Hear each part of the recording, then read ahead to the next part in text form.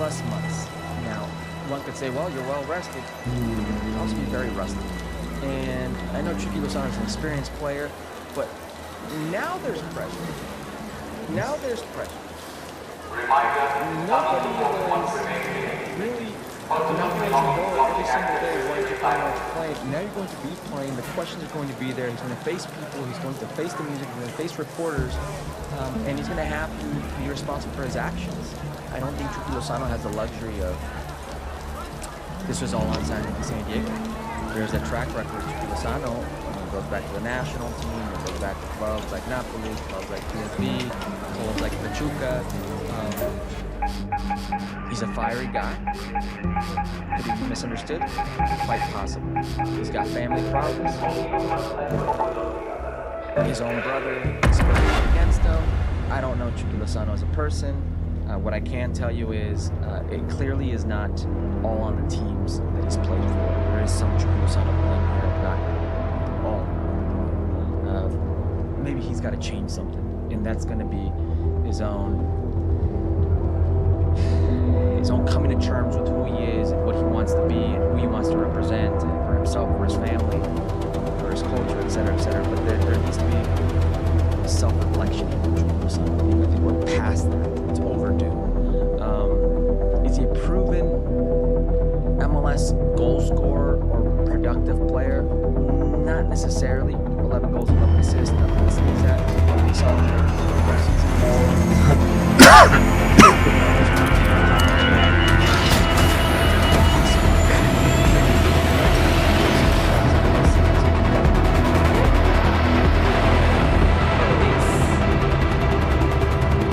I guess at this point, from San Diego, somewhat low risk if you're LAFC, because if it doesn't pan out, well, he's gone. It's not the whole season. I do not know what problems are in there. If it does pan out, if they pick him up the next season. The LA Galaxy has had success with Mexican players, Mexican national team players, or ex-Mexican national team players in the past. Looks like a matriarch is nearby. We never saw arc like this during the first wave. Don't engage it unless you're ready for a hard fight. On the field, and Galaxy fans, for the moment, will feel very spurned, will feel very unheard, will feel like they're not being taken into account here. That's for you. If you want to opt out of your season tickets, because I know that's a Let's go to that location. Coming up for the LA Galaxy season ticket holders, that is clearly up to you. I do not pretend to know the ins and outs of the Galaxy fans today. You and only you know your history, and you and only you should value what that history means to you. And I think this season is how salvageable it would be with Lozano potentially wearing your crest, playing your colors. It's not a win-win. It's not that cut and dry. Not a win-win. But it's almost like a last resort for everybody involved. For the LA Galaxy to try to salvage something so they can come with reinforcement and actually continue to get people excited for maybe trying to cut their losses in some way. And for Chucky Lozano to try to jumpstart his career and get it going. Relevant. Let me know what you think about this. Love you. I love it.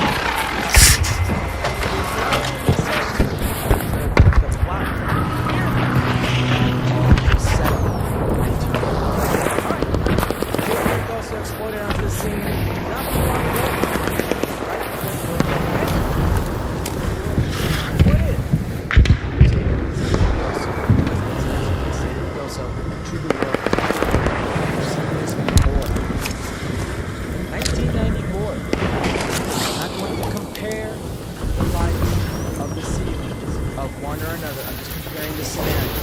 1994 World Cup shootout final. Brazil versus Italy. The camera pans. You see the Brazilian players arm in arm. They're R9. Teenage gap tooth arm in arm with his teammates. He didn't play. He was there for the fight because they understood what they had and they wanted to develop. Now, many would say the national team is not to develop, and I am almost with that sentiment. But there are scenarios where you can nurture, and it makes sense for your future. Now, this player in Major League Soccer, albeit the level that is Major League Soccer, was doing extremely well. There are a few things going for him. He's got good size, he's got incredible pace, he's got very good football, incredibly talented. And he is great. But when people say great, that is a cop-out. I'm talking about great in the way he attracts the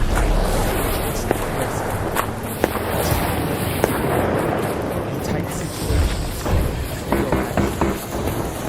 He's great, and I can give you an example of that.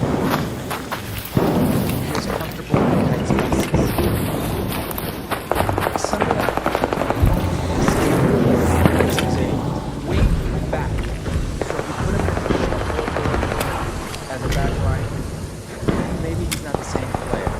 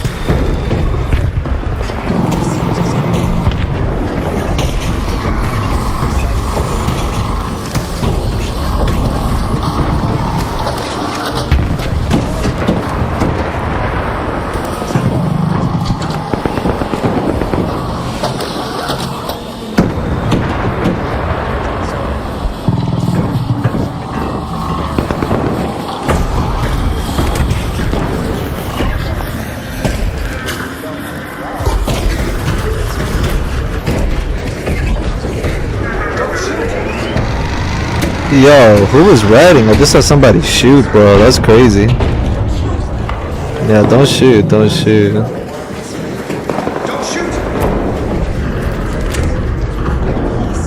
Yo, I think they're fighting downstairs. Holy shit.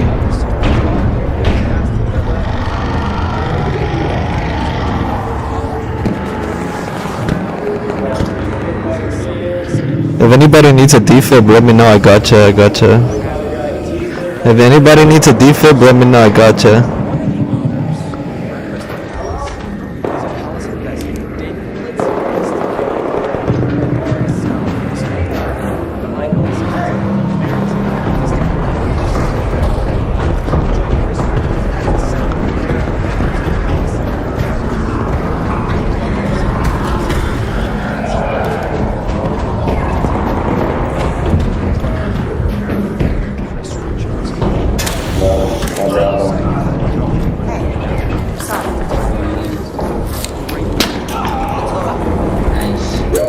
You got noisy?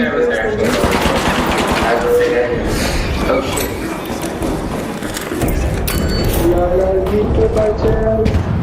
Yo, the guy's right here, bro. The guy's right here.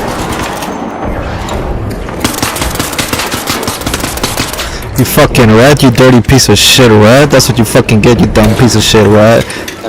Hey bro, why are you shooting at me? I'm the one who defibbed you. I'm the one who defibbed you, you dumb motherfucker. Go back to Esperanza, you dumb fucking rat.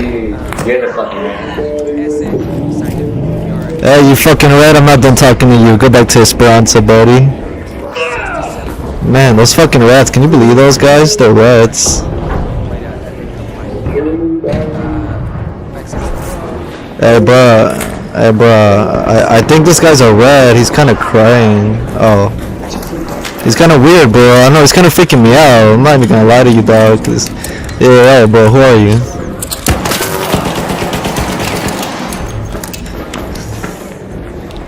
Yeah, you're being sus, bro. You're just standing there with your gun. Oh man, that's so fun. I hate these lobbies. They're the worst. Oh, thank you, friend.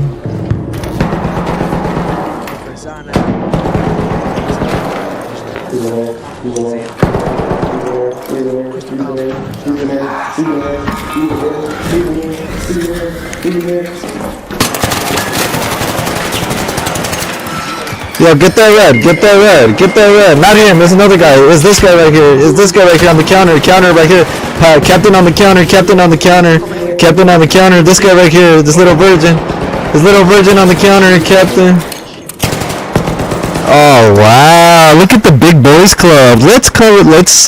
Let's fucking load in with the same outfit. Look at us, big virgins. Wow. Me and my bestie, we're gonna hold hands and try to queue in on the same server. Oh my god. You guys are so cute. You're so cute. You're so cute. That's why you're getting third party, you fucking virgin. Yeah, that's why you got third party, you dumbass. Shut the fuck up and die, you fucking dumb virgin bitch.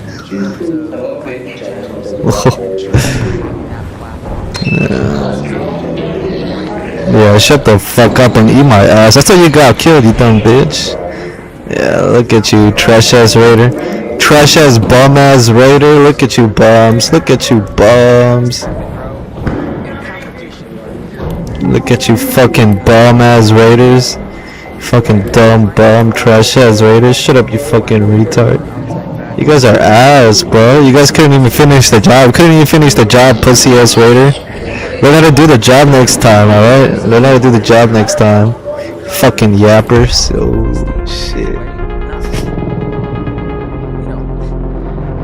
Client's gonna be not blocking, but just a little bit there. But the guy who's really gonna be blocking him, standing in his way, is Daniel Munoz. He's the Colombian playmaker. And I say playmaker because he was.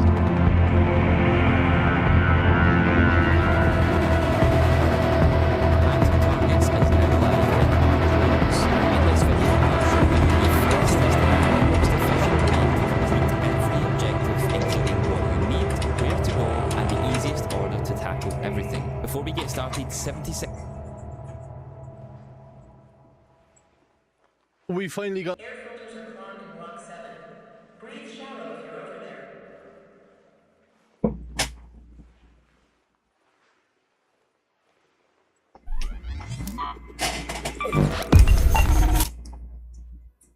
For the second step of the Phantom Targets project in our creators that just came out, you're gonna have to do damage to any artifact is using a Reaper Pulse unit, pop triggers, and I have some tips for you after doing this, and I hope you're gonna help. If they do, please leave a like and subscribe to the channel. So the pop triggers drop from those little bombs that charge you, and you're gonna find them in pretty much any map. The pop trigger itself works like this. You put it on the ground and it starts rolling in the direction you put it at, and explodes randomly. Come on in. Perfect. Damage with this is send it somewhere to the group of enemies, hit one, but you're going to be using like 20 of these to get only the 50 damage that you need. So it's a random thing.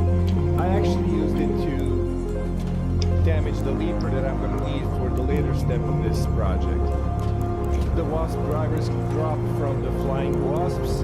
They're easy to kill, and you're going to need at least 9 of these, I think, maybe more. Forgot something? Use this against the leaper that I need to kill to get the leaper pulse unit. So what you do is you stand in some doorway, drop 3 of these wasp drivers on the ground, and then make the leaper jump to you. Once he jumps, he's stunned for a second, then you want to shoot the wasp driver on the ground.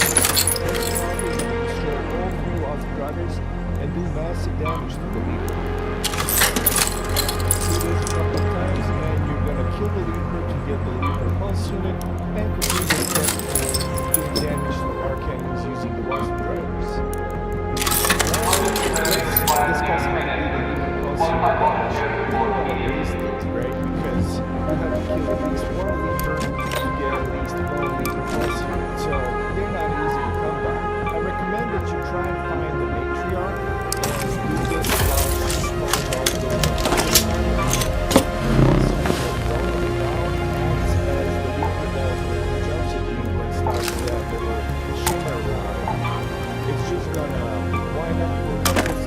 Explode doing massive damage in an AoE manner. I've tried throwing one into the matriarch, but you can't do it from the ground. You actually have to climb up the top of the matriarch and drop it on it. So that's just for the bravest of you out there. What I would recommend is finding the basket and shooting at it, and then just drop the leaper pulse unit at its feet, because it's a rather stationary target when shooting, and you're more likely to do the most damage you can this way than risking it with the matriarch or the queen. I would use the leaper pulse unit only on big stationary targets because it's the most effective. And that's pretty much it, guys. I hope all of these things help, and if they did, please leave a like on this video and subscribe to the channel, and this is the news signing out.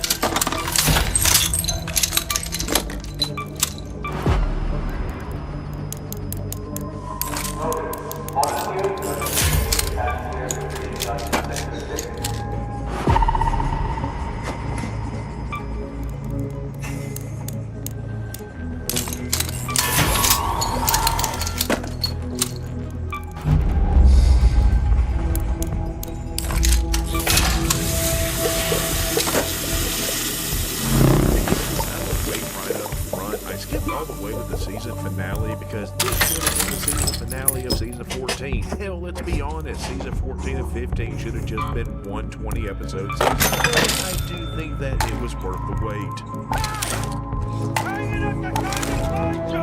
The number 1, number 2 hang the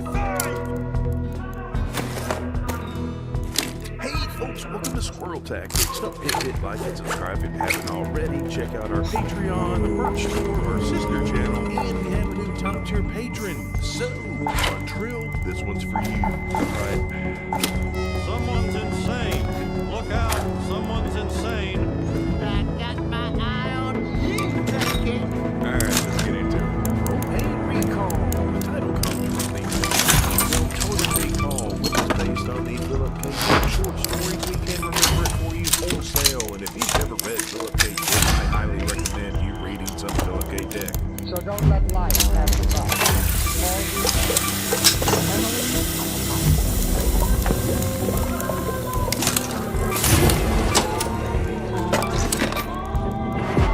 We finally get some much needed answers. We get to see pretty much all of Team Strickland.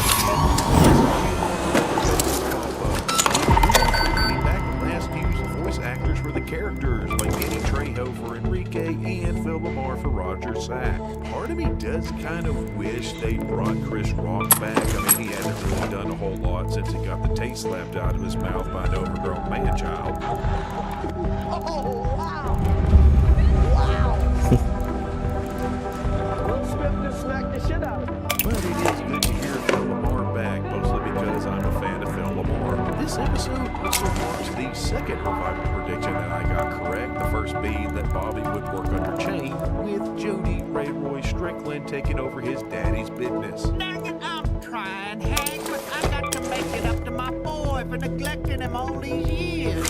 He got into propane, couldn't he? So did I, sir. Not trying to quote or anything, I'm just pointing out. The episode starts off with the guys in the alley. I just want to point out that Hank is a few inches taller than Dale, yet he appears taller than that here. Maybe I'm wrong. He seems a little taller than normal, but Hank gets a phone call from someone looking for a designated driver, which is a good thing. Always do this if you're too impaired to drive. And it appears that Joe Jack hadn't changed in terms of his drinking habits. Wait a minute, where's Joe Jack? He was drinking from his mini canteen out in the parking lot, and then he was smashing car windows. Hank arrives at the bar and is met by Joe Jack, Enrique, and Roger Sack, and yeah, their tension is created. You've got coin, I've got weapons. Come on in, friend. They ask him to talk to Buck because Strickland Can I get you anything else? No lollipops, though. hasn't such a thing. Oh, yes, all yours now. They have dealt with each other since Hank got back, but that dealing did end with Buck, kind of stabbing Hank in the back. Still here. I'll allow it. You told me it was too good to be true. It's your own fault you seduced me with your stories of dice and odds and craps. Those were your words, sir. And it's the closed door meeting of investors. You gotta go. He excuses himself to the bathroom, but instead he ducks out the back door and bums a cigarette from a random guy. We know Hank is really bothered because he only smokes when he's really stressed. Dale, give me a cigarette. I thought you quit because cigarettes cause death. They do, you know, so pace yourself. Also, I like how the guy corrected Hank on the whole borrow versus bum thing when it comes to smokes. Hank isn't borrowing it. He's not going to give it back or replace it with burning a smoke. But yeah, whatever. What matters is that we get ourselves a flashback that finally explains a lot of what went down before the revival. Hank sells his 2000th grill. I do like how we get to see Tom here. He's a Strickland employee we rarely hear from, but you know, he is typically around. Hank goes to Buck's office because Buck wanted to talk to him. He's on the phone with Ray Roy. Reminder that Jody is not actually Ray Roy. The real Ray Roy is one or possibly two other bastard sons. I covered that whole thing in my Jody Strickland video for anyone that's interested in learning more. And Buck tells Hank that he's decided to step down and put someone else in charge. No, I'm not talking about Charles. Hank, however, does believe that it's finally time that he got his promotion. Well, he got his promotion again. Because keep in mind, he did get promoted twice before also being demoted twice.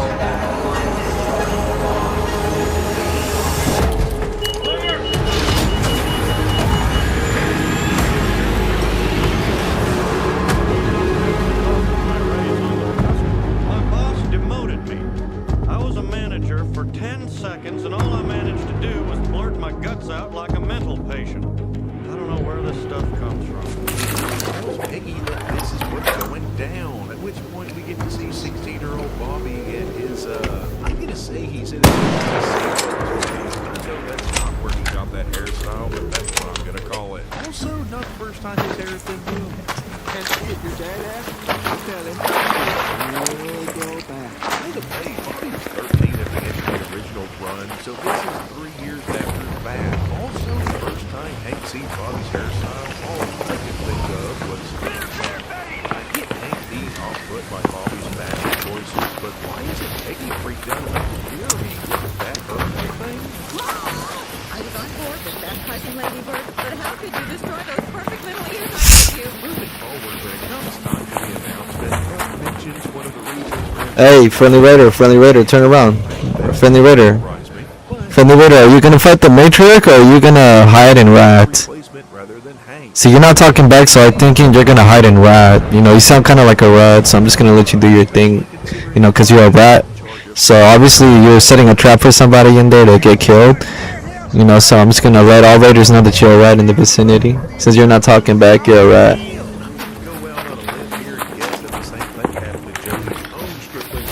Why don't you come outside? Just come outside real quick.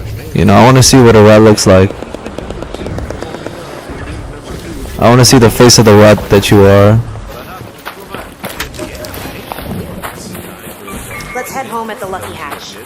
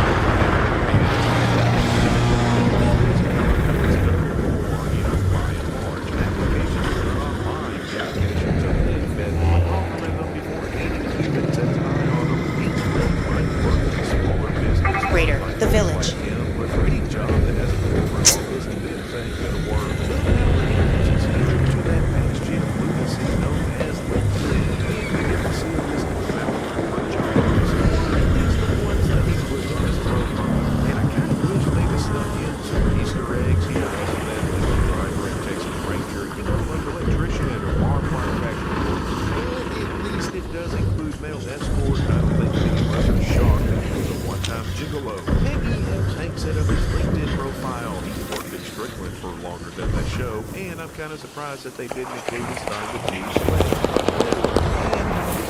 and having gotten the same job a lot of Texas teenagers start off with, Waterburger. He apparently got the job because the manager was a fan of BTS, and Bobby obviously is as well. And he's really into this armor jacket thing. That's called BTS. You know, it's like the Kiss Army, but with less rock and roll and all that. Yes, I'm out for makeup. It's more about it. Hank still has no job offers. Longer job seeking. I'm shocked that he didn't.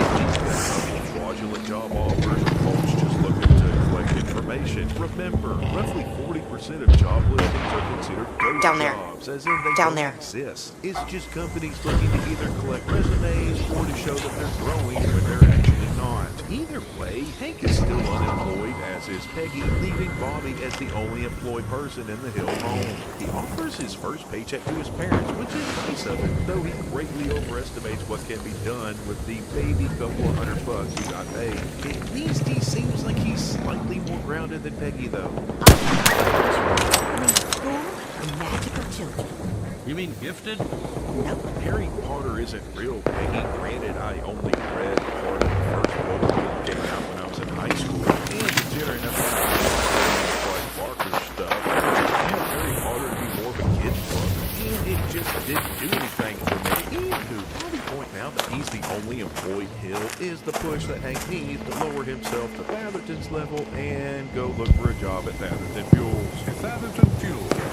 When you want to Fatherton Fuels.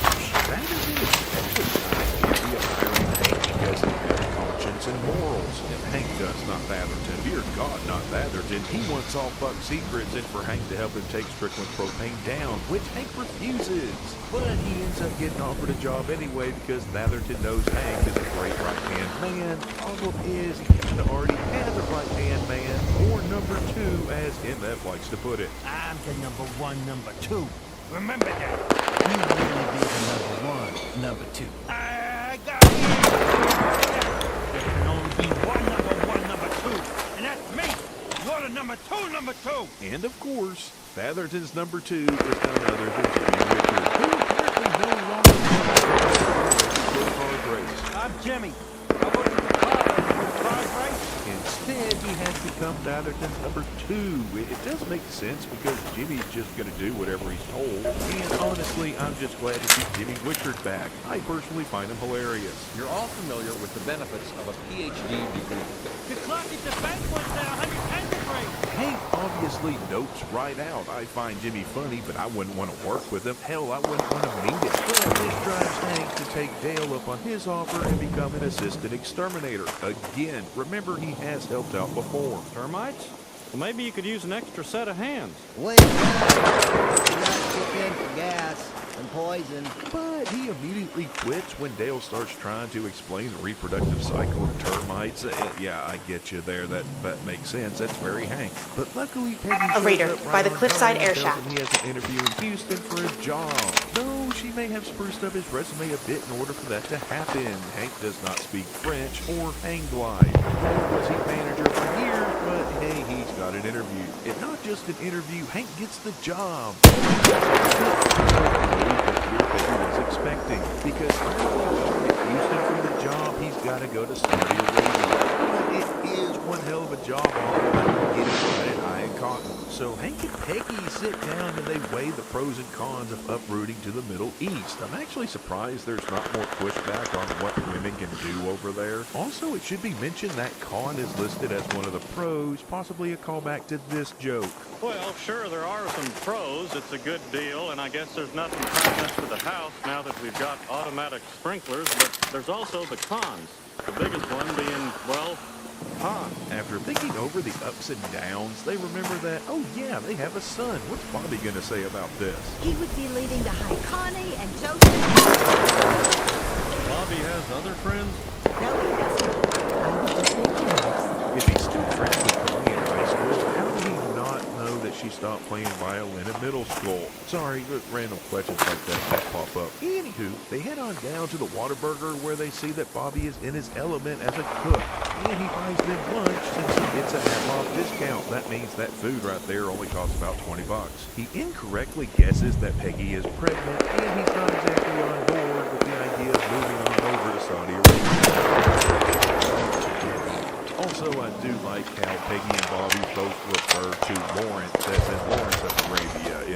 episode. I don't know, it's kind of funny. He's especially not on board considering he's found his propane and it's food. This is where he decides he wants to work in the restaurant industry. And they discuss having Bobby stay with Luann and Lucky while his parents are gone so that he could finish school and all that. Opening credits, Bobby leaves when his parents do, and his friends seem like they're not going to see much of him, which makes me guess that Lucky and Luann at that point are not still living in Pop's old house. Or we could use the money for something more responsible.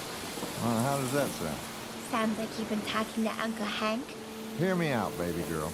We could have a small wedding here and use this money to put a down payment on that house across the way. They agree that this will be the course of action. Hank and Peggy jitterbug on over to the Middle East and Bobby stays behind. However, there is one feller that certainly won't be happy with the Hills leaving. Yeah, it's Bill. And thus ends our flashback and Hank's cigarette. So he goes back inside and he tells the fellas that he'll talk to Buck.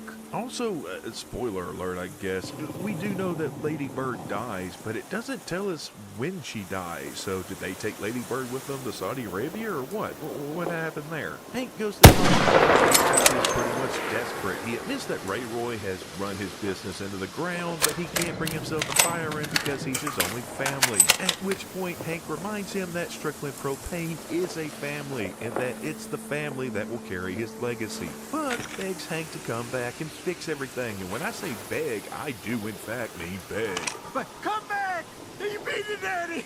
Please be the daddy! Have some respect and stop kissing my shoes. Of course, Be the Daddy goes back to Buck referring to himself. Get the fuck away from me, bro. I can see you. You're not slick. Get the fuck away before you get sniped. Stop trying to sneak up. You're not fucking slick. I can literally see you, buddy. Now listen here, children. We're a family. Daddy still calls the shots, but Debbie's do mama. But Hank still tells him no, proclaiming that he would never work under Buck again. He goes home and tells Peggy he said no to Buck, and they head off to dinner and decide to drive by Strickland just to see how bad of a state that the place is in. And boy howdy, that place has seen better days. The exterior has been vandalized, the interior looks abandoned except for some squatter that's passed out, and said squatter turns out to be Jody. And this setting firmly in Hank's mind what he has to do. And what he has to do is buy 51% of the company and finally make himself manager. He doesn't want to be called manager and owner because he's not that flashy. And the episode ends with Hank where he should have been a long time ago, captaining the Strickland ship into brighter days and better harbors. I can't show much of this because Main Street by Bob Seger is playing over the top, and I've been clear with y'all about music and copyright. I really do love how we've got the old Strickland crew together here. We even see what I'm guessing is Maria Montalvo with her back turned there. And a lot of folks have been wondering who this is, with some claiming that is Joseph, but no. For those of you who haven't seen my Team Strickland video, this is Hector. We close out the season with Hank answering his first call as manager/owner, and it's Bill asking for a designated driver. So, Propane Recall. As I said, this really should have been the finale of the first Revival season, and seasons 14 and 15 should have just been one 20-episode season. It would make a lot more sense that way, but I'm pretty sure that that was a Disney call. Alright now, get out there and make me some goddamn money! This to me has been the best episode of the Revival that I have seen thus far. It told a singular story without jumping back and forth to a story having to do with Bobby, and we finally got a lot of answers that we've been waiting for. Not all of them, and it's actually raised a few new questions, but I'm sure it'll all get answered in time. This episode was written by Norm Hiscock, the only writer from the original run that was brought back for the Revival, and he is the perfect guy to write this. It just feels like more of an old school episode, and that's exactly what this episode should have been. It bridged the gap for the most part between the old run and new run, and I'm glad it was kept as a finale rather than the first episode out of the gate. Yes, it irked me that they let so many questions hang in the air, but I'm extremely satisfied with the way that they laid things out for us here. Extremely satisfied. It makes total sense that Buck would bring in Jody. It makes total sense that Hank would quit. They could have spent more time on Hank and Peggy making the Saudi Arabia decision, though I understand that they have time constraints and did the best they could with the time that they can. I really do hope this means we'll see more of this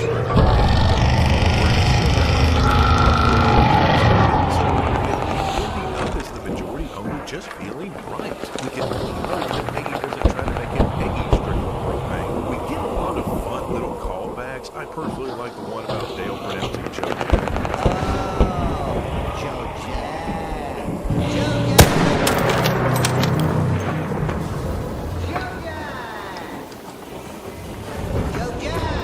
Overall, it was a really good episode. It was the first survival episode I've seen that on the first viewing I considered to be a great episode. And if nothing else, we finally get Boom Howard doing a Joe Jack impression. Coming on Budasac and Enrique, and then you got him dang on Joe Jack, man. Hey, honey. I did not know I needed that in my life. Thanks for watching, folks. We'll see y'all next time. Listen, Hank, we got all our clients here. Big fish, little fish, so if you see some little fish cornering it, We should treat all our clients like big fish, Mr. Strickland. yeah, good. Say that for the little fish.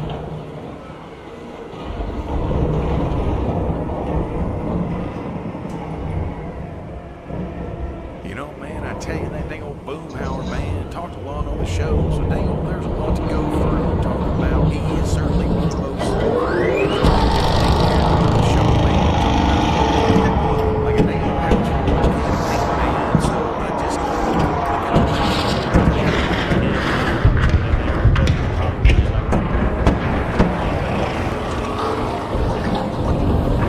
Raider, out there.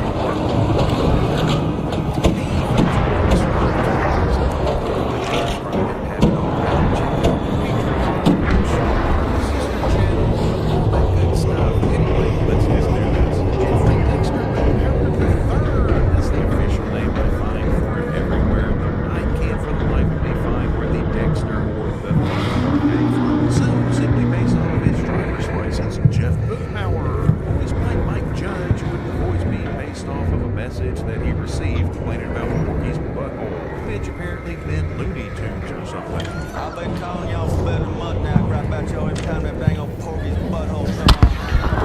That wasn't just the basis for his voice, but also the basis for his complaint in the pilot episode. I've been calling y'all people for better than a month now, right about y'all every time that dang old dog crusty started yapping at y'all 24 hours a day, and nobody answered. You call, how you supposed to come out there to do anything about that dog if you're just gonna get a dang old computer ain't gonna come over here to shut that dang old dog up? It should be mentioned that Boom Howard's speaking voice was Judge, but his singing voice was country singer Vince Gill. Keep on shining, shine on the one that's gonna say goodbye.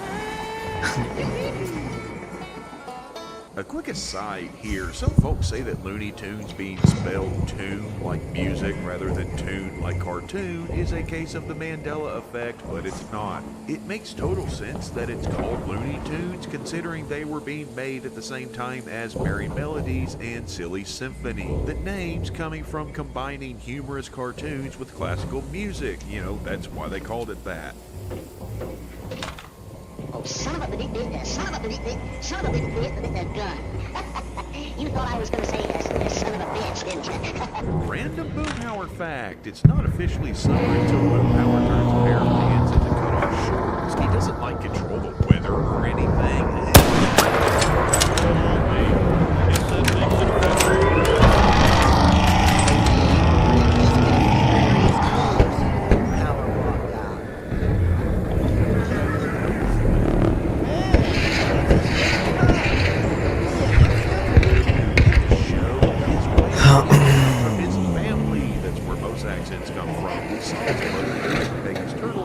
Hey man, I ain't got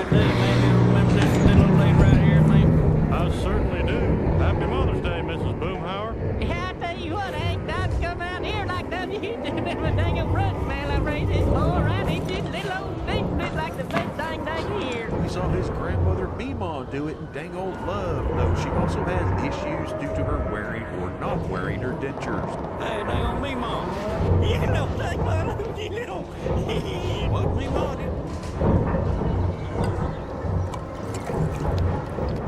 No, you little bit out. You go coming out. I haven't seen you down so long. And we saw that his brother Patch, or Patrick, which apparently Patch is short for, sounds exactly like him, except, you know, more like Brad Pitt. Dang, where's the best man? Gum Hank got a good speech, man, talking about life's fun or something like that, man. He appears in every episode of the original run except Life's for fun one, is- an officer and a gentle boy, which is also the only original run episode to not include Bill or Dale. He may not speak in all the episodes he appears in, but he's at least there. Say nay now, naysayer. He's been friends with the guys for most of his life. We see flashbacks going back to their childhoods where he's with them trick-or-treating and An Ark orbiter is en route. The safe window is closing. You have 10 minutes to return to Speranza.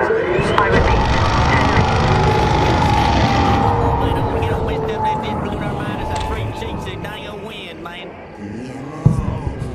for those that didn't catch it, that's just Miz. Also, starting with me, Sticker. He was the quarterback for the which considering one was a running team, didn't have to be particularly good at it, but we saw him playing once a flashback. Down there, set.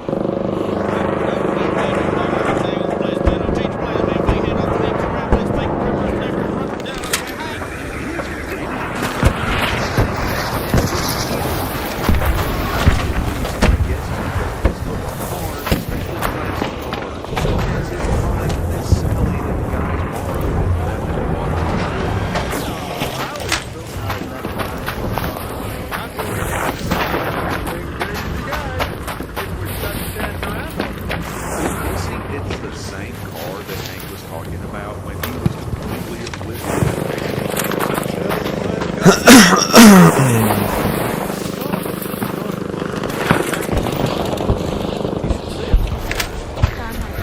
Oh, good. I'll have Boomhauer drive it over. Oh, and because he was one of the guys and part of the winning team that got to stay, he was there when Coffin went to get the guys a special treat for their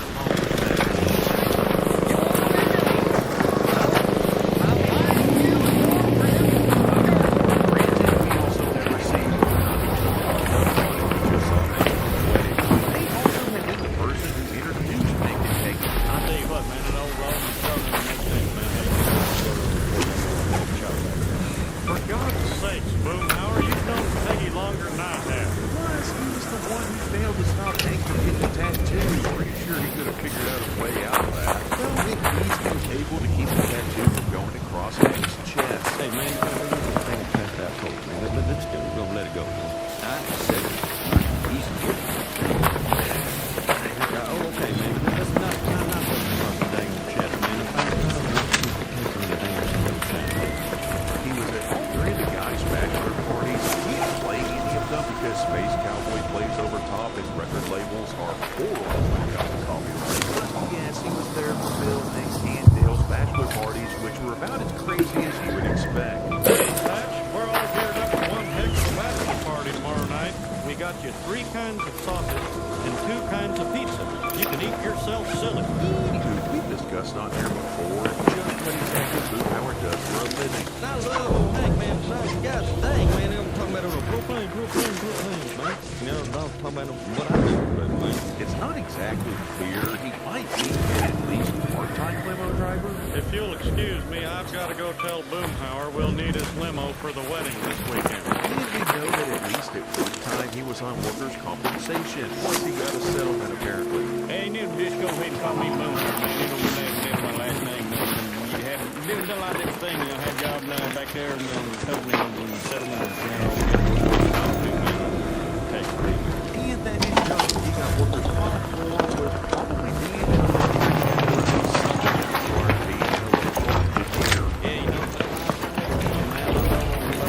A Raider flare. Thank goodness.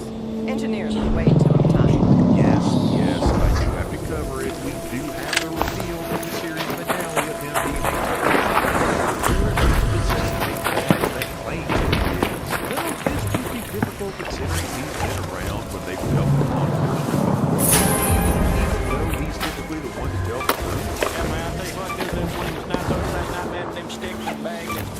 mic, man, and just go, woo, talk about that big mistake, y'all, right there in that cooler. That was funny. Tell you what, man, old girl dragging on that man over there, did it, man, over there. So each and every one of you believes that Chet Elderson started that fire. It's still odd that it never came up. One thing I will defend is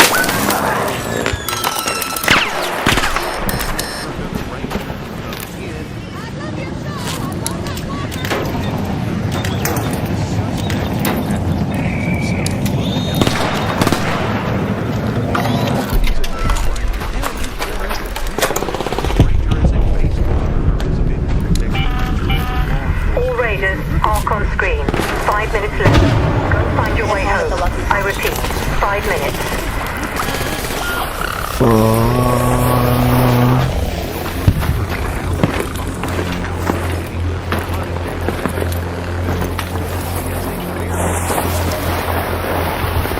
Head home at the Lucky Hatch.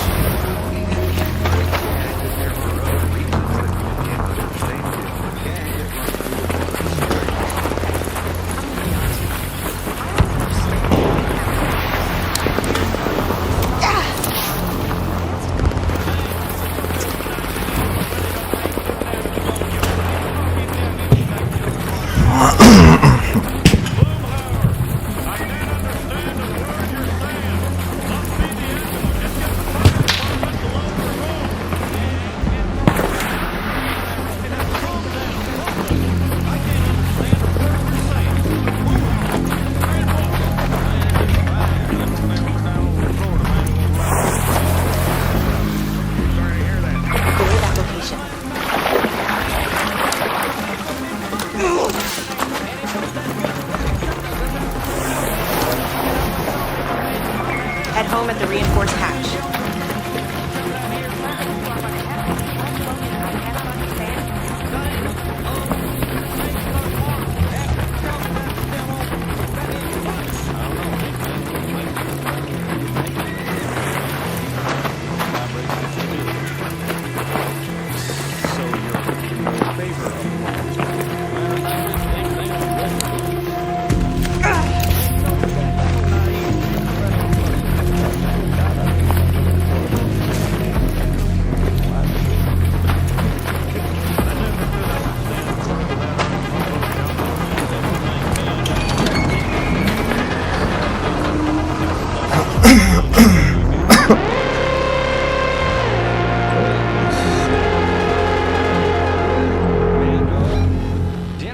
That was crazy. A little too crazy. But we made it, fuck it. Nice, we got some loot. Got some goop.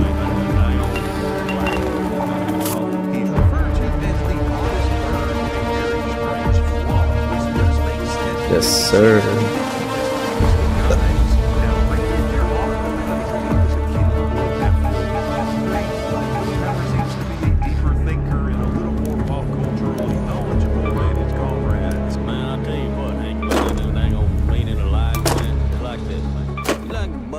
Flapping his wings deep down in the forest, man. They're gonna cause the tree fall like 5,000 miles away, man. Nobody see it, nobody don't even happen. You know, you have the baby born into this world, and they don't got their friends, got nothing but to go come in and find out all about it on the evening, man. I tell you what, man, them Y2K, man, them mainframes don't come crash down on the apocalypse now, man.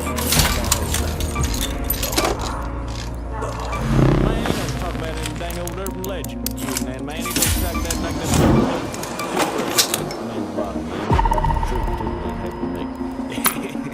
What are you talking about? What are you talking about, man?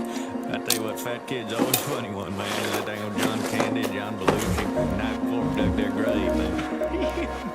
You talking about that boy band, man? Talking about a press around that old dang old it's not like I'm listening to them. Hey man, how about that name dude, man? True story, man. They got all them balloons up and on the lawn chair, man. Go around 16,000 feet, man. That old Bruce Dern played, man. I tell you what, you see that part where Diane New York come in there and talk about taking his old Bert Kramer come slide there. I tell you what,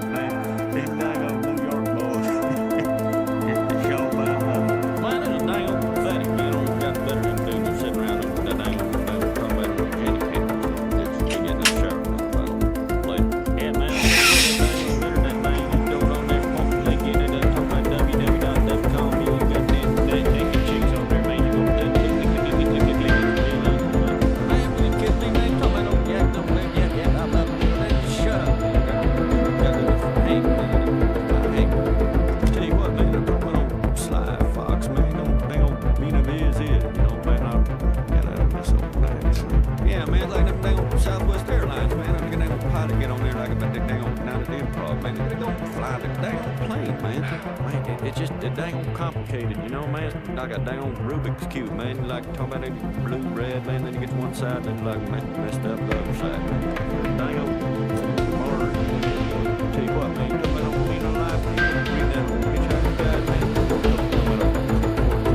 I can see why my dad is always quoting you. Man, that's my daddy. Your daddy quoted me.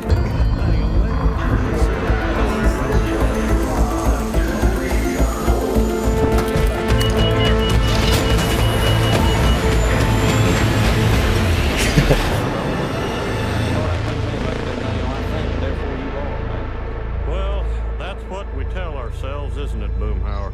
I'd say that he's like a notch above the guys, Dude, like that's material possession-wise. I'd actually argue that he's.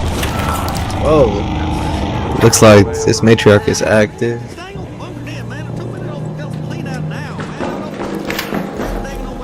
See how active it is. Oh, it's a red lobby. People are already fighting. Alright, so we're gonna probably go. Oh, it's horrible because I'm over here and there's probably someone right there. He keeps fish, has a bonsai tree, a personal tanning bed, has a whole video set up for his bedroom. A camera in the bed. Someone for sure spawned over there. This is Hank Hill with the news. Close his Head home at the head, prefab just in hatch. case. Girls on cars or not, he has the best house interior of the houses that we see in the alley. He also is known for his tiger stripe undies and wearing nice fancy robes. Oh, and random Boomhauer fact, he's allergic to macadamia nuts. Bill Boomhauer's allergic to There. macadamias. Like I can get there without getting ratted. Probably have a chance. Macadamia nuts, by the way, are indigenous to Australia and they Let's head home at the Lucky Hatch. Let's see what happens. See what happens.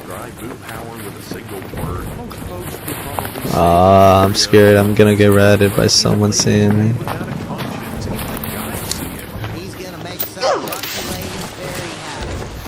Oh shit! I didn't even bring a lot of defibs. That is the problem. Yo, Raider! You friendly? You friendly? You friendly?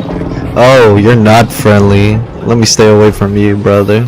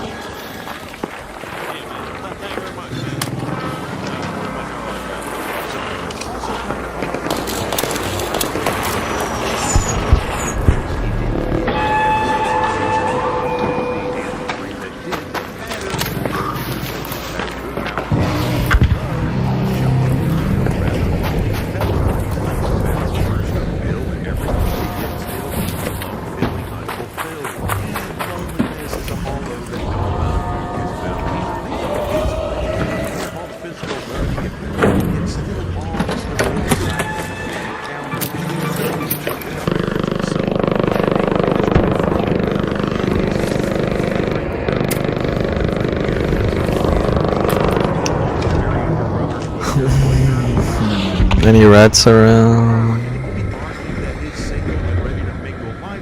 Is at least partially in response to their relationship ending, you know, as the classic song puts it.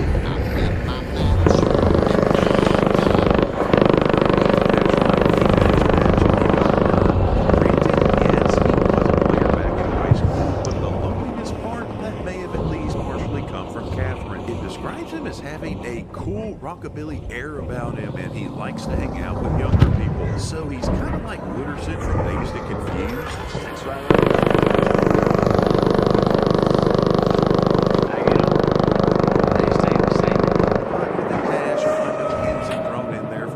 It takes talent to play country road. It don't take no damn talent to play that mess.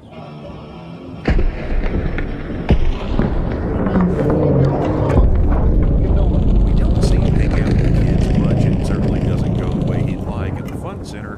Hey, man, that old air hockey, man. Who wanted them dang old gonna take on a champ, man?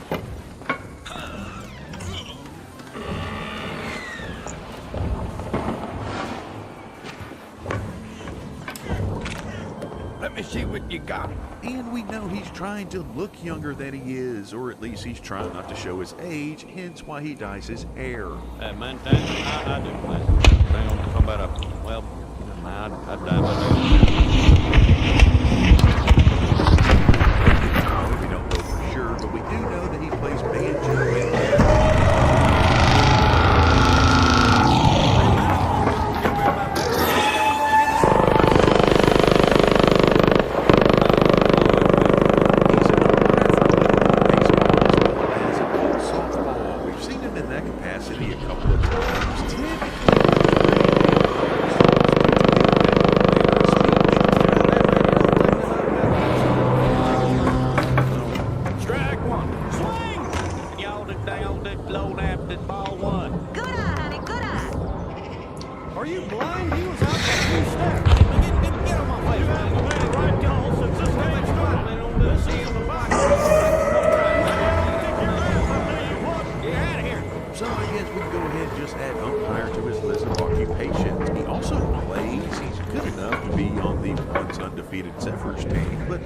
and so was Dale. Sticking with sports, he was at one point a pretty good pitcher in baseball, and he still has it in kickball.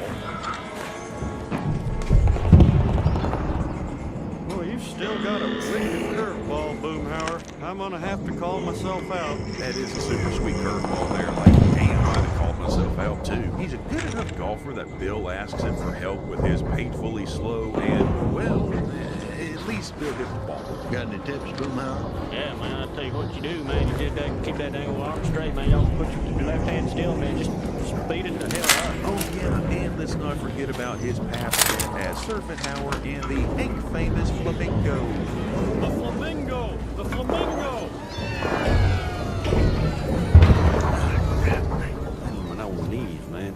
He can drive a big rig. I don't think he'd ever driven one before, but he did a good enough job. Mr. Boomhauer, are you sure you're able to handle this vehicle? Hey, man, that's a dang piece of cake, man. It's just like riding them dang riding motor, the forklift, you know, just like that dang old line, same as Kit Kat, man. And he thinks he can drive a tank, though I highly doubt he'd have the same level of success there. A tank seems like it'd be a tank. Shit, red lobbies with red people. I ain't saying that a big rig is easy. Hey, man, you don't talk about I'm gonna drive that tank, man. On 1,200 horsepower, man. Too much muscle, you know, skinny little puny arms, yours, man. When it comes to his relationships with the guys as a group, he is certainly one of the stooges.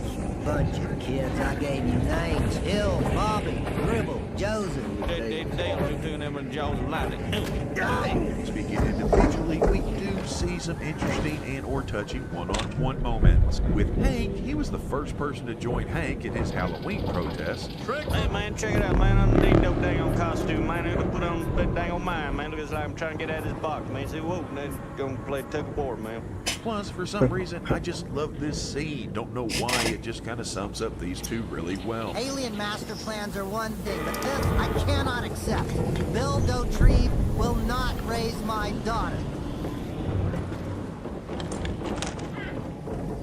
If you have some idea of what we should be doing, I'm listening. All right, then. And then there's kind of the reverse of that scene, which I also love, where the two of them alone does not go too well. So, you got any big dates? Man, leave me alone, man. Don't talk about that, don't question, man. Don't question. Man, I'm not like my dang old mother, man. But when you gonna get married? Don't make me grandmother. It's hard to forget his one-on-one with Bill after getting his heart broken, and Radar he's flare. the only guy that can not only understand his pain, but also get him through it in another of my favorite scenes. You gotta get right back up on that canyon bed Just gonna be enough time to make sure to wash off some of that glow and get yourself out of that tunnel and into some strange woman bed. Oh, yeah, man. Yeah, Right, man. That's right. Yeah. Whoa. There was also that time that they decided to see just how close to the sun the deep-fried gods would let them fly. I wonder if more heat would make it more good. Tell you what, man. An arc orbiter is en route. The safe window is closing. 10 minutes to get out of there. I repeat, 10 minutes. You did poop on my car. Don't talk about that later. What about it right now? He seemed pretty Bill was dead. He was not too happy when Bill pulled her away from the chair and Bill gone, man. though to be fair, he got tired of keeping Bill from becoming a holiday statistic very, very quickly. Yeah, man, a little routine, man, all the time, man, no free time, man, I don't work the bill, man, all that little my own head, man. But as far as one-on-one time, he spends more overall with Dale, or Gribble as he often refers to him. Certainly more than Bill or Hank. Hell, they have a secret yearly getaway for Memorial Day to look for sunken treasure that's been going on for 18 years. Oh, come on, man, hit it, Gribble. Go. Blue Power? Hank? Also, there was Boo Power trying to talk Dale down when the police thought he was an active shooter. He was in reality just spraying for bugs, but he got scared and went along with it. And by golly, Boo Power did his damnedest to take care of the situation. Hey, go down, man. Come on, man. What are you doing up there, man? Old Tom and crazy, man. Oh, come on down, man. I ain't saying that, you know. Boomhauer, if I ever heard anyone reading a script, that was it. I also want to point out that Dale trusts Boo Power and his opinion enough to risk sharing his literary interests. So have you gotten a chance to read my short story? I kind of had to do some stuff to do. As far as how he views each of them, we get an idea from his version of events in A Firefight We Will Go, where a skittish man smokes while complaining about the government taking away his ability as he took away a smoke detector's ability to, detect smoke. Hank is just going on about kicking ass and whether or not the boy is right. Spoiler alert, he's not. And Bill eating his feelings with the help of French bread pizza. He views Bill as more childlike and bitter than he is in real life. As far as how Boo Power sees himself, well, God's sakes, Hank, act like an adult, man. But keep it down, guys, will you? I am trying to get through an article on village for 20 minutes. he only teamed up with Mickey once, but he was a brother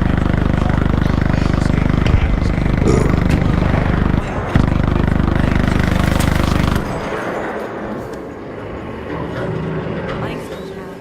I knew I could count on you not to do.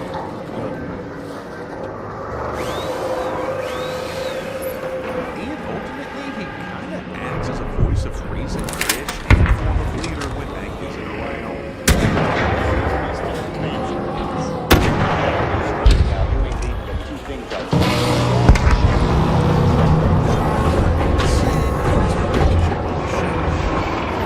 And the two have some great interactions. I think it's because as an actual Bill or Dale without bad things happening. Mr. Gribble. Now, be specific, Bobby. I'm not a mind reader here. They're breaking down the door!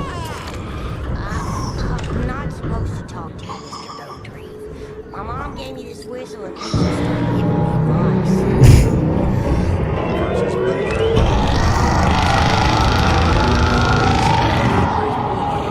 Hey, man, there ain't no joke about here, man. I'm talking about you gonna take me to Solomon. Big Dale.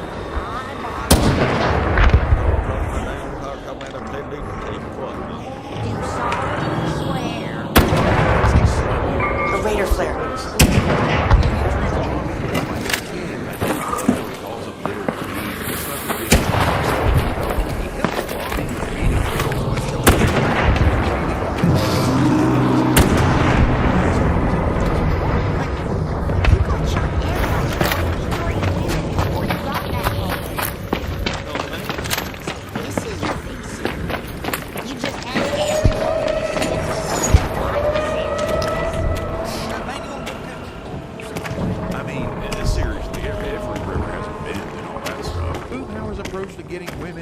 essentially the same as my approach to playing Modern Warfare 3. I use a fully auto riveter named Rosie loaded with incendiary ammo, and I rarely aim down sight.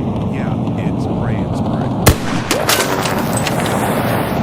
9 toes, yet he's typically animated with all 10. I don't know if you heard that. All Raiders, we have ARC on screen. 5 minutes left. Go find a way home. I repeat, 5 minutes. That rejection stop him from trying again with someone else. We're just going to skirt past the creepy behavior and making women uncomfortable here. Then you can all just wander down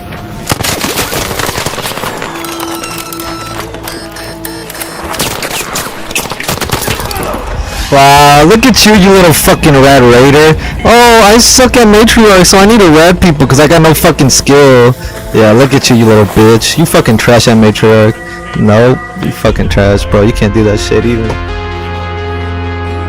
Oh my goodness, bro. Fucking virgins.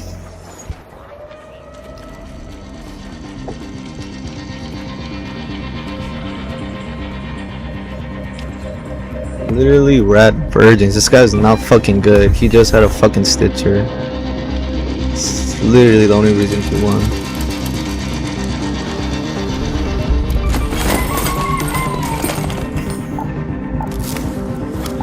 Oh man, bruh. Fucking rats. Rats everywhere. Oh, of course.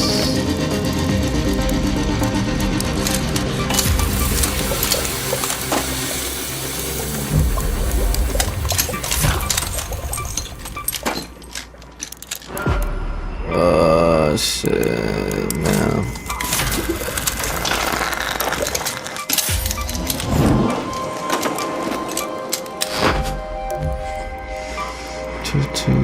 Fucking yeah, you're a red, bro. Little red bird. Nah, I don't know about bringing defibs. There's low-key no point. Maybe I'll bring a defib.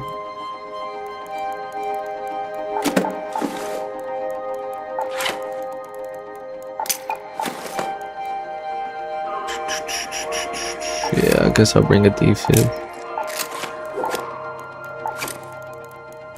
I'll leave the shields. I don't want to waste my shields.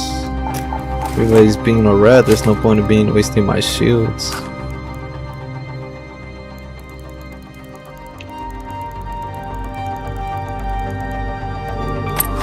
I'm only 12. That's crazy.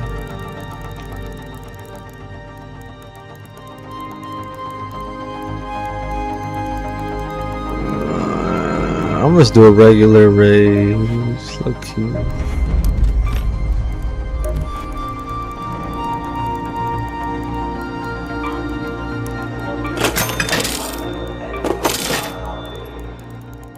We got antiseptic, but we got no canisters. That's crazy.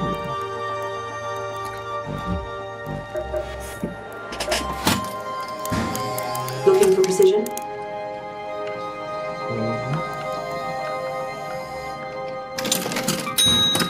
Slow to load, but fast to end a fight.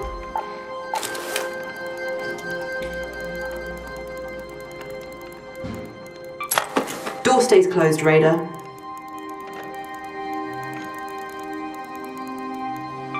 Let's go to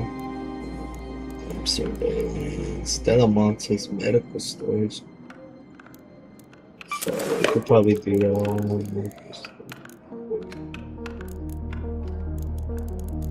Some extra heals if that's the case.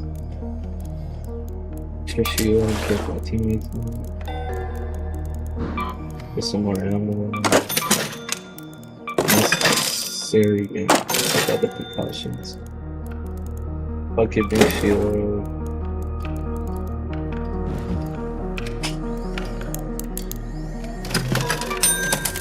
Looks like that's that. Deal.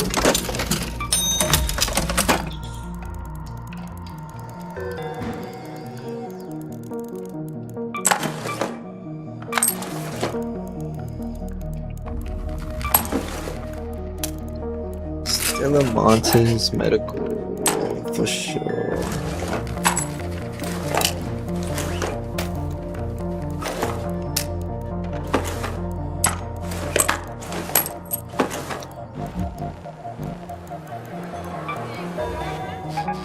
They took Brigade off. Finally, the rats can rest. Oh, but we got a spaceport harvester. Low key. Do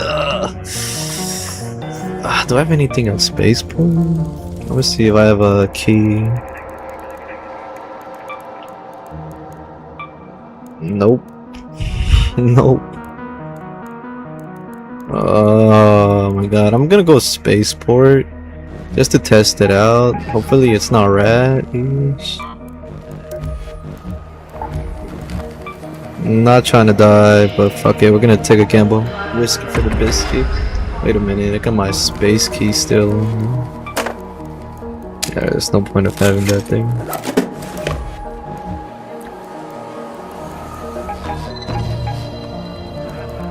Yeah, usually it resets once it finishes in Blue Gate, it always goes spaceport.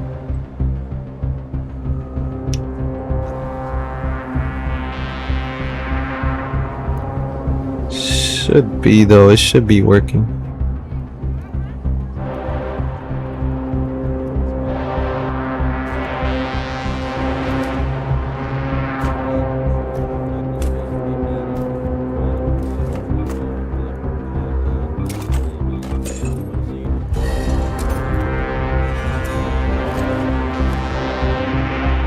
Oh, but we got a spaceport harvest.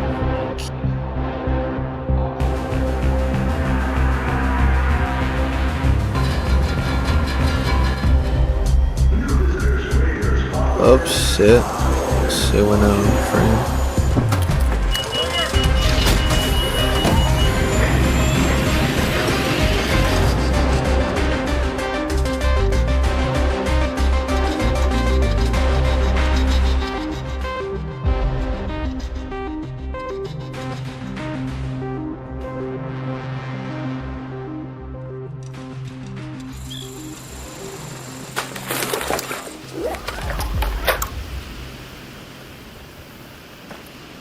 Alrighty, we just landed.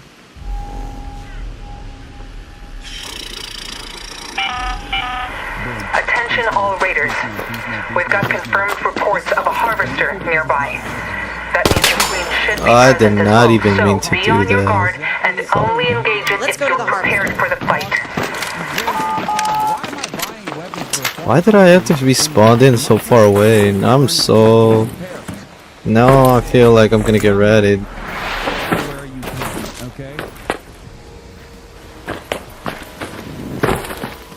Bro, I did a roll. That should have not done all that much. But yes, since last night there were a lot of do you disavow Hassan Piker, do you disavow Israel, or do you love Israel, how much do you love Israel, all this bullshit, as Abdullah says, going on national news and becoming more of a national story. This is one is primary. You gotta watch out with the corners. See people shooting already. That's a bad sign. If I don't get sniped. Oh, but somebody's at the harvester. I don't know if they're running inside or if they're actually fighting it. We're gonna have to find out right now.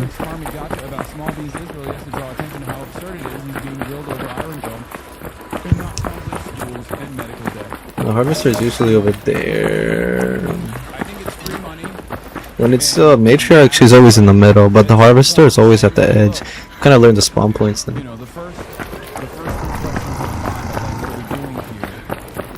Don't you feel like this is doing a disservice to the voters who care about things other than Israel?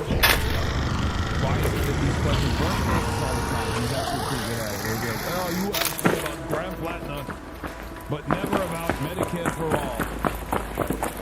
So I think that's a good way to be a little bit more antagonistic, not so much, but a little bit more antagonistic. Thought that was not my footsteps. I'm tripping. I'm not tripping.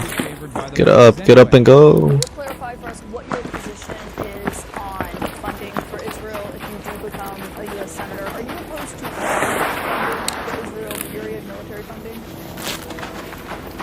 I'm opposed to unconditional military support that is Israel, yes, but that's also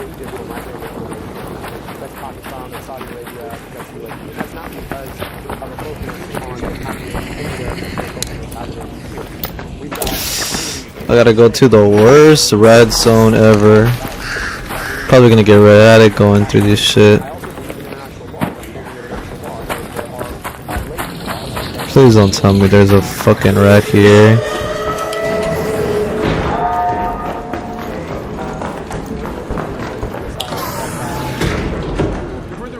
Get me the fuck out of this building. That's a bad sign. Arc.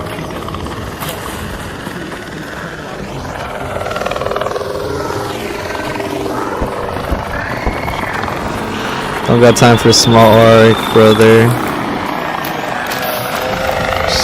Sorry, brother.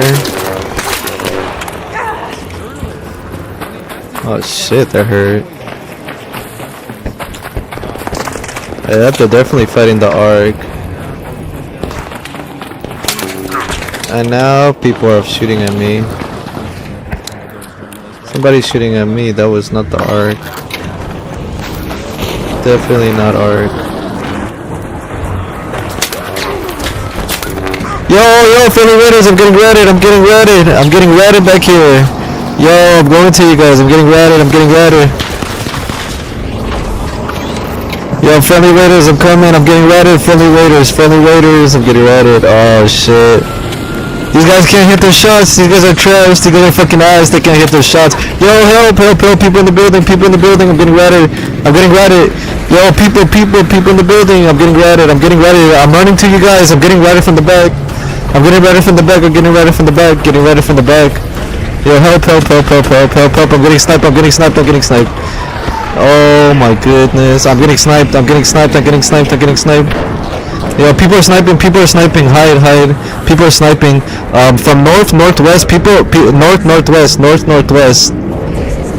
Yo, you guys, northwest. People are sniping. I literally ran here getting shot at.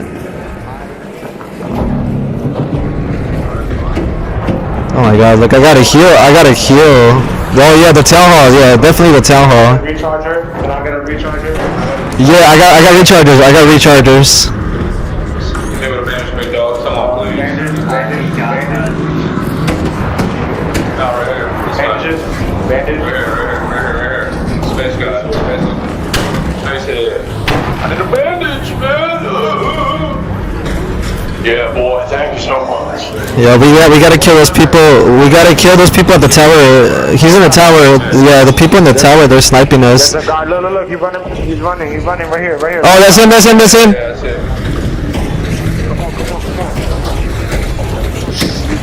Oh, that's him. Hey, brother, I'm backing you up.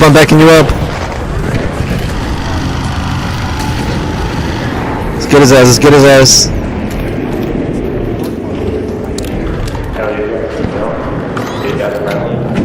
Yo, who is it?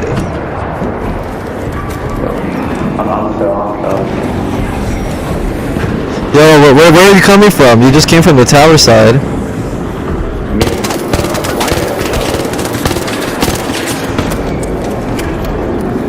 Next time don't snipe people, buddy.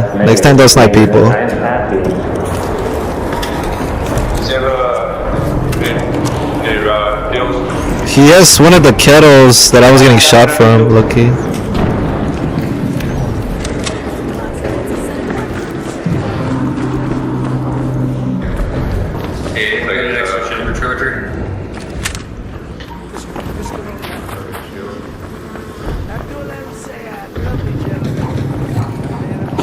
I think there might be people over there, low-key.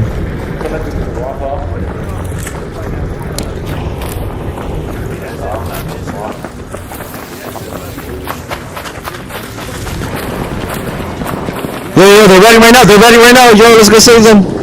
They're ready.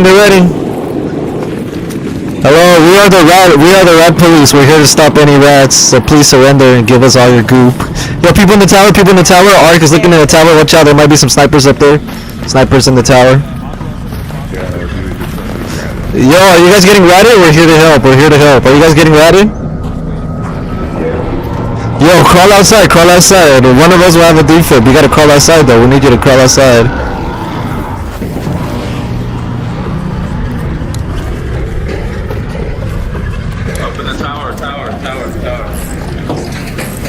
Has he sniped yet? Where is he? Where is he? Where is he? He wasn't there, but I think I he don't think ran the guy out. up at the tower is sniped yet, so I think we're fine. But why else is he up in the tower, bro? You know he's doing some... Yeah, I got you. I got you. I got you. Yo, show us where he's at. We gotta kill him. We gotta kill him right now. Hold on. Shut up. You said the guy that knocked you was inside here? Another guy got knocked on the other side. Yo. Yo. Who killed you? Yo, who killed you? Who killed you? Yo, who killed you? He was in there, man. Yeah, show us. We're trying to kill him. Watch your back. I need a recharge. Watch out.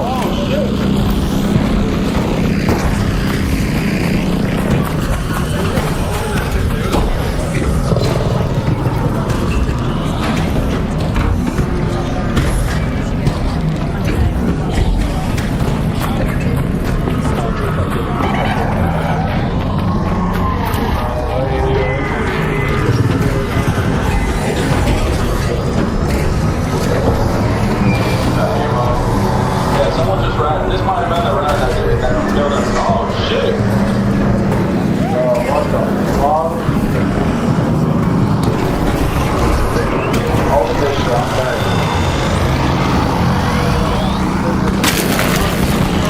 No, bro. What the freak, bro? I just got killed by the fucking matriarch. No way, bro. Oh my god, this is why I don't... Yeah, can somebody res? Yeah, I need a defib. I got a defib. Can you defib me? I'm right here by the door. I'm right here. Follow my voice. Yo, can somebody open this door? I got a defib if you defib me. Yo, defib me right here by this door. Defib me right here by this door by the shield where we're at. Yeah, I'll die. It's a rat. Yo, I need a defib. I'm the one who needs a defib. Yo, who said they got a defib? Who said they got a defib? Heal me up. Oh my goodness. That's crazy, bro. Fucking people. It's like shit lobbies, bro. Shit fucking lobbies.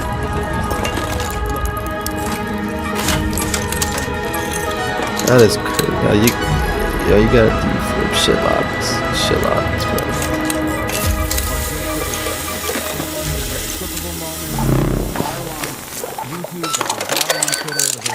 TikTok, so that's the reason why they do it.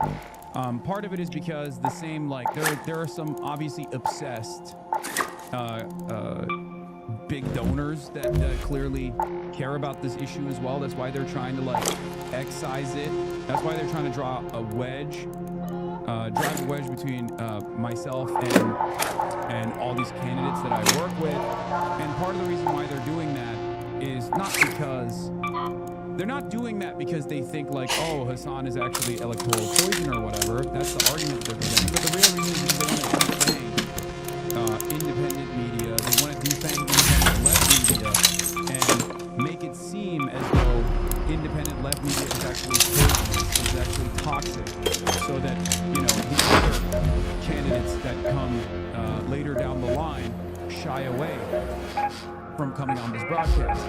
Little do they understand, those guys already make those calculations. None of these people make these calculations because they think I'm dope personally. They obviously understand that I have baggage. I'm also an independent content creator, an independent media figure, and therefore I am not going to present myself in a way that is super sanitized, in a way that is super manicured, in the same way that like most mainstream outlets are. They recognize the possible electoral threat that might present. It's a calculated risk that they take, but it's one that they understand benefits them. Okay? That's it. One part of the reason for why they do this is because it's a disciplining operation. It's to get people to shut the fuck up about Israel. I am now presented as like one of the most prominent critics of Israel on the left, if not the most prominent critic of Israel on the left. So that's part of the reason why they want to, discipline folks to make them understand if you talk about Israel like this, you will get punished. We will slander you, we'll smear you, we'll call you a dangerous radical and terrorist. Okay? The other reason is because they also want to defang Abdul's momentum. They want to defang his motion, right? And this is a very effective way to do that. It's a very effective way to do that. How? Because if he were to turn around and say, yeah, you know what, I'm really sorry that I brought Hassan on the campaign. He's a really bad guy. It's not that, like, it's not that I have tremendous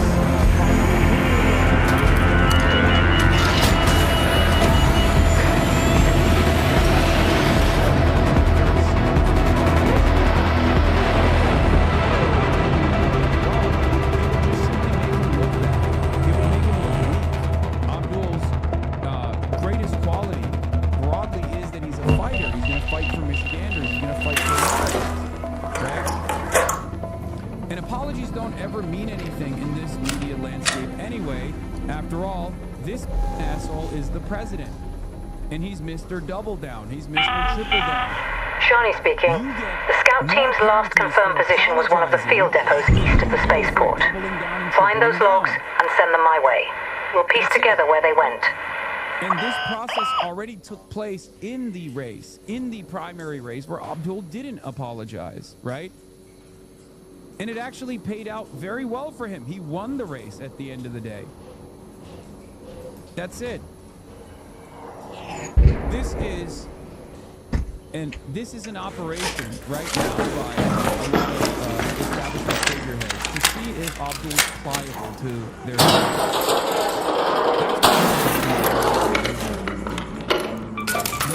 the conversations that we may or may not be having.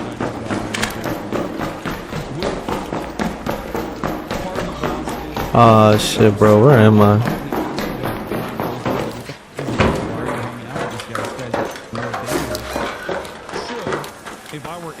On the spaceport, that's right. This dude is not an anti-Semite. Of course, people are presenting him as such. They're presenting me as such as well. It's totally ridiculous. And yeah, he says some crazy shit from time to time. I mean, he's a shock jock, right?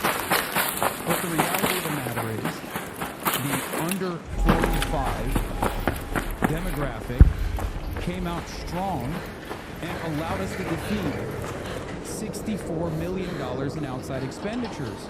Those door knockers matter. Those canvassers matter. Of course, this was a valuable asset to the campaign. You guys are being ridiculous. Because that's ultimately the calculation at play here. And more importantly, it would just look terrible for him if he were to be like, I'm so sorry. Shit, I see someone in the back of me. Oh, hell nah, bro. Gonna have to go across them.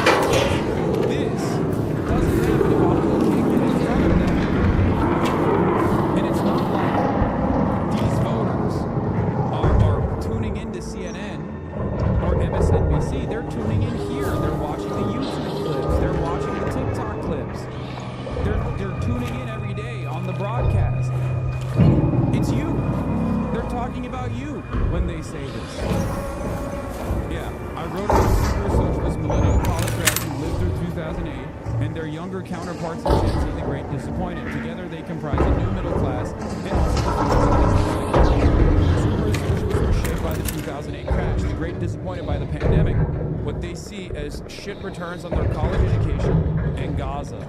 What do you call college-educated people who make an okay salary, struggle to own homes, but have decent employment prospects, and who vote a lot? Refusal to identify as middle class was a shame of dead politics. What was a bit ironic was that the exact super socialists who are rejecting establishment Dems. Did any of those people identify as middle class?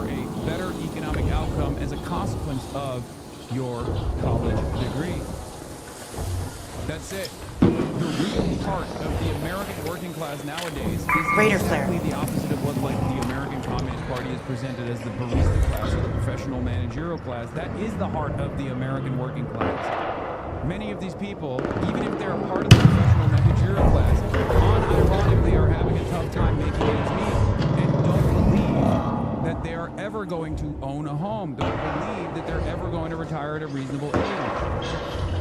They're saddled with hundreds of thousands of student loan debt that they will never see relief on. This is the reality. This is the reality for what they to be the That's why whenever people say, fuck DSA so white, or DSA all college educated, whatever they don't understand what you're talking about workers. You're talking about the current working class. The current working class isn't the hard hat wearing Raider flare. Raider flare. Force that it used to be. I mean, that's definitely a significant part of it too.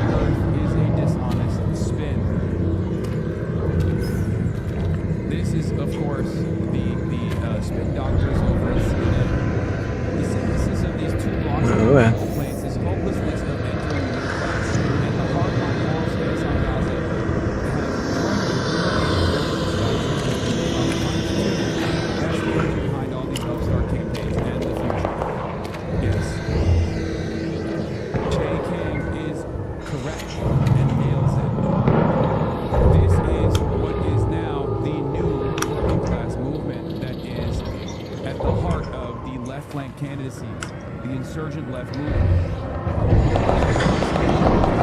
Democrats despise them. Radar flare.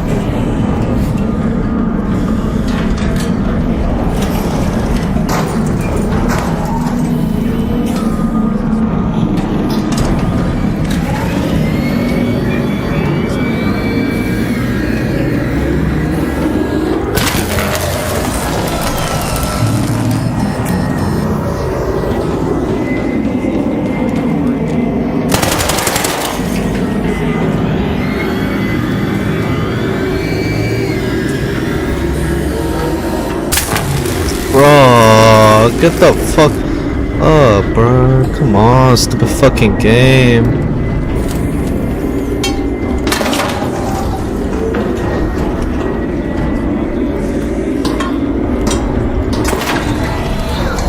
Thank you, bro.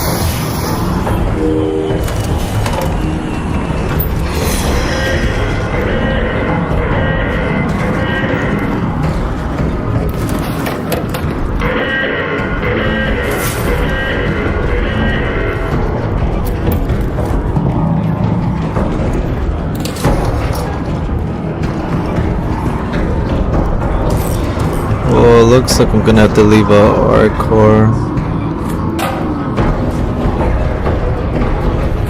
Yeah, cause I need that fabric. And now I just gotta figure out what I gotta do. Got 3 minutes. I can make it. I can make it. Not from there though. We're gonna have to go old school. Get rid of my stitcher. I do not want to be too heavy. I could probably make it if I just keep far. Just gotta keep far.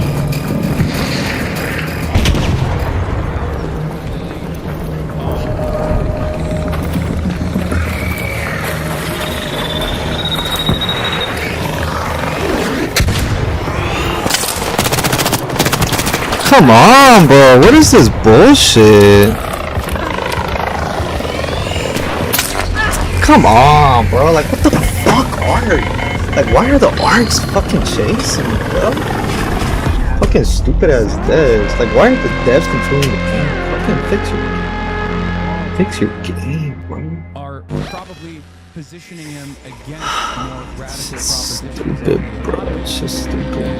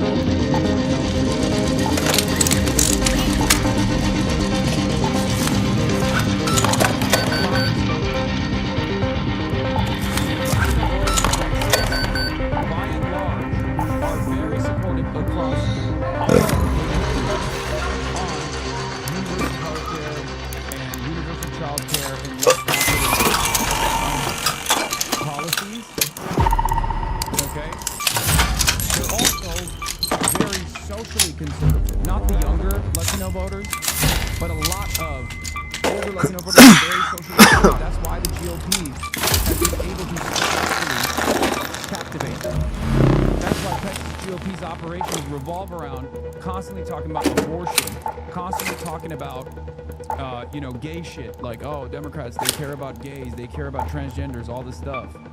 Okay? Some of the younger Latino voters are also very right-wing as well when it comes to social conservatism, including being neo-Nazi. That's the problem, though.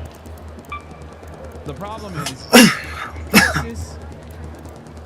The problem is this: you can only win Texas with a major outreach campaign to the Latino voters. Okay? A lot of them are already bracketed under white, by the way, for those of you who don't understand what we're talking about. Many of them are the border cross me Latinos, right? Multiple generation Texans. And therefore, a lot of them have become white. Not just white in the census,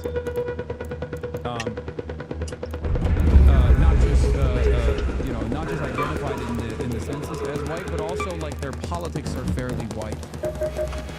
Okay. You look like you need more than luck. White, in some ways. It's a little bit more complex. Accurate, but not forgiving. They still obviously have a lot of love for Mexican culture. As a Texan chatter, you're wrong, man. There is not in the mood for games. When he is going to take so many votes from Ken Paxton. You understand how much people hate Ken Paxton on both sides. This predates me. This analysis, my analysis, Chuck Rocha would agree with this analysis as well. Okay? Chuck Rosen is a big part of the reason why the teal Bernie dropped off. Bernie Sanders' coalition was the Zoran coalition before Zoran. It was the coalition that that allowed Zoran to win his mayoral race. The coalition that played a big role in the Abdul al-Sayed race. I know what the fuck I'm talking about, and you don't. Okay? Sorry. It's not rocking the boat for Tallarico to come out with more bold policies when it comes to left economic populism. You're just objectively wrong. It's fine. It's ironic that Tallarico is doing the exact opposite and don't forget more. We've had to build our topside infrastructure in stages. Our engineers, the kids around here. You know, when I was young, we'd bang pipes, set off car alarms, anything to pull the machines away from where we were hiding. That was a different time, though, so be careful. And if 3 bastions show up at once, improvise.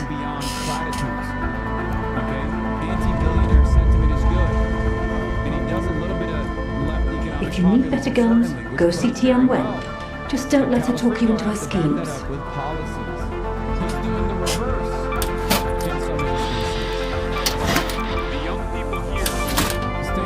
You're back. Got something in mind? Solid. Not so long ago, you could afford to live a good life. You could buy a home. Anything else, just help yourself. You could go to college, cheap or free. You could support a whole family on one paycheck.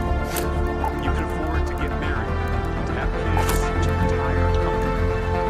You could fulfill your God-given potential. Back again? We called it the American dream. You could do worse. Many do. Here, take it. We protected workers' rights and workers' paychecks. We blocked consolidation and we encouraged competition. We built the largest, strongest middle class in the history of the world. But today, that middle class has disappeared. For too many of our neighbors, for too many Texans like Augusta, the American dream has been. Talking to our Latino Texans all day, every day. Tallarico's doing fine. Pushing it more would be wrong, especially with Latinos over 40. Healthcare and protecting trans people is the way. Okay, guys, you're right. See, this is why I'm saying I don't need to talk about Tallarico. He's doing it. He's doing great. I think he has a really good shot at winning, and I hope he does. That's all I'm going to say. Okay? That's all I'm going to say. If you don't want to hear my commentary, why the do you want me to talk about James Tallarico? Okay? He's doing everything right. The only thing he's not doing is more policies.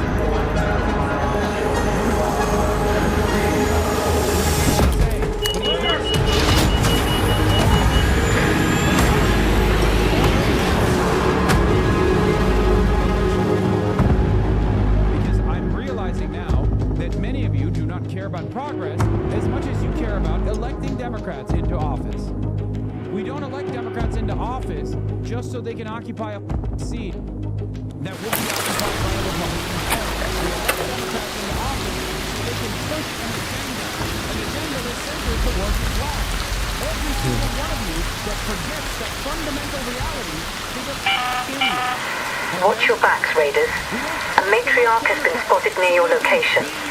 Keep your wits about you if you decide to go anywhere near. And always keep a close eye on her children. DSA, Democratic Socialists of America, isn't just a sticker that shows that you're just a different kind of Democrat, a cool one. Okay? Go to that location. Let's move to that location. The Democratic Socialists of America care about uplifting the material conditions of the American working class. That's the heart. Politics is about the distribution of resources, and for far too long, those resources have been held Go to that location. in the hands of the few. We are here to change that. Let's go to the electrical substation. I think this is just the game. You swap teams from Democrat and Republican to Democratic Socialists. Like you put on a jersey and that's it. There's something more important beyond the moniker, beyond the identity. That's why we care about the policies. Not only because if you say the right things about policies, it will win us. We do not want that. That's what's different. That's why I say the job is not done when you win office. The job is not done. The job continues every single day. Okay? You then have to deliver that agenda. That's why Zoran is doing a great job so far. He's delivering on his promises.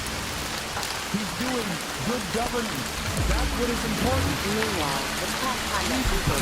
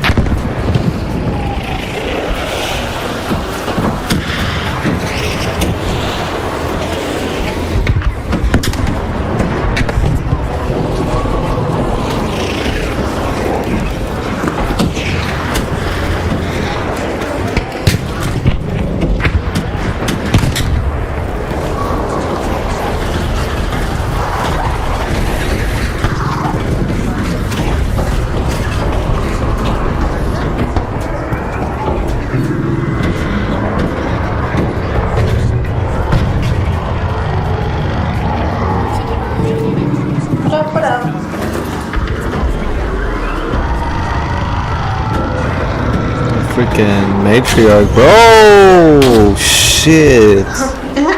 That is I crazy. knocked the leg off of her, but it's all the way up on the fucking hill. Oh shit.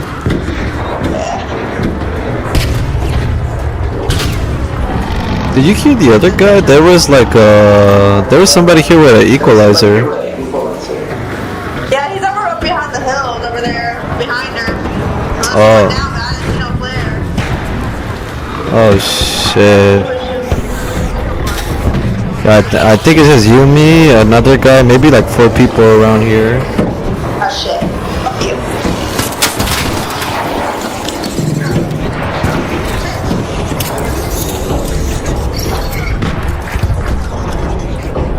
Oh, motherfucker. There's no fucking leaper right here. Oh yo, I look need to kill the leaper. Yeah. In the fucking...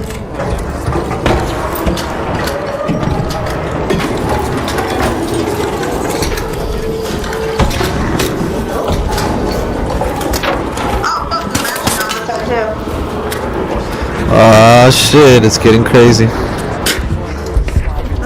Yo, what's up, Raider? What's up, Raider? Behind us? Yo, Raider! Why are you hiding, brother? We're friendly. Yo, watch your back. Yo, come on me, brother. Yeah, brother. There's a Raider behind us, right there. I don't know if he's safe or not. There's a Raider right there. He's kind of sus. He's kind of being sus because he was hiding. He's over there. He's around there. You know, just take your gun out if I was you. Yeah, low key. he might see that kettle, I don't know. No. There was a Raider right there. There's literally a Raider right there, and I don't even see him. Bro. That's crazy. I'm saying for you, if he see like a kettle or whatever, it might be. I don't fucking know. Well, I use the kettle to save bullets, you know, because I've been getting laddered a lot and losing all my good guns.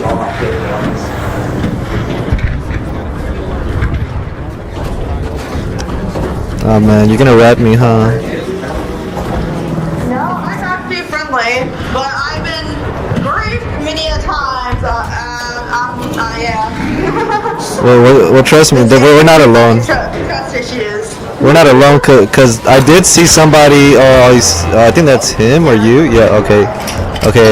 I guess he's friendly. This game gives me fucking trust issues. What up, bitch? Man. Oh, there he is. Yo, Raider, why didn't you talk earlier? You low-key like scared me. You see, I'm telling you, bro, I'm not lying. I'll tell you I'm not lying. Yeah, there was like a Raider who sneaked up behind us. Yeah, there was a Raider who sneaked up behind. There was a Raider who sneaked up behind us. He was acting hella sus when we called him out.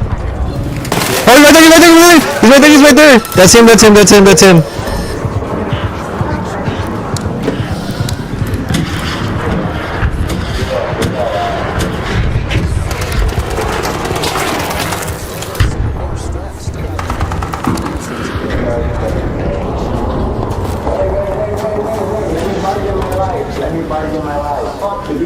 To be fair,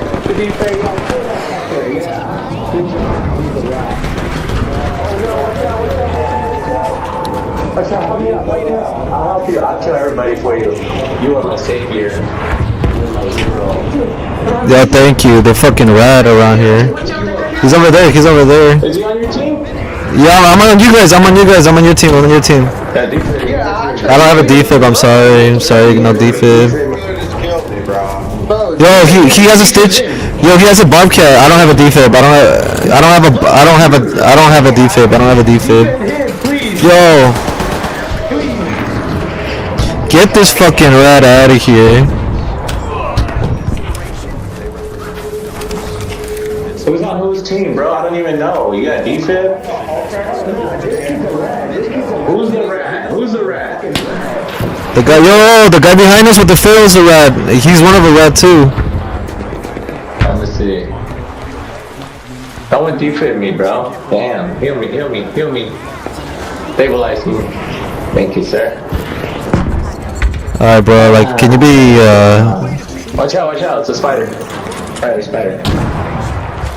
Oh, no. Who's throwing grenades now? Yeah, anybody got defibs? Anybody got defibs? Nobody got defibs?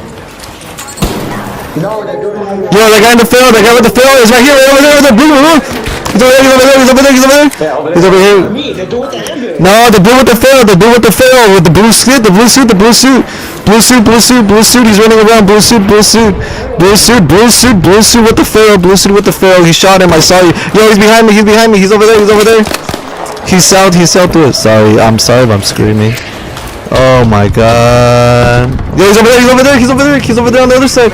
Brother, he's over there, he's rotating on the left, he's rotating left and right. He has a blue suit, so it's not you, it's the other guy with the blue, Yo, watch your back. Oh, it's the other guy with the blue, It's the other guy with the blue suit, not this guy. He has a full blue suit. Oh, thank you. Oh, shit. Oh, motherfucker broke my shield. Yo, what's up, guys? Stop chilling over there? Yo, what's up? Yo, Apex. Where you at? He's by the middle. Okay, yo, Apex, what do you look like? Oh, yo, behind us. Bro, what the fuck? Or in front of us. Dude, I can't even tell anymore.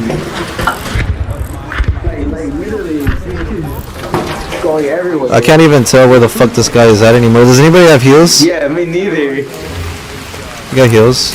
Thank you. What motherfucking pussy bitch with the failure? Like, how did we not get him, bro? We're all shit shots, not gonna lie, gang. That's crazy.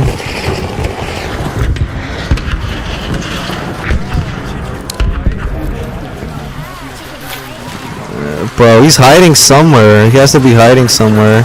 He shot it from up here, back here. He's rotating his shot still.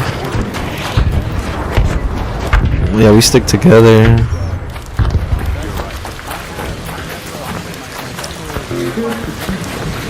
Where's the other guy? Where's the other guy?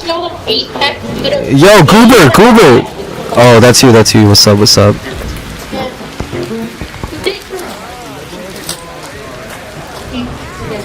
Yo. Right here. I found him. Kill him. Yeah, he's running. We got eyes on him. Yo, was that you, brother? Was that you? Yeah, that was him right here. It was him. Oh, okay. Cool. Just making sure. Yo, you fucking rat piece of shit. Yeah, you little fucking garbage. I'm making sure I kill you before anything. You're a fucking nigger. Shut up. Get out of here. Get out of here.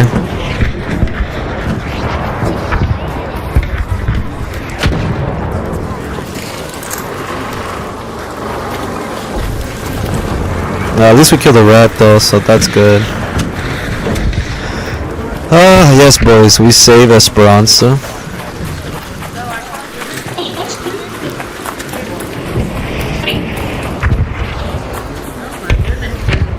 This motherfucker started ratting us when we were... This motherfucker started ratting us when we were checking out the Leaper.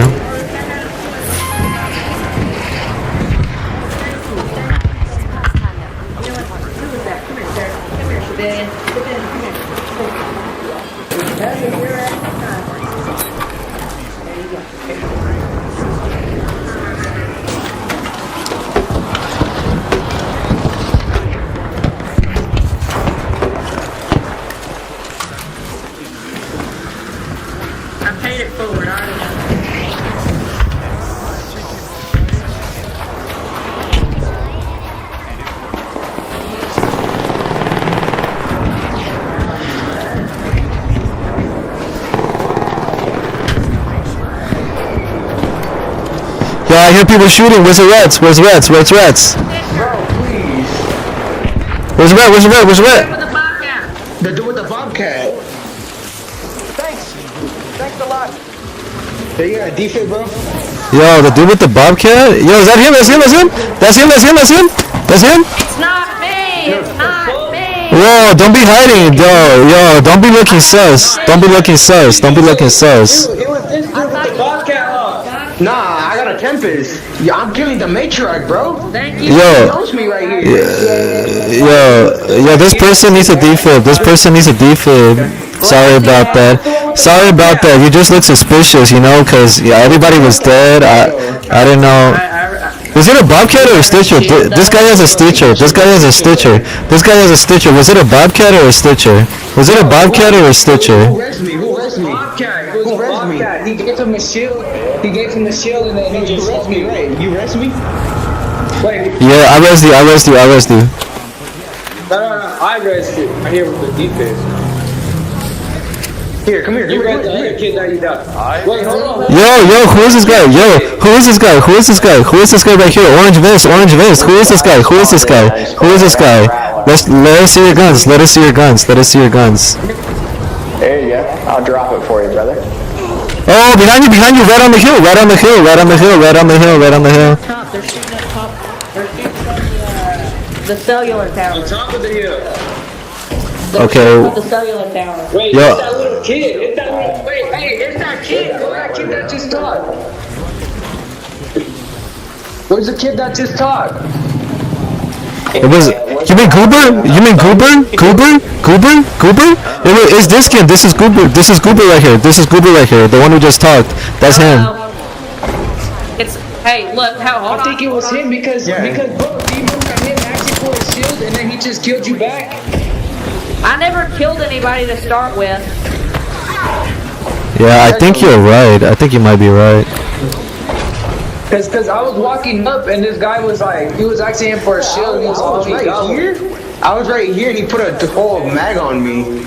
Yeah, and then he killed him and I came up and killed his ass. I tried to kill him and then there was like fucking 2 other people that showed up around. Anybody got an extra shield? Or here, look. Jump. I have rubber parts. You see him? Hey! I have rubber parts. You need rubber parts? I don't see him out there. Appreciate it. There's no way they could kill us. There's too many of us. Here, I'll start. Yeah, I'll push with you guys. Is it just one or is there multiple? It looked like a Bettina. I think he had a Bettina.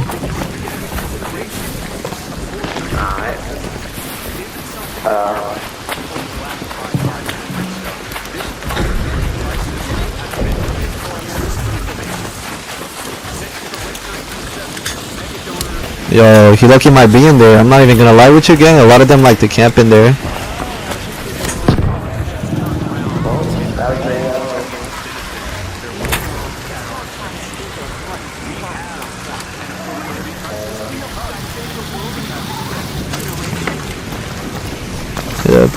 I don't know. I mean, those aren't aggro, so. Oh wait. Yo, I hear a voice. I hear a voice over here. Yo. Who's this guy? Who's this guy? Yo, who is this guy? Yo, brother. Yo, he's ziplining away. He's ziplining away. Yeah, let's go get him.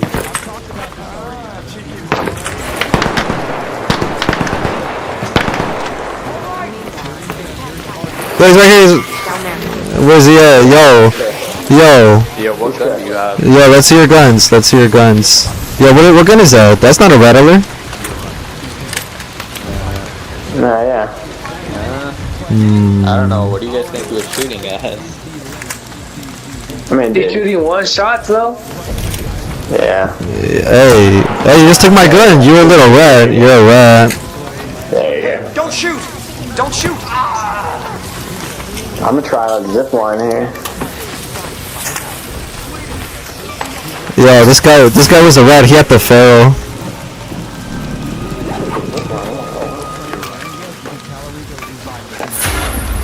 Ho ho ho ho.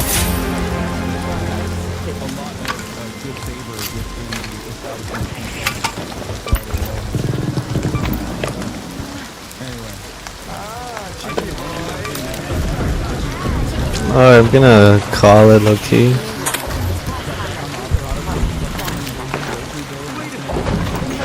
Ah shit, there's more rats around here, low-key. The flare just went up northeast.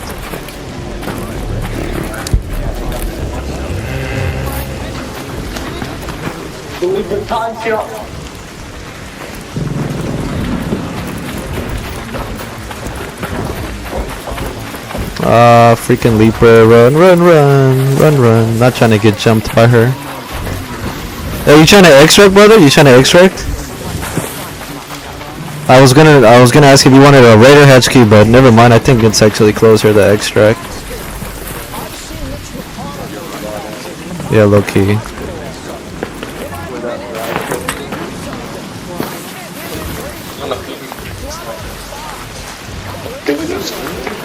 So, do I hear black?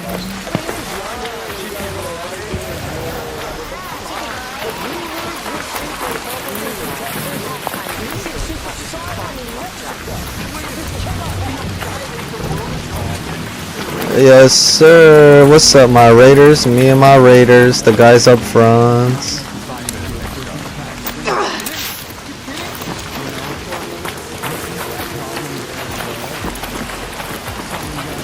Yo, what's up, jeez, what's up? Hey, yo, who is this guy behind us? Yo, was he with us? Yo, who are you? Yo, who are you? Yo, who are you? Who are you? Who are you? Yo, what the fuck?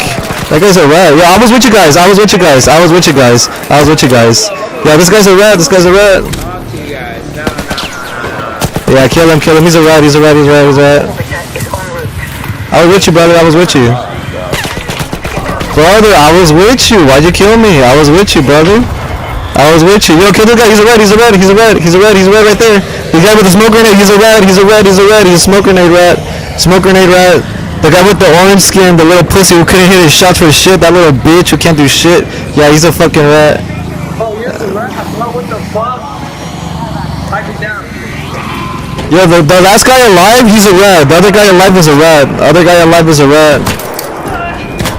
You're a pussy. Whoever's hiding like the bitch, you're a pussy.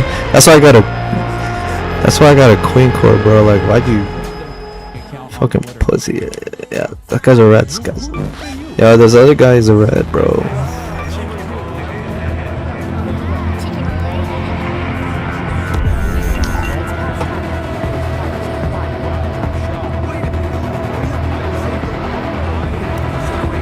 Yeah, let's go. Yeah, this guy's a rat. Fuck, my bad, chat. I don't want the left to lose here, but like, look at this amazing attack ad that's unbelievably racist, and I agree with it, but I won't say that I agree with it. Cheeky okay, boy. dude, what are you doing? Cheeky boy. The proper response is to be, Meanwhile, unbelievably racist this partners is. in crime are locked up. And you know, We help you guys save the world and we don't even get any consideration. Imagine being like, you stop talking about AIPAC, you stop talking about Israel, even when they're against you. Let's talk about all this and more with Julie Brzezinski.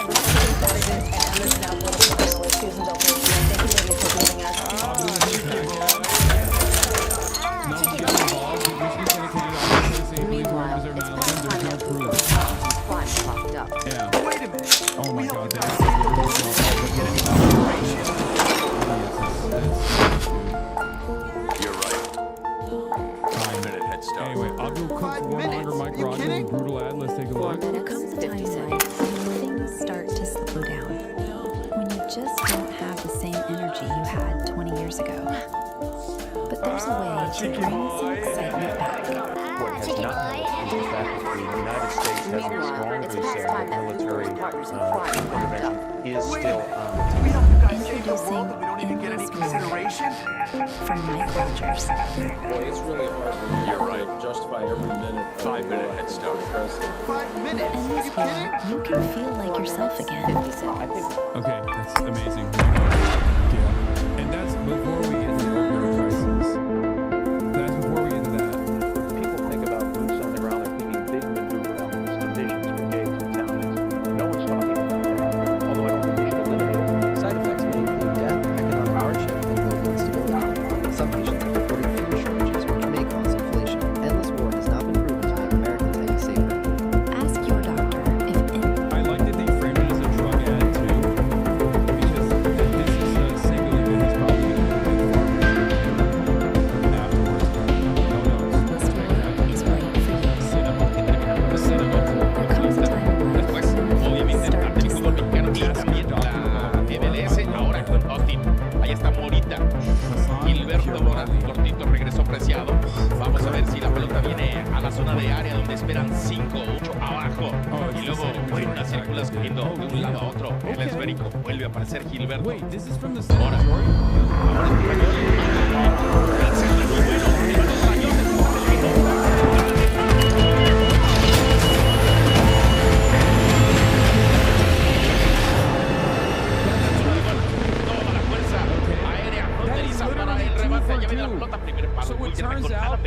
It turns out they had this level of talent, they just weren't deploying. Ahí era que probablemente pudo haber coincidido en they were alguna just convocatoria using con Gilberto.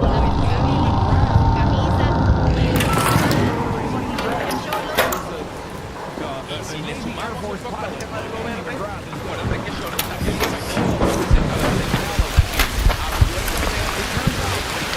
Minutes. Nice. Remember, you're looking for a first wave battleground. Let's go to the electrical substation. But look for anything that stands out. I'm in really close actually.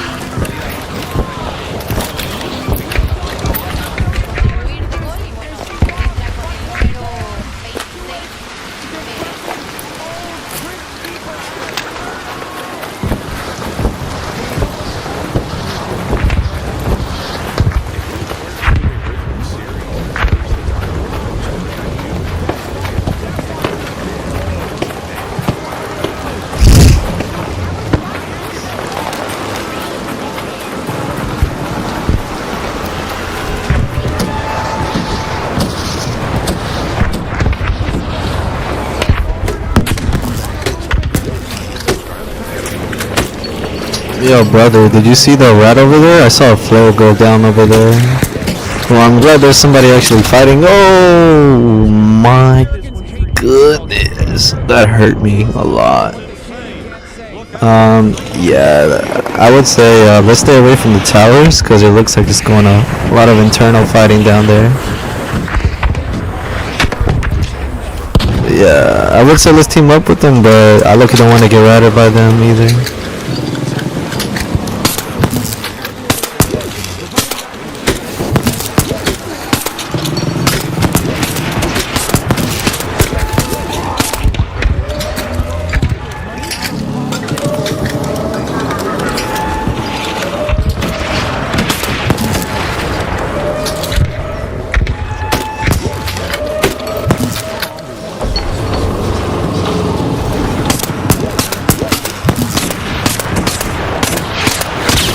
Oh my goodness, that was dumb.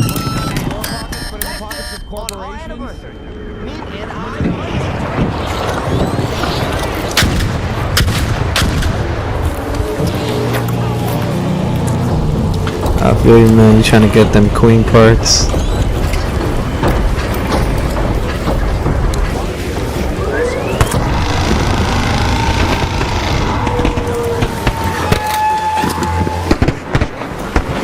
Yo, was that you or somebody else threw that?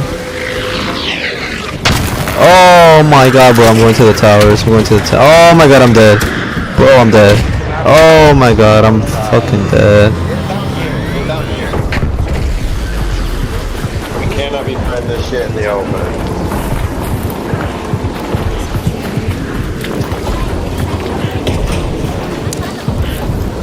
Get over here, some shit.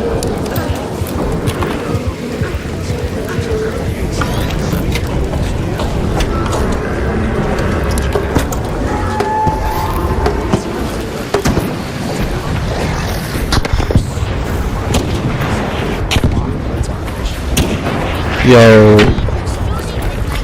I wouldn't get too close to comfort. They're fighting right next to us. They're fighting right next to us. There's people going on fighting right here. Yeah, I hear some fighting on the right side. Oh shit, yeah, where that Rocketeer's looking at. Oh, for sure. Yeah, it looks like we got the weaponry. We should be okay. Not gonna ask about this dead raider. Just gonna act like everything is cool.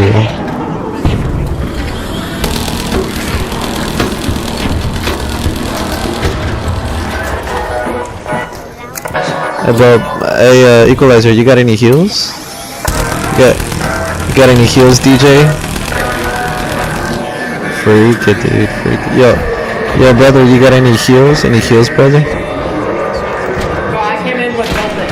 Oh, you're good. You're good.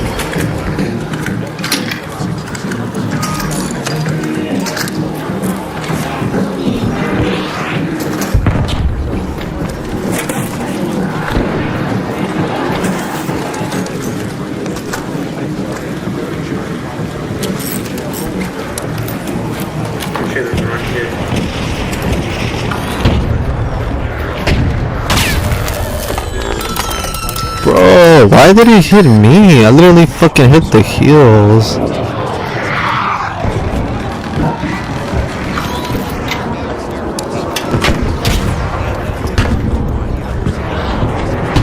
Yeah, we're the equalizer guys. We lucky need you guys to start shooting.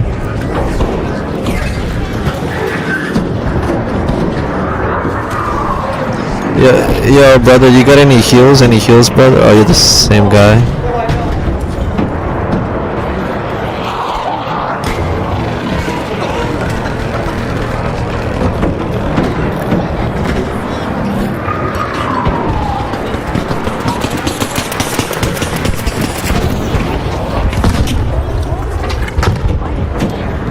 Yo, brother, do you have any heals? Any heals by any chance? A little bit of heals? Damn.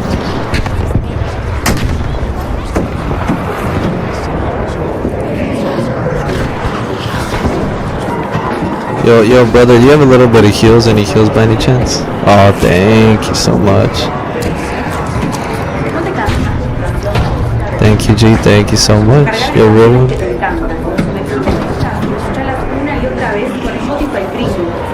Descubrí la experiencia de la multiplicación anuncio donde puedes utilizar tu contenido favorito en cualquier orden.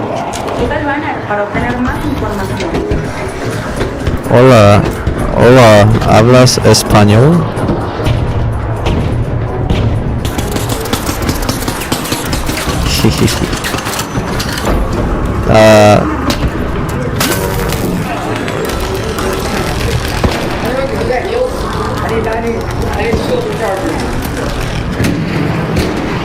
Yeah, you got heals? I need heals. I'll give him with the shield. You give me some heals. Aw, damn.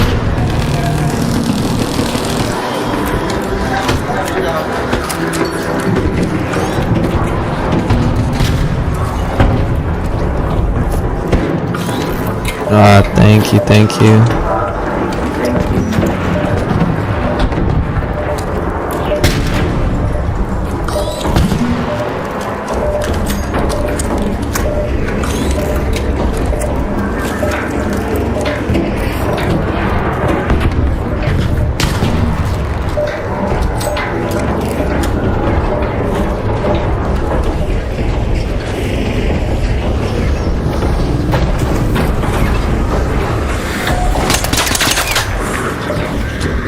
How did I get hurt right there? That made no sense whatsoever.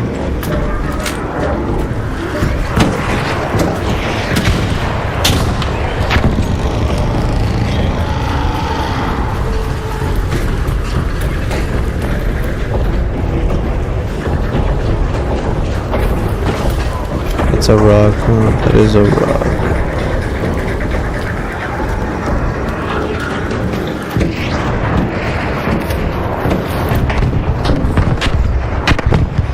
Is that a rock? Or am I just stupid? I think maybe a little bit of both.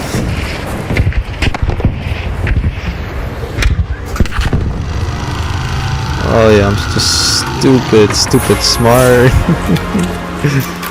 Oh, I'll put that shit in my safe pocket before I get shot up. Oh, and of course, that's what fucking happens. Why does that happen? Because it happens.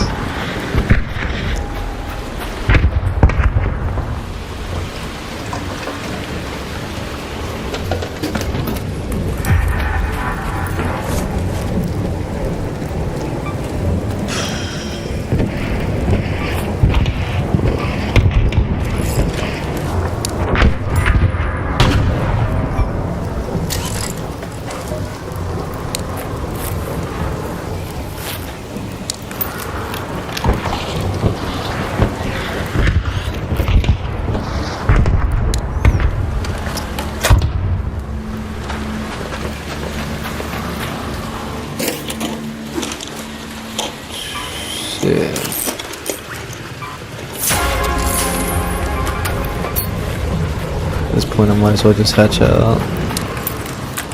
It's only 10 minutes, see what's up with my raiders. I don't want to be too heavy.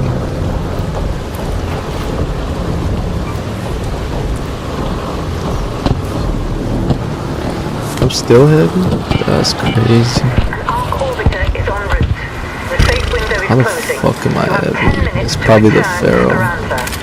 Yep. 10 minutes.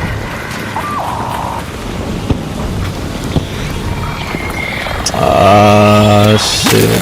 Nah, bro. Let me get my sprint in.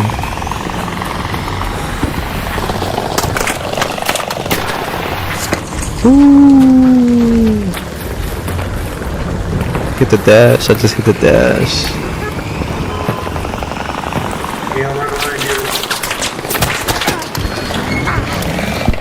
Get in here, brother. Get in here, brother. GG's.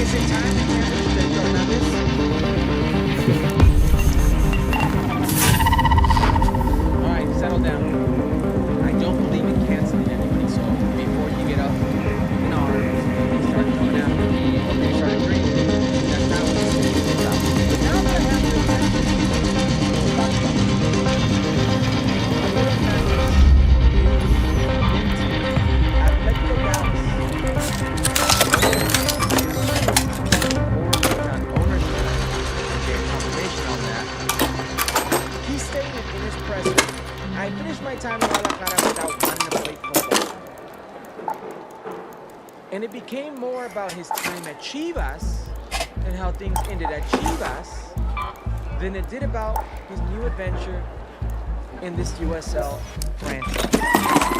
Now, let's go back to why many fans drew ire. Many fans were upset. He returned to Chivas in 2024 in what many thought would be an emotional homecoming for a legend. A legend. And much national all-time goal scorer. And yes, legend Javier Hernandez. It didn't transpire that way. He was coming off an ACL injury at an advanced age and coming back with a world of expectations. It didn't go the way Javier Hernandez would have wanted, would have liked. That's fair to say, okay?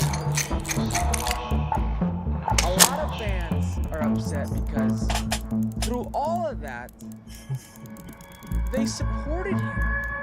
Through all of that, they were there. Through the injuries, through the poor form, and through the polemic moments. And there were polemic moments. His production was very limited. I could probably count 2 goals. Very, very limited. Injuries were happening, whether it was the knee or muscular or whatever the case was. He wasn't on the field to try to produce. So, hearing him say he didn't want to play football and that it seemed like the club didn't have his back and that the fault always lied with him.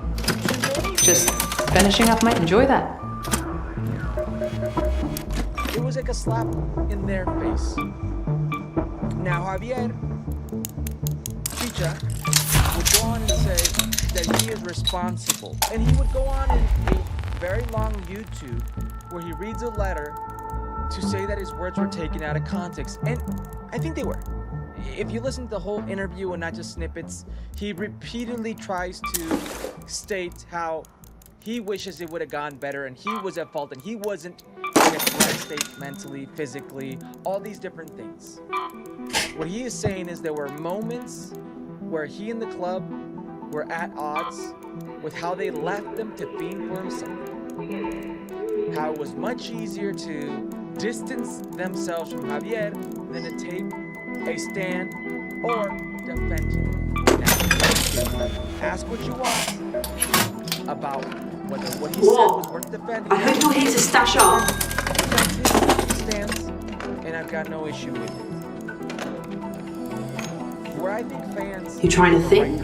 Or just wasting? Accountability or lack thereof. He says everything bad happened. Welcome back. It was my fault all Deal. He says it in a way where it's like the problems that were at Chivas were always placed on.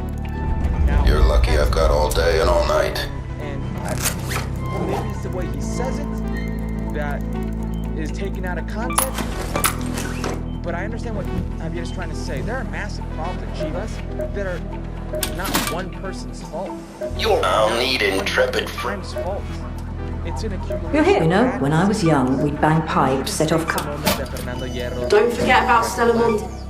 We've had to build our topside infrastructure. The kids like to kick the casings into the vents as hard as they can. But apparently, that's not how you play football. Now, what I think Javier is talking about in terms of the club not backing was the controversial social media comments he made about gender roles that led to a widespread criticism. Gender roles, Google, time or energy to get into the silliness. I think he was trying to. I'll need intrepid friends like yourself. You know, when I was young, we'd bang pipes, set off car alarms. The scout team's trail starts at one of the depots east of the spaceport. About the site, I can't exactly. Spoken about it with psychologists on his YouTube channel, with therapists, with different men and women, important women, different types of fields, and they've let him know how those comments came up and how what he wanted to say, even if he wanted to say it, doesn't matter because it's not what was said.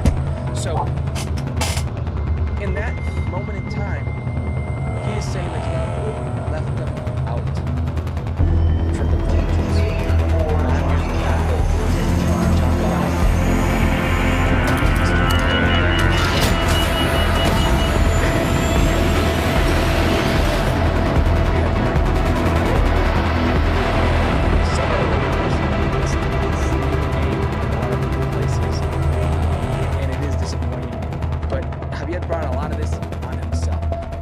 doing this, he took exception with how the club didn't back him. I think he was lucky. Most clubs, if he's not Javier Hernandez, not only do they not back you, you're out. You're out. I am in no shape or form somebody who condones canceling people. I condone debate. I want dialogue. Forget debate. I want dialogue. Talk it out. I don't think Javier is a machista. I don't think he was Go to that location. To an extent. I think he was trying to be in some shape or form charming or witty or humorous. And he was A radar flare. With what he said, I don't know what response he was thinking he was going to get, but it wasn't what I think he wanted. Now, this led to advancement were committed in these later months. I didn't believe he was the leader they expected, and that, quite frankly, a club legend, and I'll get into this in a second, quite frankly, a legend that they thought he was, ended up not being. You could argue his status in Chivas if you like, he is beloved. He is folklore for me. He is not a club legend. He is a legend, not a legend. He is somebody you will tell your kids about if you got to see him play. What he didn't mean in terms of statistics or trophies, what actually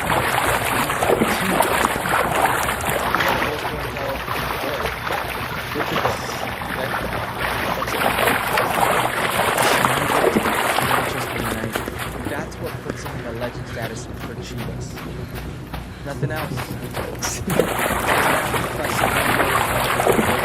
Throughout their history or impressive trophy haul in terms of trophies he brought in. But he was a sense of pride for that team. Because one of their own went from Chivas to one of the biggest clubs in the world and one of the biggest moments of that club. Javier Hernandez started a Champions League final with Manchester United alongside Wayne Rooney playing against Messi's Barcelona. Like, he is a legend. He's the all-time leading goal scorer on the Mexican national team. He played with Real Madrid. That brings Chivas fans pride. But he's not a club So you're not a club legend, you're a club legend. And you do these things, and you start going down that podium of where many fans had you. And I think that in a way may have gotten to Javier. By the tower. Now, Javier is a great athlete. Javier is viewed as one way in Mexico and another way in the United States. And I say this coming off of what was a very, very good Fox Sports did in the World Cup, where I thought he was articulate, I thought he was charming, I thought he was very intelligent, tactically knew the game well enough to express it in a different language, and that is very difficult. And he came off as one of the media darlings of this tournament. He came off as hidden gems that was fun. English. People have a different perception. In Mexico, almost Britney. Sweetheart, very clever, very loved. Somebody that's always in the eye of the hurricane. Things happened on the English like they did in the last year and a half in Mexico. And that gave life for the English-speaking audience. Then he'd be canceled. I would cancel him, but then he'd be canceled. Then he'd be under fire. Real under fire.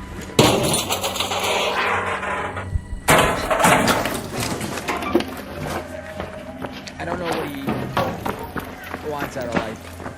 He's gonna come back and play. He has no reason to play.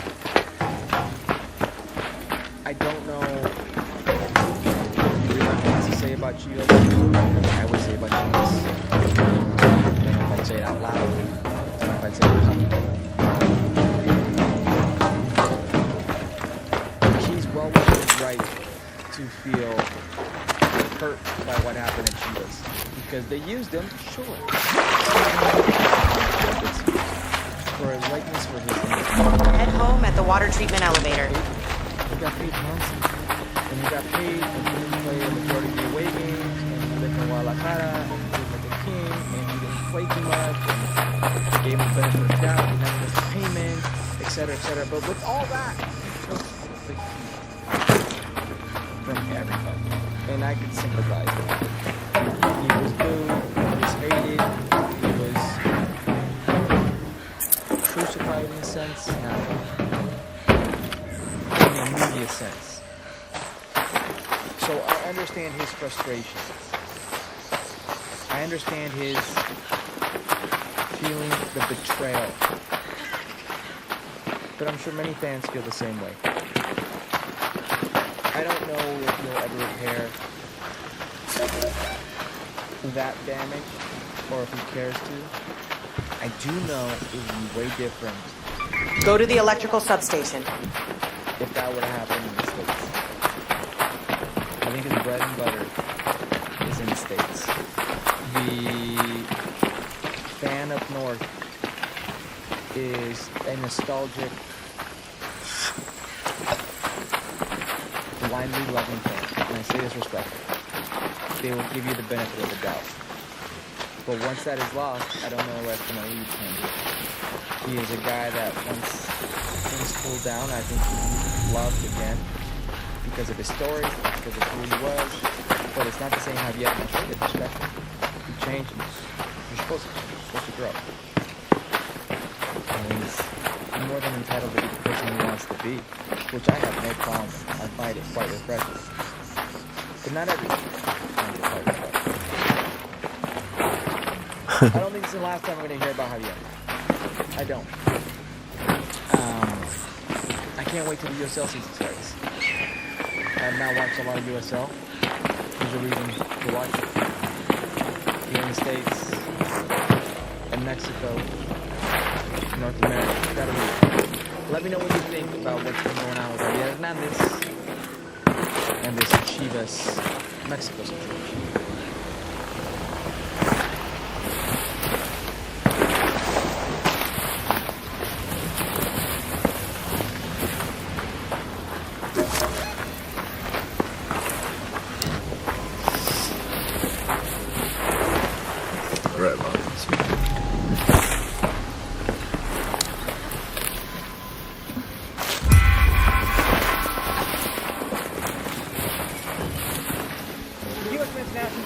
right, Mauricio Pochettino. Now what?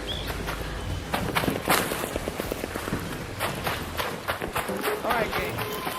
As you know, this morning the news broke.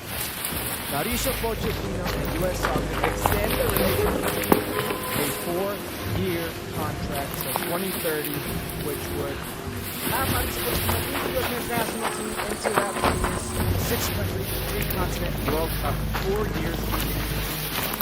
Will he be there? That is the ultimate question. Alright, let's get into a few things. Now, Mauricio Pochettino did a lot of good things. I don't want to be unfair. I don't want to discredit where there should be credit given for it. But my initial reaction, my gut says, is not good. My gut says, right to your nearest prediction mark. Hey buddy, free kid. Free kid, what a virgin. Look at this guy. Oh, I'm gonna catch people who think they're gonna get Raider hatches. Yeah, look at me. I'm such a big dick. Look at you, buddy. I'm doing quests. You're such a virgin. Shit. And in the matriarch, that's sad. Like fucking ass. Every single sign pointed that it shouldn't have been Greg Berhalter a second go around. The U.S. Soccer Federation spoke to the players and leaned on the players, and the players wanted Greg Berhalter back. They had too much power. He comes in and he says, the players have too much power. The players don't need to understand my decisions. I am taking them. It's going to be a shit right there. It's going to be a power balance between the employer and employees. This is what you got from the U.S. U.S. Soccer. This type of job setting. I enjoy it. There also was a sense that the coaching wasn't right. Where I live, a very good now.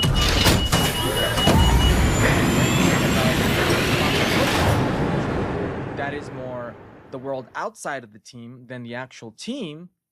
And if this was a proper footballing culture, Mauricio Pochettino wouldn't have made it to the World Cup. That's a reality. That's not your boy's opinion. That's a reality. He had a 17-win, 11-loss, and 2-draw record with a program that was used to always winning Nations League and used to winning Gold Cup with their BC team.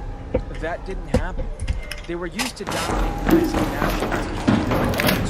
Versus Mexico.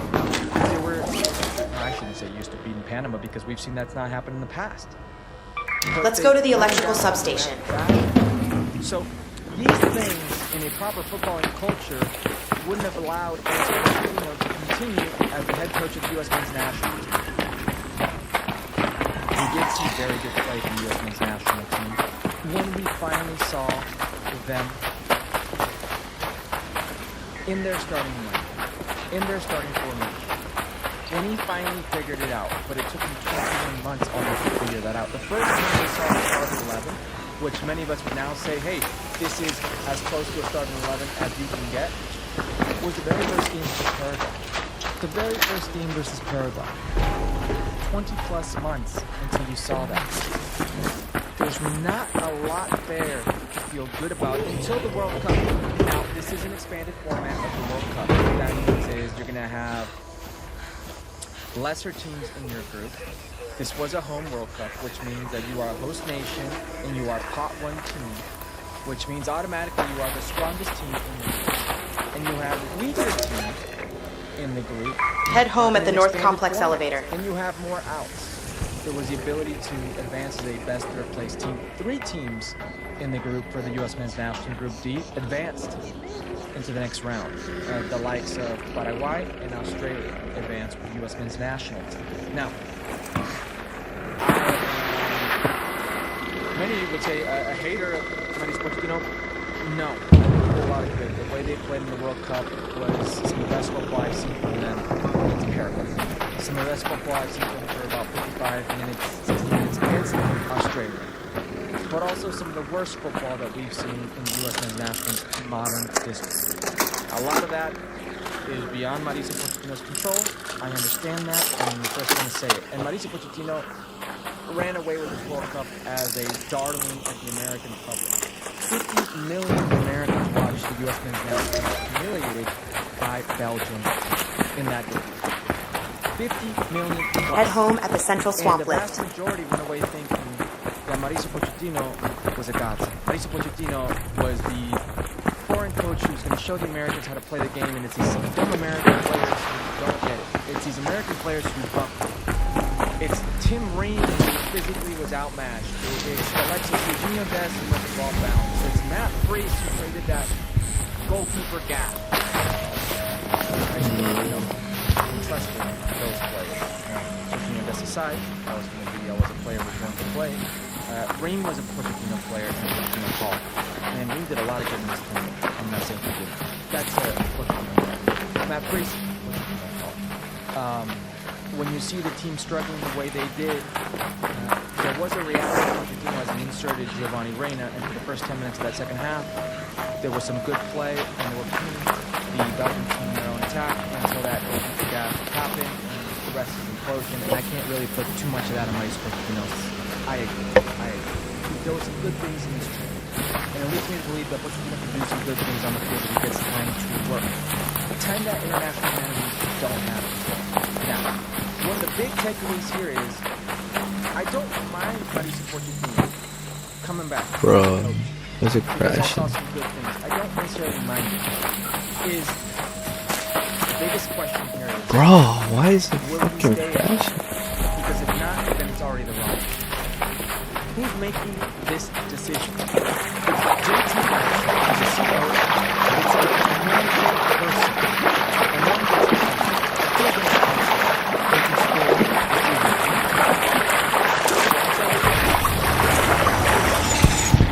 took back the keys in Saudi Arabia. Even if you have a significant clause, a buyout clause, Mauricio Pochettino, that does you no good. U.S. men's national team doesn't need the money, they need a coach. I would be running and hammering the prediction market to know that he's not going to stay. He's been enticed before by club teams. He's got a good resume as a coach, a great resume at the club level to entice a certain type of teams, Premier League teams. And every turn he's been there flirting with these Premier League teams. His name has been in the mouths of the Tottenham Hotspur, the Brentford, the Manchester United. There is no job opening right now. That's why he took him. And this buyout clause gives them both security, if you will. Security. I don't think it gives US Soccer what they want. I don't think US Soccer needs the money. There's a third investment here. There's all this talk about private equity in FIFA and in the World Cup. There's private equity here funding Mauricio Pochettino's salary. There's 3 billionaires here. One of the billionaires is part of the World Soccer team. So there is right now but the money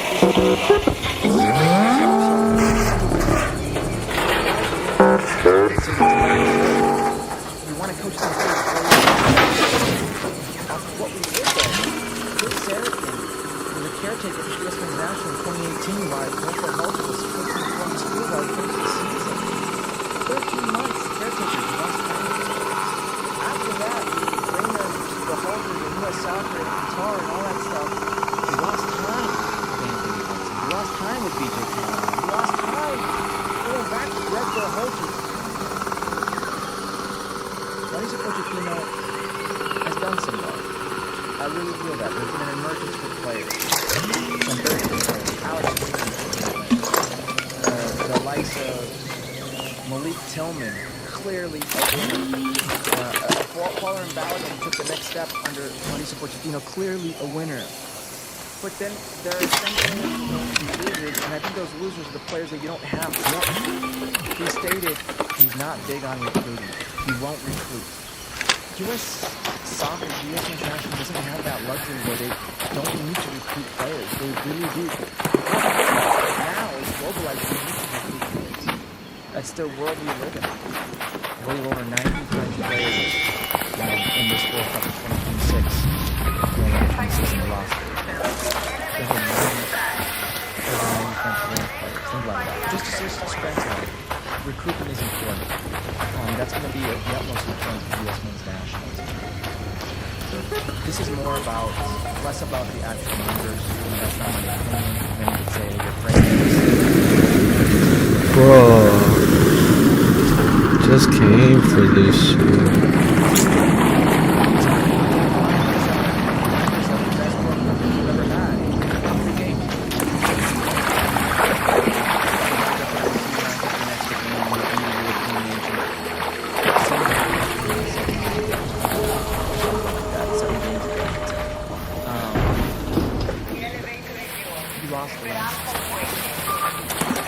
Three host countries here. I can make an argument the U.S. men's national team is the worst of all three host countries. Mexico bowed out in spectacular fashion.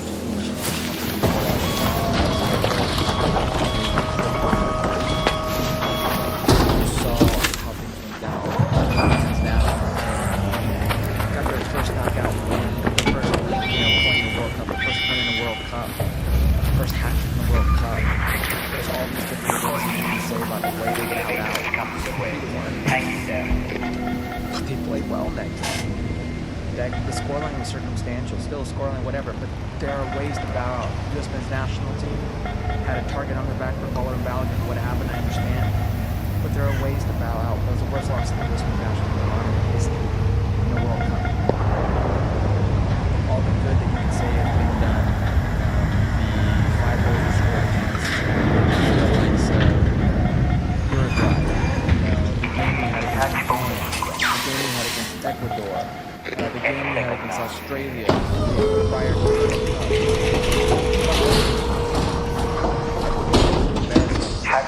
World Cup. Japan had a disappointing World Cup. Uruguay, once again, out in shambles. Google everything with Marcelo Bielsa. Paraguay was a shell of themselves, and that's probably why we're having this conversation. Is that Paraguay? Is the Paraguay game? It surprised us all because it's very good against what I think is a very good Paraguay team. I think that. I give Gustavo Alfaro's team a lot of credit, and Mauricio Pochettino dismantled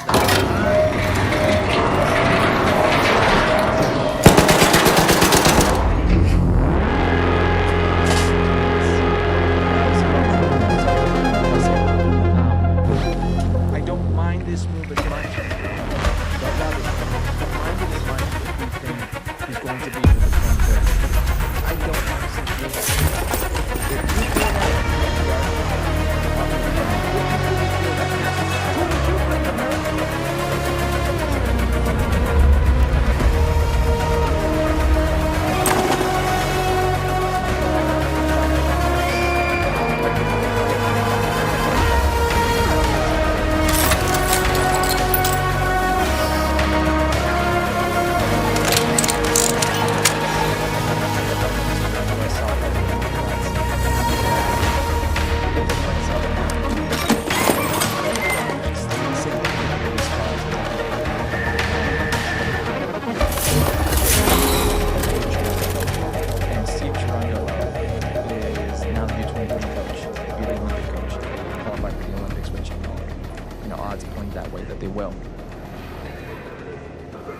This is in the same vein of what happened to Argentina, what happened to Spain, Scaloni, Luis de la Fuente, where the youth coach takes over. I could see that happen. The only difference here is, at least in the case of Spain, every single youth level plays the same manner or tries to play within the same manner as the pro team. If you saw Steve Toronto's LAFC, they are anything but what we saw from Mauricio Pochettino's U.S. men's national team in their ceiling at the World Cup. That should be a worry. That said, I think that's the plan in place. Is if and when something happens, Steve Toronto is the guy to lead the U.S. men's national team. It's the opinion I'm getting for how the dominoes are lining up. You can tell me I'm wrong. Tell me a hater. I don't do this for clicks. It's my job to give an opinion. This seems to be a very unpopular opinion, which I'm much more than okay with at the first time. Let me know if you think you're along 23rd, what your gut says.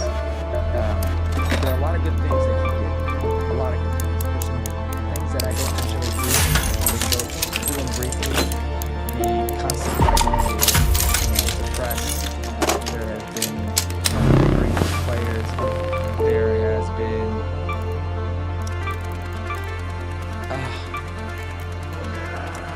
a sense of telling convenient truths. When he was asked by Trump if he could win the World Cup, he said, yes, of course we can win the World Cup. When he was on a show, a pregame show in Atlanta, and they were going to play against Belgium, he said, this summer we're going to be at a semifinal here in Atlanta. Can I help you? 5 goals from Belgium, and then the same day, post-press conference, he says, we don't have enough to play for Belgium. He goes on to meet Mexico with them, and he doesn't say what he says. Our paths cross again. He's asked about it, he says, I can't defend, I can't score goals, I can't be out there, leaving the onus on the players. Why not score the 16 exit? But there was some good ones. Playing. If you think he's going to be there until 2030, let him.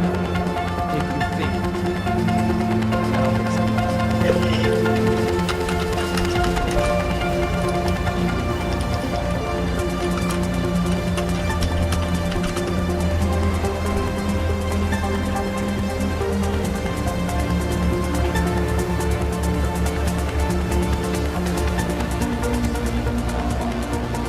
He described their plan at private equity selling the World Cup. Now Johnny Infantino, he's in trouble.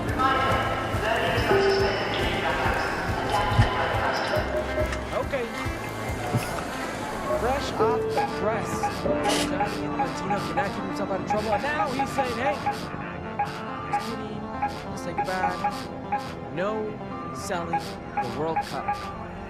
Just recently, within the last half hour, you are watching this is a Friday night. Your boy just got back from the Bahamas, and kids are asleep. Got the news, saw my phone, thought I'd pump this out for you guys. All right. So we got the plan. The plan was for FIFA to become public. It was first reported that FIFA was preparing to create a new commercial entity, FIFA Forward Enterprises, FFE, that would own commercial rights to FIFA, the World Cup, and other tournaments. FIFA intended to sell 20% stake in FFE to private equity investors, which would give the company a valuation roughly $20 billion and raising approximately $4.2 billion upfront. That was the pitch they had to the 211 members of FIFA, that they would retain 80% of the ownership and control, which you saw.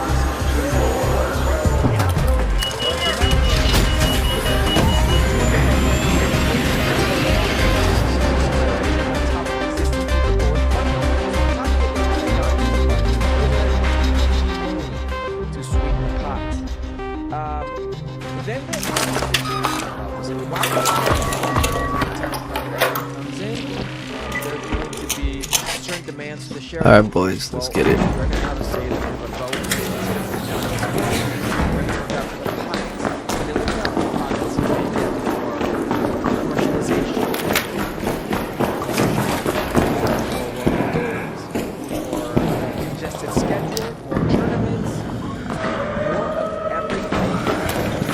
If you see any pop triggers, let me know.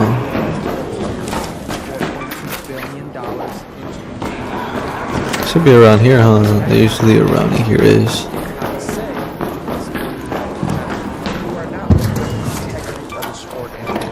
Watch out, they're looking, might be people around here.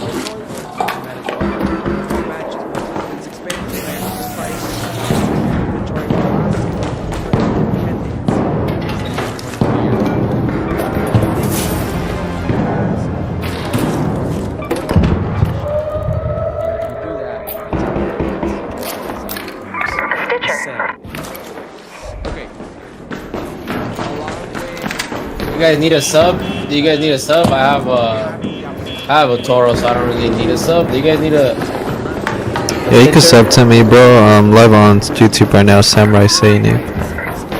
Oh, nice. You guys need a Stitcher 4 or one? Oh, I'm good. I got a Rattler.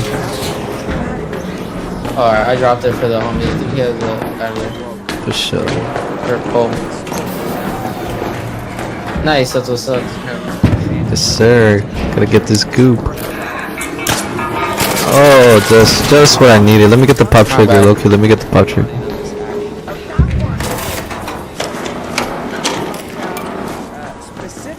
Freaking stupid mission. Oh, thanks, brother.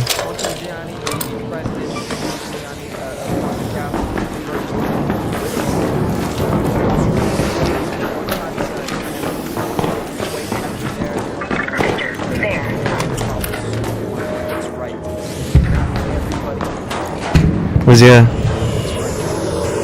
Or is it shredder? Oh, bet I look need to do damage to that actually. What the hell? How does he work? How does a pop trigger fucking work? Oh hell no! That was the worst ever thing I've thrown in my life. Didn't even do no damage. Should do like 5 damage.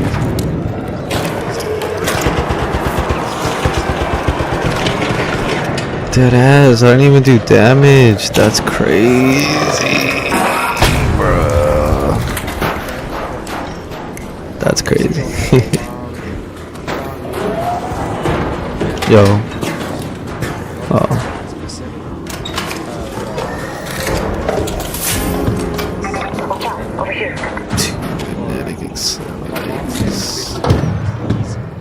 People close right here.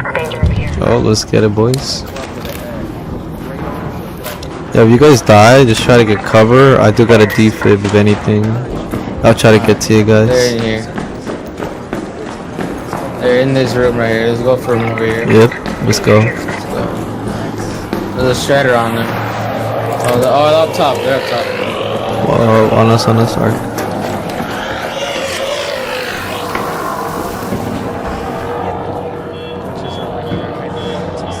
Oh, they're dying. I hear the flares go up.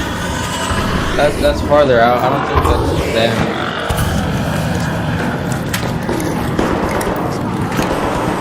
Yeah, we could go through this room actually. Oh, I think they're right there. The pop trigger was just chasing it.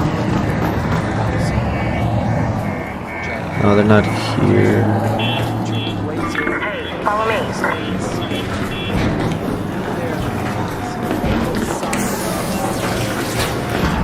Alright, there's stairs up here. If you want to come through, Cole.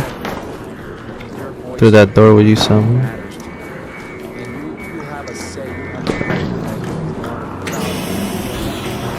Might be over there. Oh, bet. Oh, I think they should shoot me.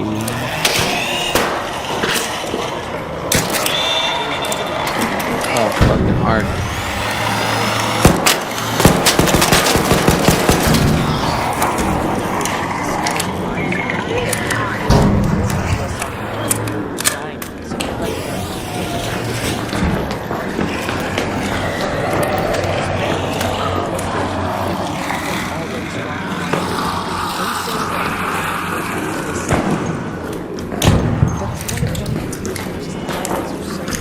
Oh, they went to the freaking tunnel.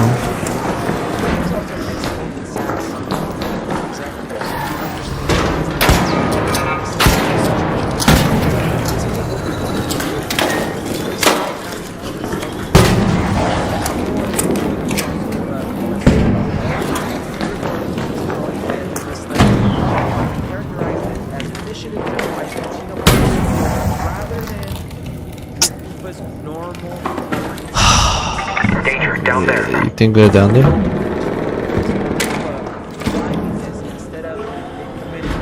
Right here. Yep, pushing. Cracked one. He's fucking cracked. Oh, he's up here too? He's cracked. One shot. Got him. Oh, got him. Not die, bro. He's literally one shot. Pushing. Hold on. Is he hacking? No. He got killed. His team might be there though. What the fuck? Watch out. Kid just standing still. I don't know how he didn't die. don't see nobody.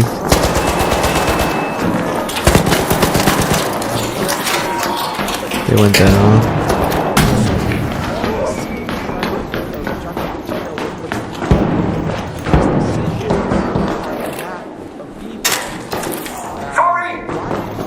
Yeah, it's good. I heard a zip line. Again. That was me. There's no way. Somebody must be close. Freebies. It's probably over here by the extract hiding. Oh, pushing you? Going to you, going to you. Try to stay close to us. Should be fine. I Oh, just shit, fucking they're cracked throwing them. Snap blast. Yeah, I threw those. Like these kids up right now. It's close. I threw that.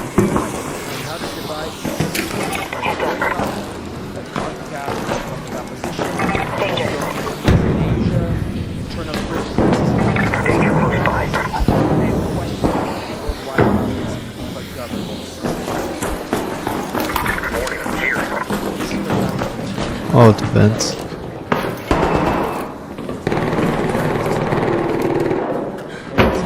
March. Somebody would have to be nominated by March. Johnny would be out already.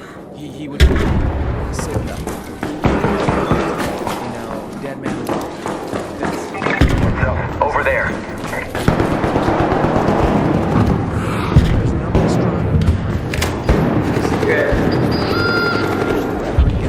Fuck, I'm trying to go to you guys. Keep the fire. Going up, boys. Going from the back. Hopefully I can catch them. Yo, pin where you think they're at, so I can probably have an idea. Oh, he's right here. He's on me. He's on me. He's on me. He's on me. He's on me. He's on me. He's on me. He's on me. He's on me. He's on me. Shoot him. Shoot him. Shoot him. Reloading. Reloading. Thank you, bro. There's one on the bottom, I think. I don't know if it's the same one. Killed him. Just took him out. Yo, on me. He's right there. He's right there. He's right there. He's right there. There's two people. It's a squad. It's two people. There's a squad. This guy's right here. I think you killed him. Oh, one guy right here. Right here. One guy right here. He's on the flank. He's flanking left. He's right there. He's right there. I pinned him. I pinned him. I pinned him. He's right there. He's right there in the corner. He's right there in the corner. Nice. Nice slide. Beautiful technique. Oh shit. I'm going up. I'm going up. Every fucking raid you go to, you don't get shit, you fucking bitch. You gotta stitch your phone, bitch. Yo, can I get a res? I'm about to die. Got your back, bro. Give me 1 sec. I'm going up. Oh, I'm about to die. There's people down here. Come on, blue. Oh, thank you. Blue got me. Blue got me. Thank you. There's people right here coming up. Oh shit. Right here. Shit, what's up, boys? Oh, coming up. Oh, team right here. Hold up. I don't think they see us. I think they're trying to fight. Oh, they're trying to leave. They hear us for sure. They heard me. Let's go. Was he a pin? No, they're going after the guys that are leaving. Oh, okay, bad. The freak. They're here though. They're up ahead. Right here. He's right here. Okay, I see where you guys went. Crack. One's cracked. One's super cracked. Oh my god. Pushing for you. Pushing. I don't see them. Yeah, he's right here. I hit him. He has a tempest. Both right here. One guy's right there. He's one shot. He should be one shot. He's pushing you. Oh my god. Dude, clown. Yo, we're dead. This fucking fool let you die, bro. Now he's dead. It's literally a 1v. He's right there. I'll pin him for you. But it's over, bro. Fucking should have pushed like a team, bro. What the fuck is that? And I literally got defib too. Fuck that shit. You're a fucking pussy. But they're very eye-opening as well. A lot of stuff still goes on. And evidence of that was what we saw in the World Cup. Evidence of that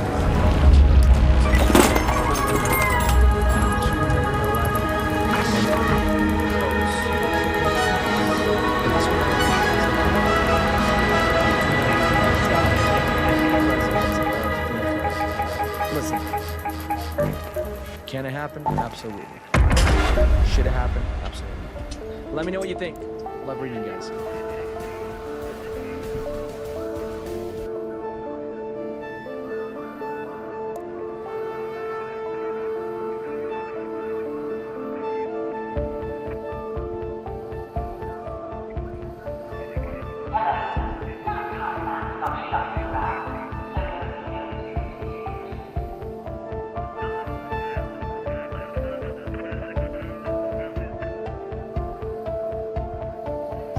Mankind, in general, is fickle, hypocritical, and greedy. This man has been referred to as a devil, and his name has been identified with evil, deception, and fraud. His works have been burned, banned, and censored because they were seen as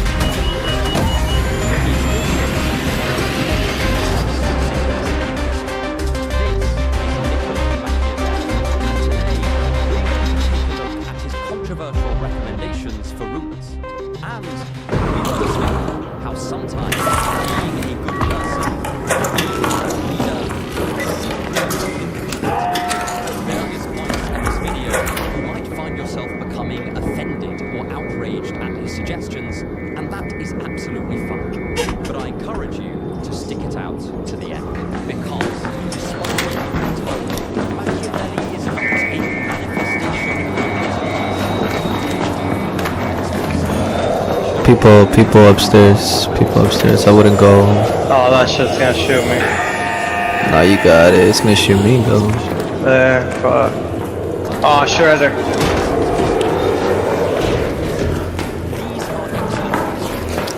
Let's go through the store.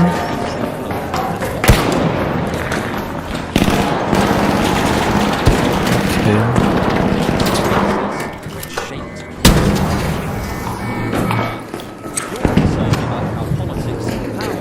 Where are you guys trying to go?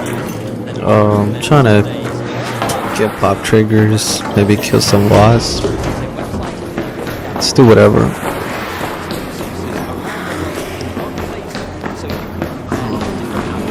Guess oh, footsteps up there. Ooh, above us. Yep.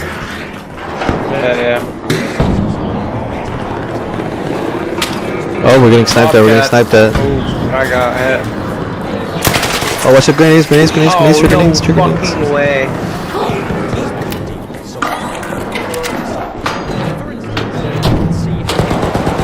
Oh my god.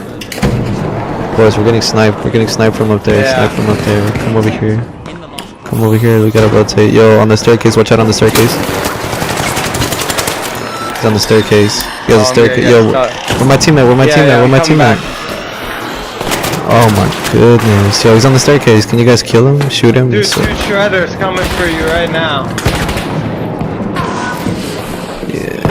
Oh my god, brother. What are we doing? Might actually be over for us. He's right there, he's right there, he's right there, brother. I'm here, I'm here, I'm here. What the fuck am I watching?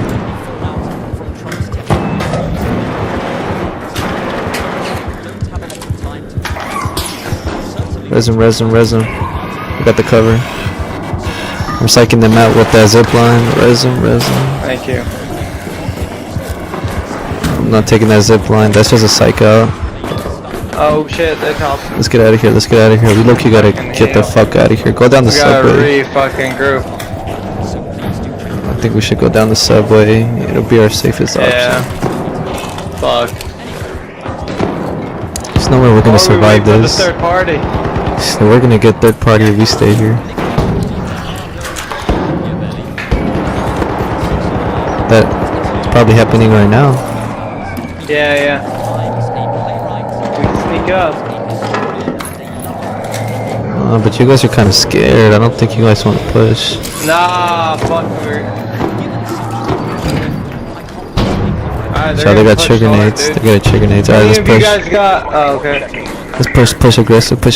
I'm right behind you. Yeah, he's over here. Watch out. He's right there. Right there. Cracked him. Nice. Fuck. I got popped out. Damn. Crawl over here. Oh, he defibed him. Crawl over here. We're fat. Crawl over here. Where the fuck are you going? Yeah, I'm crawling. I'm trying to get around this guy. He's coming on me. You get him. I'm watching. Nice. Yeah, let's get out of here, boys. I'm rotating. I'm out of here. Let's get out of here. Oh, they're getting pushed again. Zipline. Taking zipline. We could catch it on the edge right there. Edge right there. Come on, bro. Come on, come on, come on. Oh my god, don't take the zip line. Don't take the zip line. It's over, bro. Stop that thing. Open that thing, yeah. Nah, bro, it's over. You got teams everywhere. Wait, yeah, but you might be able to crawl down. There's like 7 teams here. I'll try to crawl down, but... Oh, I got popped. Oh, behind you? Behind you? Oh, behind you, up the stairs, back party on the stairs. Back party on the stairs. Ah, GG's, boys.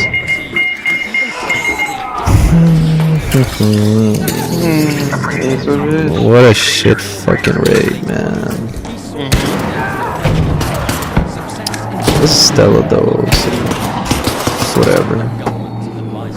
It was also here he formed his famous opinion that you should either crush your enemies completely, ensuring that they never rise to bother you again, or invite them into the fold and make them your friends, but never choose the middle path and let them remain during his time in government. He witnessed how brutal statesmanship can sometimes really pay off.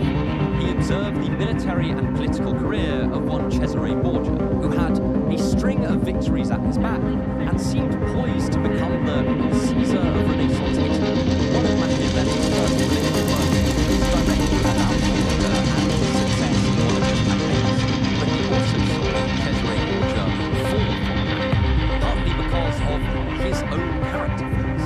Machiavelli's observations of Borgia are thought to have heavily influenced his infamous work, The Prince, which gave advice to absolute rulers on how they should run their states and maintain their power. It was also in his service to the Florentine Republic that he came to love and admire republican governance. This would remain a passion of Machiavelli's, and he served his republic faithfully and loyally. His deep respect for republicanism would inspire the Discourses of Livy, which is, in my opinion, his greatest book. This was an analysis of how republics rise, fall, and maintain their influence, as well as the many potential advantages they have over more authoritarian states. It drew upon the history of Rome, as well as many other nations, to demonstrate how republics truly could hold their own against the mighty kingdoms of Europe if only they were organized correctly and had skilled leaders at their help. This work would later go on to influence Enlightenment philosophers like Rousseau. Through this, it had a hand in the real-world rise of the European republics, and has arguably shaped how many governments in the West operate today, albeit in a pretty roundabout way. He was one of the first thinkers in early modern Europe to defend republics not just on some moral basis, but because they have the potential to work much more efficiently and effectively than autocratic states. However, this success was not to last. The old rulers of Florence, the Medici family, managed to seize control of the city again in 1512 to 1513, marking an end to the Republic and to Machiavelli's political career. He was captured, tortured, and exiled from the city. And it was in exile that he wrote his most famous works, including The Prince, The Discourses, and The Art of War, which was a detailed study into how to win wars or other armed conflicts. He openly bemoaned his fate, hating that he could no longer take part in his beloved Florence, and that it had fallen from a hopeful republic to a principality once more. Nonetheless, he also hoped to worm his way back into politics, and so wrote The Prince, addressed directly to the new Lorenzo de' Medici to ingratiate himself with this regime. However, it would be many years before he found any luck there. Eventually, in 1520 or thereabouts, he was commissioned to write a history of Florence by the Medicis, which he completed over the course of a few years. We see Machiavelli's practical nature here. On the one hand, he was no fan of Medici rule, but on the other, he needed to paint them in a somewhat favorable light if he were to ever find favor in his home state again. His advice was also occasionally sought out.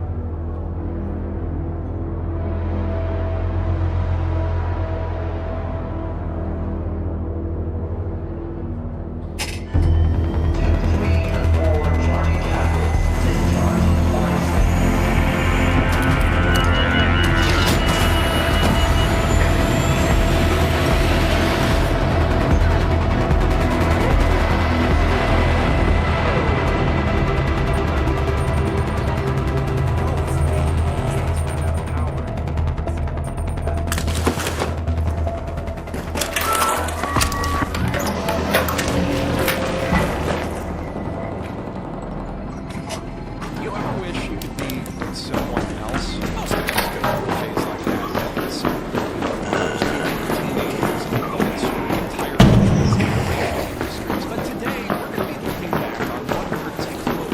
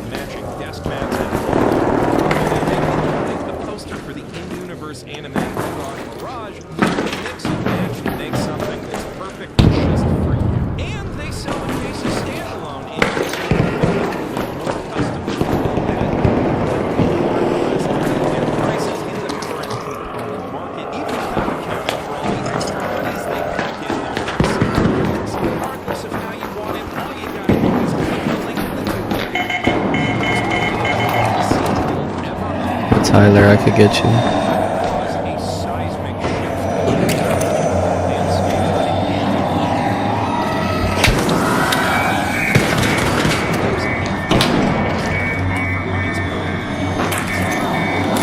Get out of here, get out of here. No, not over here. They're sniping, sniping. Come over here. Come. They haven't seen me, they haven't seen me. Oh, shit.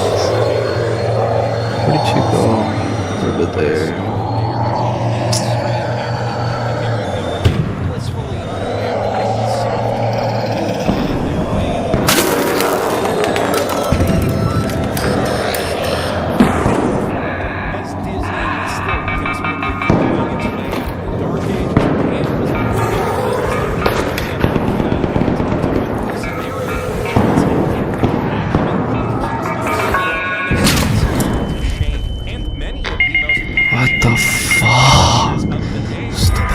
Developers make the fucking square work.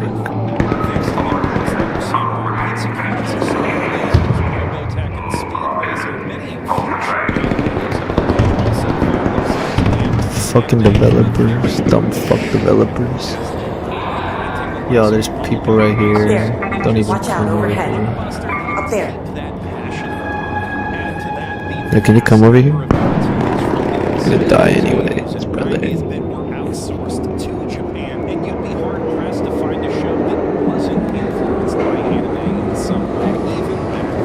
Yeah, just shoot, just shoot. Do me a favor and just shoot, and I'll press the button so you can make it here safely and live, because there's people up there. Just shoot right now so you can make noise. There you go, shoot. I'll tell you when to start running. Okay, start running now, start running now, start running now, start running now, start running now, start running now. Did you make it, did you make it, did you make it? Yes, let's go. GG, brother, good place. Big brain, bro, big brain.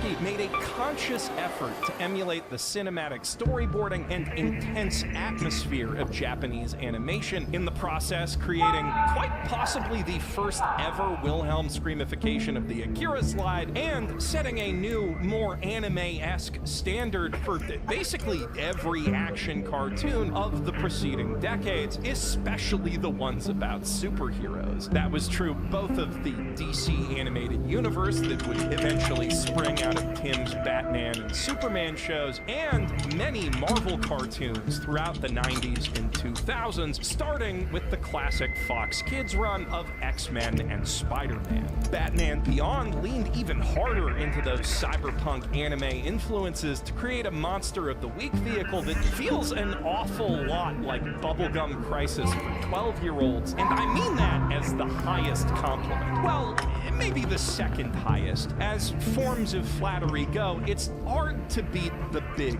O, an entire anime from former Batman subcontractor Sunrise, which was literally conceived as Batman the Animated Series if the Batmobile was super. It's fucking awesome, you should watch it. Of course, there were other anime-inspired 90s classics that emerged before or alongside Pokemon. 1993's Exo Squad sought to emulate the mature, serialized storytelling of Gundam and space battleship Yamato with its morally gray war story about a slave revolt gone too far. I won't have to say that sentence in this video. One of my personal faves growing up was 97's Mummies Alive, whose elaborate transformation sequences were clearly inspired by Super Sentai and Sailor Moon. And on that note, the Powerpuff Girls was designed from the outset as a medley of high-octane shonen battle action and cutesy magical girl aesthetics, though that wasn't actually the first time that Craig McCracken showed his love for anime on Cartoon Network.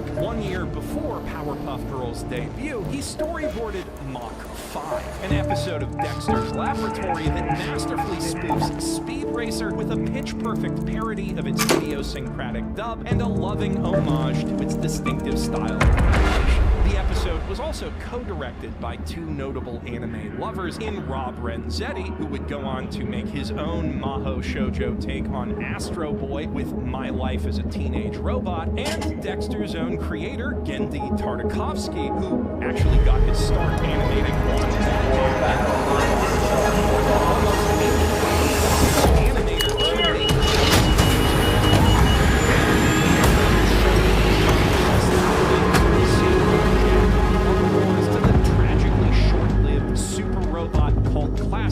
Symbionic Titan. And of course, we can't forget the world-class waifu engineering that gave us Mavis Dracula. But before we can get into any of those, we've got to take a quick detour with the Mach 5 into the world of anime parodies, as they'll better help us understand where America's head was at with all these weird Chinese cartoons taking over their world. Besides Mr. Sparkle, a riff on weird Japanese advertising from the Simpsons episode Marjorie Trust that came out earlier that same year, I believe that 97 Dexter's Lab episode is the very first example of an American cartoon riffing on Japanese tropes, but it would be far from the last. As Pokemania and the anime boom took hold of the nation's youth, American artists started lining up to offer their own commentary and criticism on the whole phenomenon, which often came off as a wee bit salty, if I'm being honest.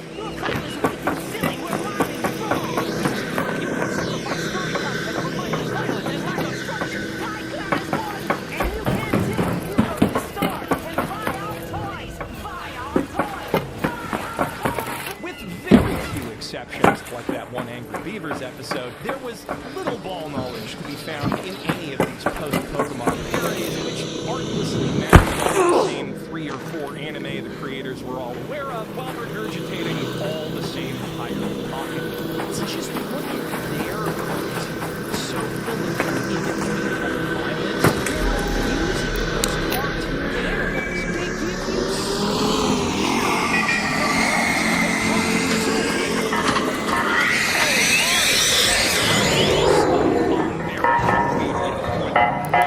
cartoon animals. They give you solid original gag or two. Sorry, Bob. But for the most part, if you've seen the South Park episode Shin Pokemon, you've already caught them all. That reboot made-for-TV movie even called its monsters Pantsu Hebi, or trouser snakes, which is literally the exact same joke as Shin Pokemon, just worse. As the years went on, though, more cartoons began to acknowledge that anime actually was kind of cool, and kids might have good reasons to like it, leading to more balanced and entertaining parodies overall. And even some of the less flattering ones were clearly being made by people who actually watched anime, perhaps even too much anime. Just 5 years after Shin Pokemon, even as their Comedy Central contemporaries had drawn together, busy subjecting the world to lingering every low-hanging fruit protagonist, South Park came back around with a chocolate love letter to like Ninja Scroll, Visible North Star, so clearly brimming with passion for its and trade. Raider Claire. Anime full of Japanese naturally. And in the years since, the show's anime references have always gotten more specific and accurate each cycle. Even back at the turn of the millennium, you could see hints that Stone and Parker were at least a little really. Nowadays, they really wear it on their sleeves, and it's kind of true across the board with cartoons for kids and adults alike. Across the 2010s and 20s, regular show doing whole TV specials based on Ava and Chico, or a couple of years before TLC, Bob's Burgers and Bob's Whimsical Animaniacs fending off Chicano circuses, and shows like Gumball and even The Simpsons attracted real Japanese studios anime spoofs justice. And of course, we can't forget all the brilliant independent animators making fun of and paying tribute to all the anime that have inspired them. And yet somehow, out of all of them, not a single one manages to be conceptually funnier than that time Warner Brothers unironically turned the Looney Tunes into... Hey buddy, I'm a free kid. It's funny to see you. You're so funny. Hey buddy, I'm a free kid. The execs then the lunatics unleashed. A gritty post-apocalyptic sequel to very Maybe you should hit your shots next time when you don't have to rely on grenades, buddy. Daffy Duck and so on. Superpowers to I'm a free kid. You can't even hit your shots. That's crazy.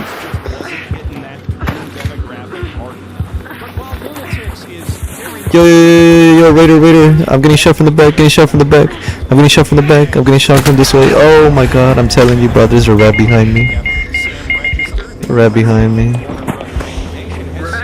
Yep, there goes a rat. Literally a rat. Yo, don't trust that guy.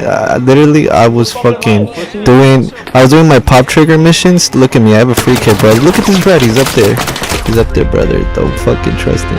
Fucking pussy. Hey bro, those are the same people that say to obey, to just follow orders. Being painfully cringy for a young me in search of real anime back in the day. But looking back, most of the cartoons to come out of this movement were pretty good and great, and they got there almost immediately.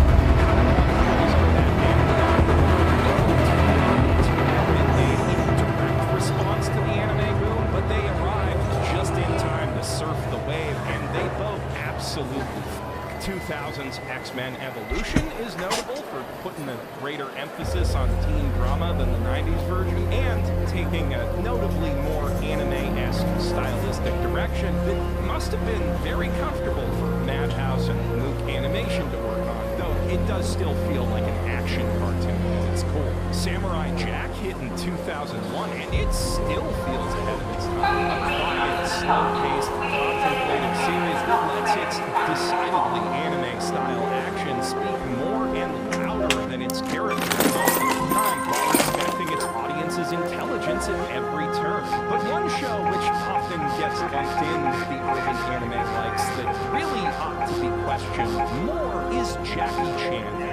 series. While its martial arts action, chi-based magic system, and MacGuffin hunting plot structure do bear some very obvious similarities to Dragon Ball, that's mainly because it taps into the same sources as Toriyama did of wuxia and kung fu cinema. Personally, I think it more belongs in a separate lineage of kung fu cartoons with Shaolin Showdown, Jake Long, and Juniper Lee, but maybe that's a distinction without difference, I don't know. 2003 is when anime lives really started taking off, and they started with a bang. Fresh off of working on Batman Beyond, producer and character designer Glenn Murakami was given free rein to put his own stamp on a DC Comics property, separate from the Timiverse that was then developing. And the result was a show whose cancellation we still gripe about 2 decades later.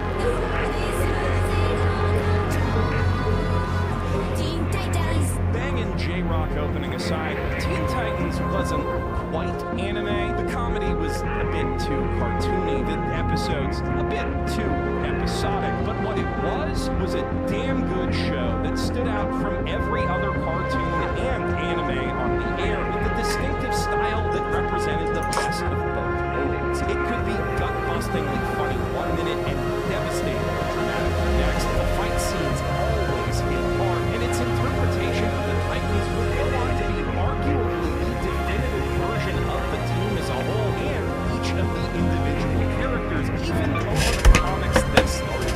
This is the show that made Robin the Boy Wonder genuinely, unambiguously cool. Something Teen Titans Go has been trying to undo ever since. And it's also almost certainly the show that convinced Warner Bros. They could get away with lunatics, so I can't even say he doesn't deserve that on some level. Though, of course, it wasn't just WB who thought their IP could benefit from an anime-style refresh. Some legacy series were a little more subtle about it, hewing closer to the DCAU in style, while others just said, f it, let's hire Gonzo. And then you have the Transformers, which basically let the Japanese side run the entire brand for half a decade before Teen Titansifying the next fully American iteration. And while individually a lot of these shows were decent or even good, their collective existence is, I think, what really put the stink of corporate desperation on this whole wave of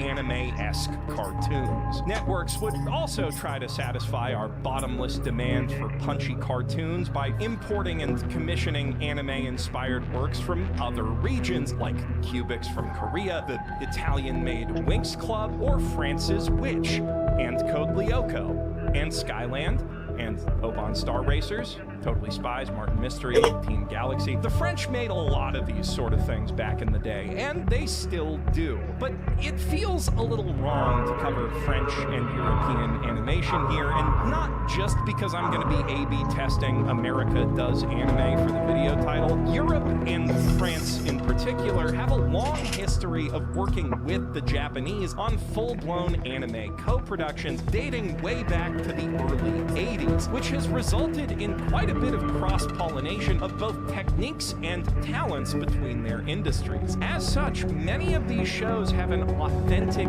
anime feel about them that their American contemporaries would struggle to match for years, even decades to come. I mean, Oban Star Racers straight up has an MAL page, so I mostly just think of these shows as anime. That is what the French already call it, after all. That's where Japan got the word. At the same time, though, nothing from that era quite embodies the greasy, hello, fellow kidsiness of fake mid-2000s anime, in my mind at least, quite so thoroughly as the Marathon Media trilogy. With their way too wacky animation and decidedly Western episodic approach to storytelling, they all sit right at the bottom of the uncanime valley. And yet, I do owe at least half of my fetishes to Totally Spies, so maybe it is a real anime after all. It's hard to say. Perhaps the problem lies with them being Canadian co-productions. We did have our hand in quite a few of these sorts of things in the mid-2000s too. Some pretty good, some My Life Me. Besides, I'm not pom-pom girl material. I'm going back to skateboarding, where I belong. I don't want to talk about that one though, so let's get back to America in the early early aughts. 2004 saw the release of Megas XLR, an actual deconstruction of mecha anime tropes about a schlubby burnout from New Jersey who installs his hot rod as the head of a giant future robot that he finds buried in a junkyard and uses it plus his gaming skills to protect the Jersey Shore from time-traveling aliens and other space goons, but not himself, who accidentally blows up at least half the city like every other episode. It's fantastic. One of the best things Cartoon Network ever canceled, and the first dedicated anime parody show that really made me think, damn, these guys get it. Seriously, if there is one thing that you take away from this video, it should be watch Megas XLR. 2004 also gave us Super Robot Monkey Team Hyperforce Go, which I didn't actually watch because none of our Canadian channels got it, and Hi Hi Puffy Amiyumi, a cutesy comedy about the real-life J-rock band behind that bangin' Teen Titans OP, who tragically had to change their original name, Puffy, for fear of legal trouble with America's third most famous pedophile, which makes a great segue into 2005 and one of the first American anime that really got it. Well, technically that episode of the Boondocks is about R. Kelly, but it still very much applies. In writing terms, the Adult Swim adaptation of Aaron Magruder's transgressively progressive manga-style newspaper comic is very much in line with other adult cartoons of the era, maybe a touch more slice-of-lifey, but in terms of how it looks, how it moves, how it feels, the rhythm of its editing, and especially its action scenes, it is anime through and through. Magruder and his co-director LaShawn Thomas were some of the earliest members of the anime generation to break into the business, going from mainlining Cowboy Bebop on Adult Swim to airing alongside Samurai Champloo just a couple years later, and their excitement about that whole situation bleeds through in every episode. Literally everyone. You can tell they were watching Champloo while they storyboarded the OP. Now, as an adult-oriented sitcom with deep America-centric political undertones, I expect a lot of folks will probably argue that this one especially shouldn't count as anime, but that never stopped King of the Hill, and it doesn't even look like anime. That wasn't the only anime-style hit that CN had on their hands that year either, as just a few weeks after the Boondocks, Ben 10 would make its debut on their end-of-year sneak peek week, going on to be one of the most enduring franchises in their entire catalog, with 22 seasons and nearly 300 episodes spanning multiple sequels and reboots. Of those, the most anime of the bunch is probably Alien Force, which follows Ben as a teenager dealing with teenager stuff, plus morphing into aliens to fight other aliens, at least according to my friends who actually watched Ben 10. Personally, I never got that into it. The original series was more of a cartoon anime hybrid like Teen Titans, and, you know, I already had Teen Titans, so I didn't feel too compelled to keep up with that, especially considering the other thing 2005 had to offer.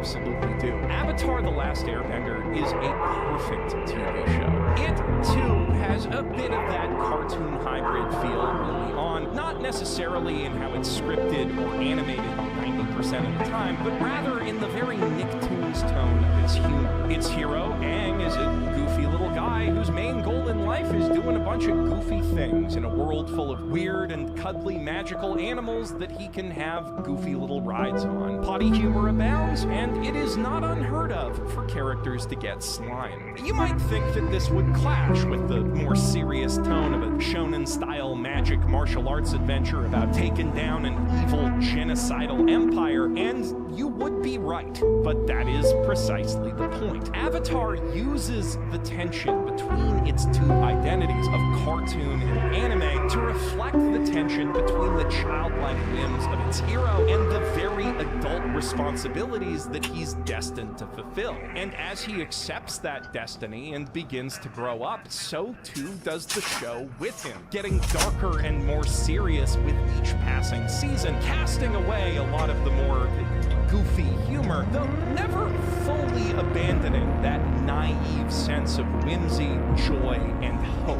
It's a work that could have only emerged out of this very specific moment in the evolution of American animation, and that only works as well as it does because its nature is so in line with what it has to say. And while it has stayed incredibly relevant to this day, in fact, I'll be dropping a whole video about its latest attempt to stay relevant on the 30th, there was something really special about living through that moment. It honestly felt like Western animation was on the cusp of finally catching up to anime, finally telling stories that would matter to me again on a much grander scale. Sadly, history is not simply a forward march of progress, and 1 year after Avatar debuted, Nickelodeon proved they'd learned absolutely nothing from it with Kappa Mikey, the tale of a failed American actor who becomes the star of Japan's most popular tokusatsu series by winning a scratch-off contest, with the main gimmick being that he looks like he stepped out of a typical mid-2000s Flash cartoon, while all of the Japanese characters look like they stepped out of a typical mid-2000s Flash hentai quiz. As a child, this was the show that made me write off almost everything like it except Avatar and Teen Titans as cringy and out of touch. But looking back on it now as an adult, I think I actually hated more the sound designer's use of whip cracks could give Johnny Test a run for his money. Maybe 1 in 30 jokes is actually funny, and while the background artists and animators clearly know at least a little anime and Japanese culture ball, none of them bothered to pass it on to the writer's room, who, let me put it this way, the show's title is a pun on Kappamaki Sushi, meant to echo Mikey's status and...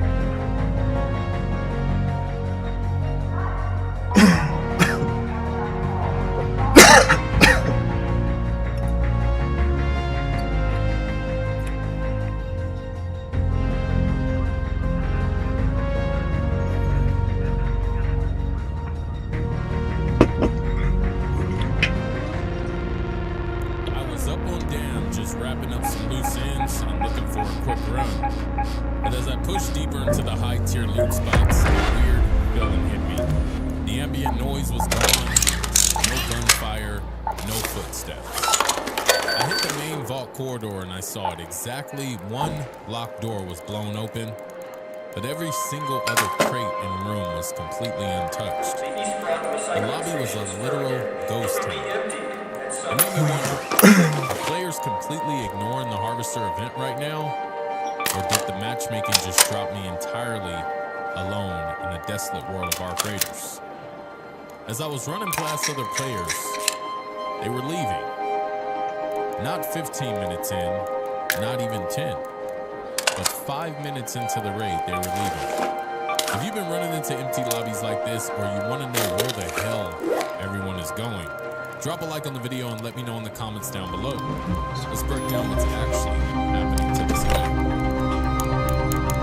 So what's happening? Alright, guys, welcome back to Arc Raiders. So guys, we are going to actually go to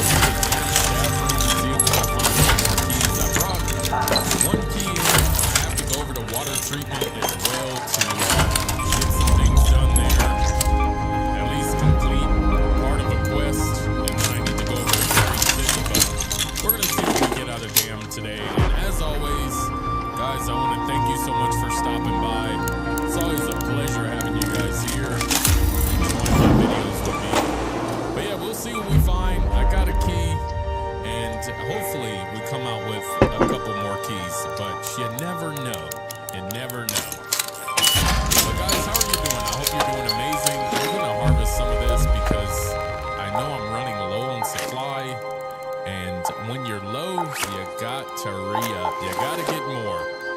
So I am going to make sure I have enough. All right, there we go. But I am truthfully on a hunt for keys right now. I'm going to stop here at water treatment just to get that part of the quest complete. I see there's some packet bursts going on in my lobby right now. The icon is showing up for packet bursts. You know, we might as well get this barren husk since we're already here. What I noticed, you guys, is a lot of times, a lot of raiders, they don't actually do the damn staff room. So, what do we do?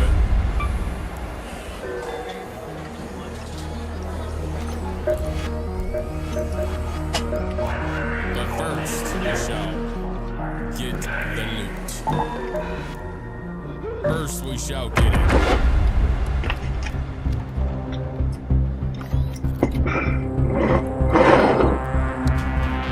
feel like I hear a radar ouch near me. I definitely do. 100% I hear a radar ouch.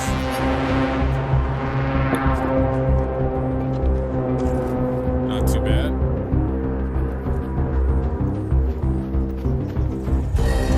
Why am I running like that? Like running light shields. But no freaking wolfpack. Guys, it's quite funny. My last video, my last raid, I was on Buried City and I opened one of the boom tubes, noob tube, and I said I need a wolf pack, and it spawned a wolf pack for me, so I was quite happy. You know, that's not too bad.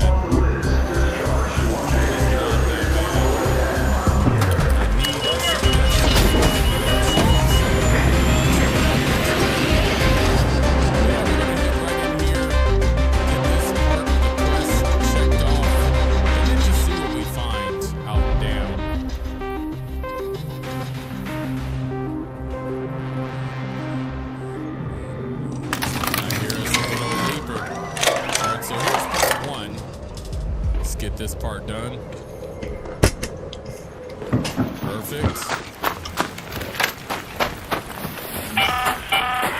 Attention all raiders. We've got confirmed reports of a harvester nearby. That means a queen should be present as well, so be on your guard and only engage if you're prepared for the fight.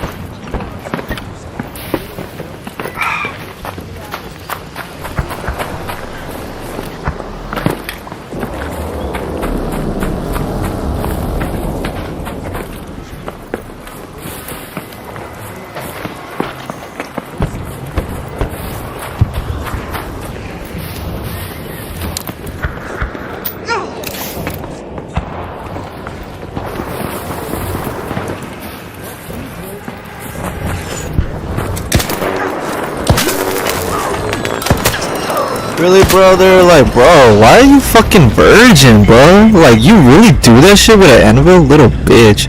Fucking pussy. Fucking, oh my god, bro. Fucking. Column labeled occupancy. I've spent about 14 years around this stuff, and I still think most people, most finance people, have the wrong idea.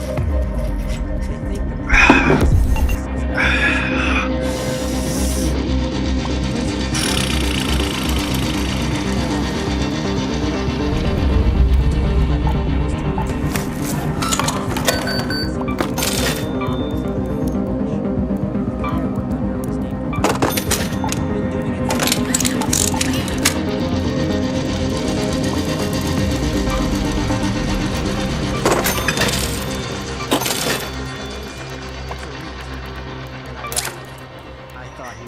Really, bro. Investment trust.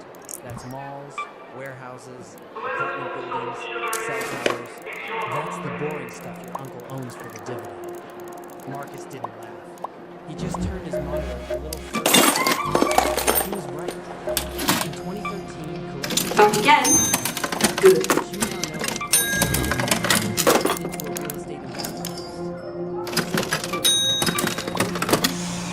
Don't be shy now.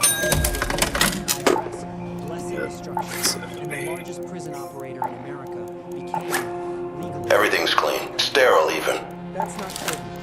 A REIT doesn't pay federal corporate income tax on income it distributes, but you have to hand at least 90% of income back to shareholders as dividends. So the pitch changes The completely. fucking stupid piece of shit art rails. You're a yield. And income stream with fences around it. The buildings are a business.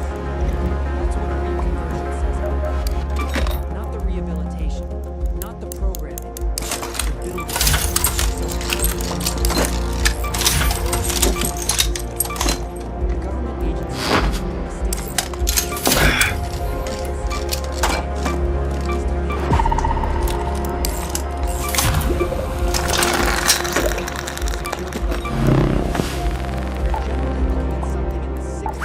$120 range per person per day, with some specialized facilities run well above that. Multiply it out. 1,000 beds at $90 a day is $90,000 of revenue in 24 hours. $32 million from one building. If that sounds familiar, it should. It's a hotel. Same math, same vocabulary. Occupancy, rate, revenue per available room. Except the guest doesn't book, doesn't choose, doesn't leave, doesn't pay. The invoice goes to a government that already agreed to the rate. Imagine pitching that to a hotel developer. The rooms fill themselves, and the state wires you the money. Marriott would take that and run it. But revenue is the easy. Can I help you? Best gear in Esperanza and beyond. Roughly 60% of operating expense is labor. Officers, medical staff, kitchen, administration.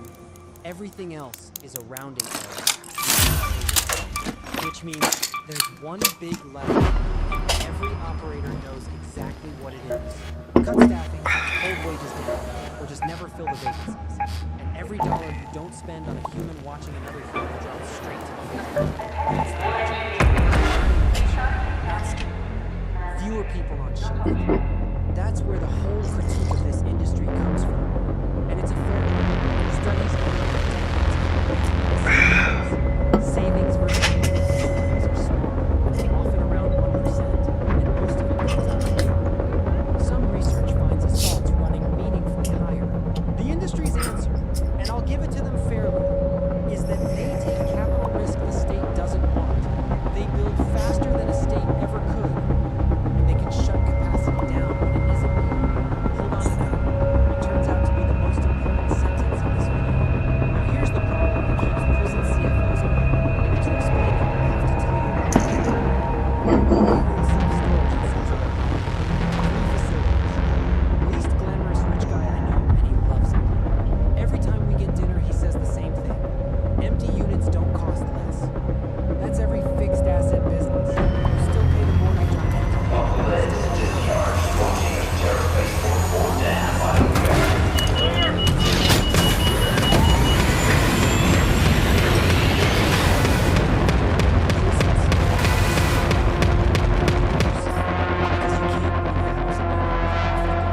Just because it's half full.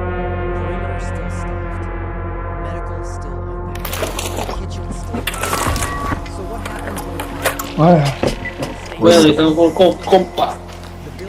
What's the ¿Qué plan? le parece, Samo? What's the plan? No sabemos cuál es el plan, brother. Oh. English? I don't know, bro. English? Español. A little. Okay, you Spanish? Yeah. What about you? What are you? English? A little. English, a little. Okay, so what do we want to do? Harvester? Side? Vamos a ver, let me see. No, you guys are free kit? Keto, free kit? No, I don't know. Esto es lo que yo sé hacer, brother. No. ¿Y la moneda? ¿Y la moneda? Money, bro, money. $1 piece. Vamos a ver. Okay, so let's go kill people. We go kill people. We go kill people, friend. Amigo. Amigo. Amigo, bro. Let's go kill people. Pew pew, pew pew. Yeah. Oh, over there. Pew pew, pew pew. Amigo. Pew pew, pew pew. Está bien, bro. Son tu gusto.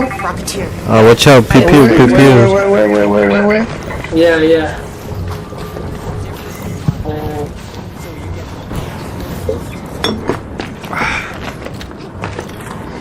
Watch out right here. No. In the rocks.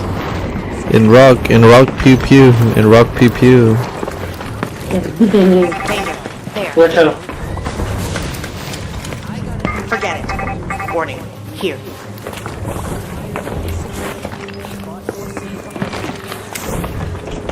There by that building. Oh, okay. Let's go over here.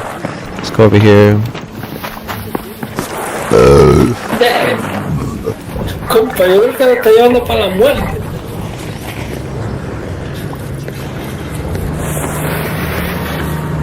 Wey, lo vio un dron. Hide. Ay. Oh my goodness. Oh my. Hi. Oh my god. ¿De dónde eres? Bro, Venezuela. ¿De dónde eres? Venezuela. Más pendejos lo que producen de allá. No. Y a ustedes les gusta meterse por las narices, porque...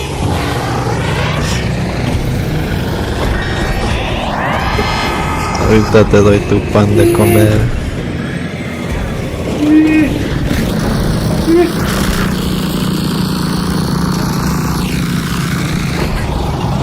Nadie, eso no falla. Si falla.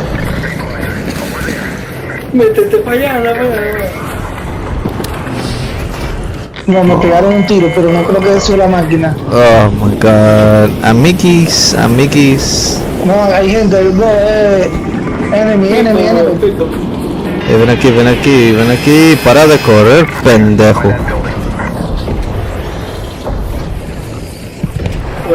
Ahorita lo vamos a matar, ahorita.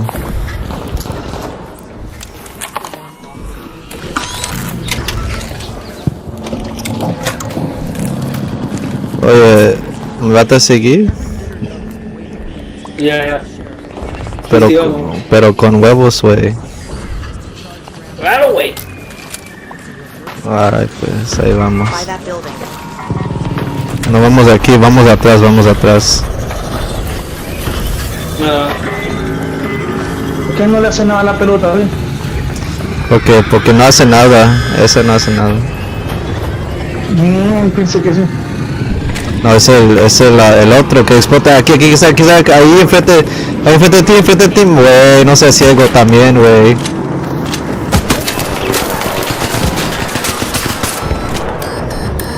No mames, güey.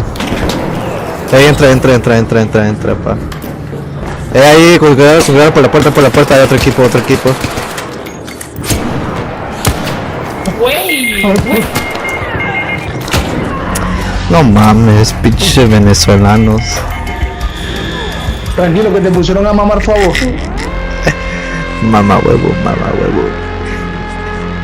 ¿A vos? ¿Cómo te gusta, no jodas, que lo estás invocando? Mira aquí vos, mamá huevo. Tanta cosa bonita de Venezuela y aprendí a mamar huevo. Te doy tu pinche empanada, güey, para que aprendas. Con tal de pinche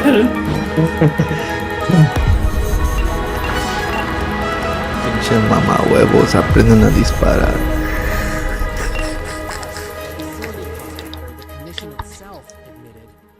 Look like site commissions coming back under a new name.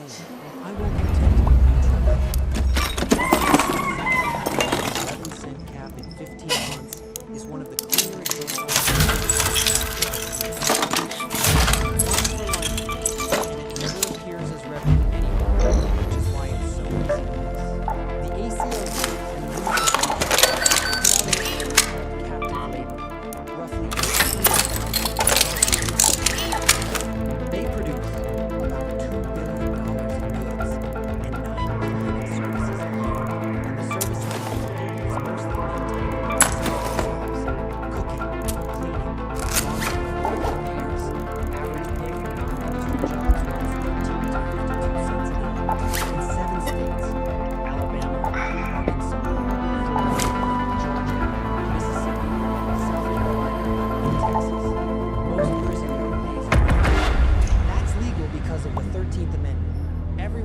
remembers the first half.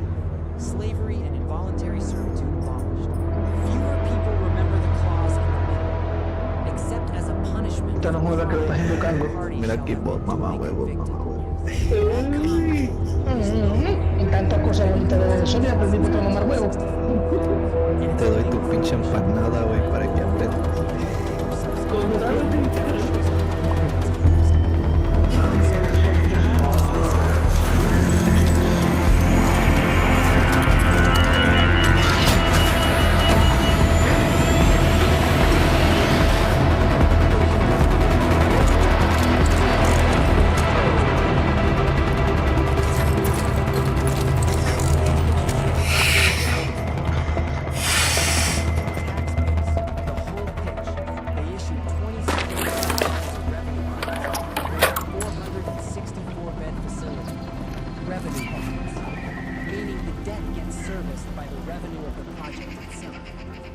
Prisoners, no revenue, no payments. They finished it in 2007. Nobody came. Montana's own corrections department didn't want it. Neighboring counties passed. A plan to house sex offenders fell through. The bonds went into technical default in May 2008. About 8 months. The building sat empty for roughly 7 years. Local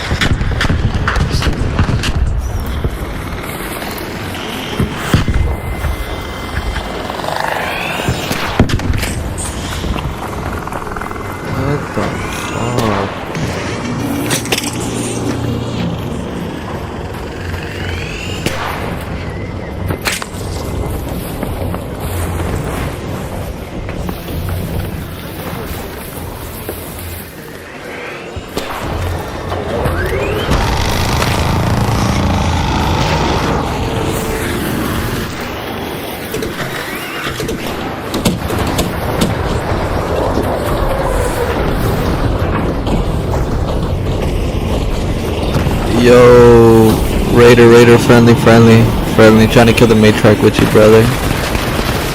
Yo, come on, let's kill this Matriarch, brother. The friendly Raider. Yes, sir, friendly. Oh my god, how did the shockwave kill? What the fuck? That's stupid, bro. I didn't even know the shockwave could fucking take your shield off.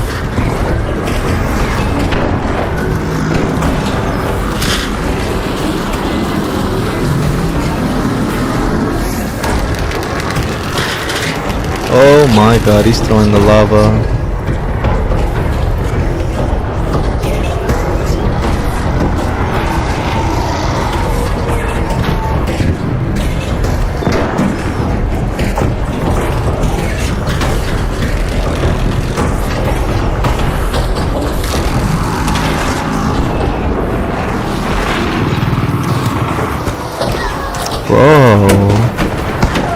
Bro, what is this? Bro, really, bro? I didn't even search it, bro. Like, why did you rat me? Yo, that guy fucking threw a grenade. That guy right there threw a grenade. The one inside. Yo, equalizer. That guy threw a grenade. This guy right here.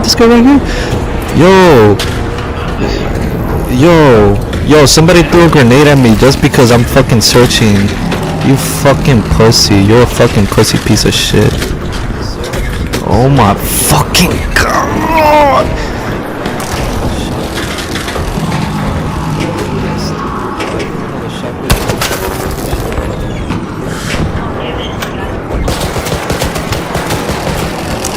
Rat, this guy's a rat, that guy's a rat.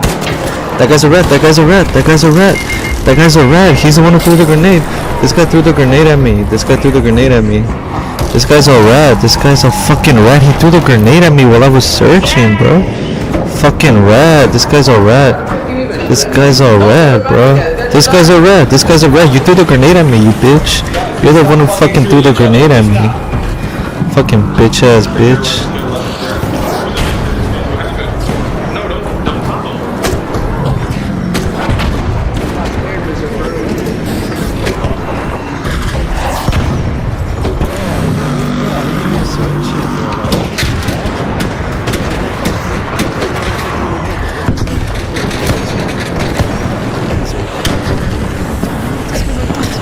I'm gonna make sure in the next game I come with a Beretta. You motherfuckers riding like this great motherfucking bitch. Yeah, next game I'm coming in with a Beretta to spray a fucking rat down like you, bitch.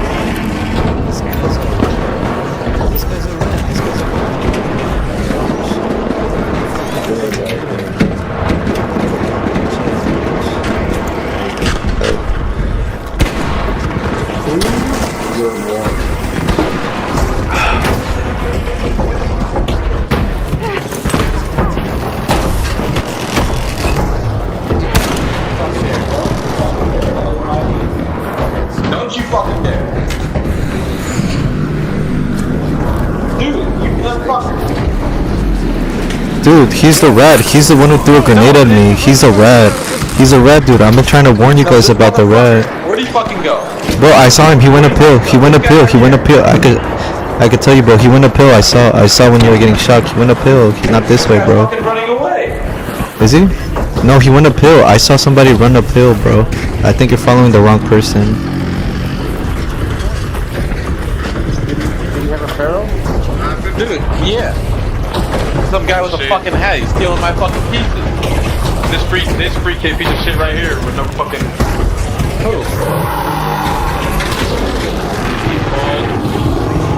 Ain't doing nothing.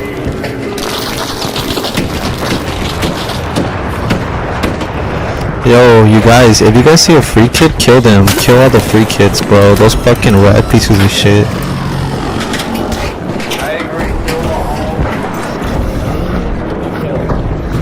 Yeah, kill the free kids, bro. If we see a free kid, kill them. Kill them.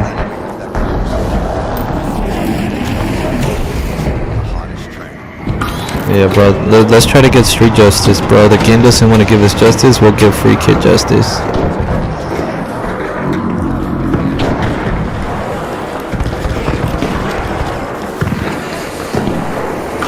The fuck do you want, buddy? What, you want smoke? The fuck you following me for? The fuck you following me for? You already killed me, you rat. Get the fuck on your business, bitch. We should just kill all the free kids. Honestly, bro, I agree with you. Let's kill the free kids.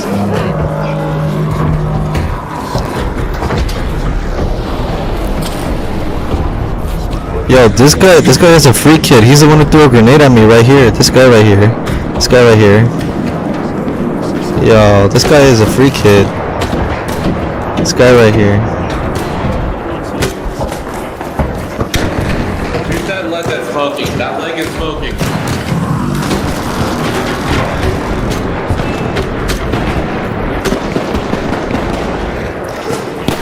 Yo, can we kill the free kids? They're the ones just standing. Look at the people in the back. The people in the back are the free kids. The people in the back are free kids. Just pay attention. Pay attention to who isn't shooting. Pay attention to who isn't shooting. They're free kids. Yo, look at that guy's a free kid over there. What did you say, little bro? No one's talking to you. I said pay attention. No one's talking to you. I never said that was you. Wait, look at that guy. Look at that guy over there. Turn around. Look at that guy in the car. That guy's a free kid. Kill him. He's a free kid. Free kid. What do you mean that guy?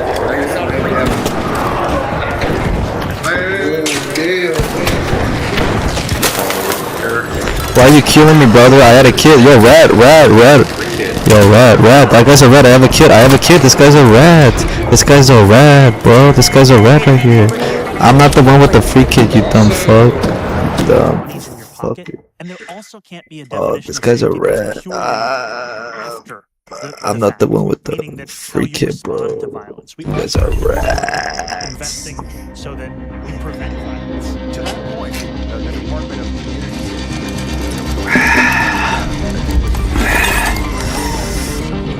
Oh yeah. Not necessarily. Oh yeah, bro. How has that come? I know the money for it didn't exist.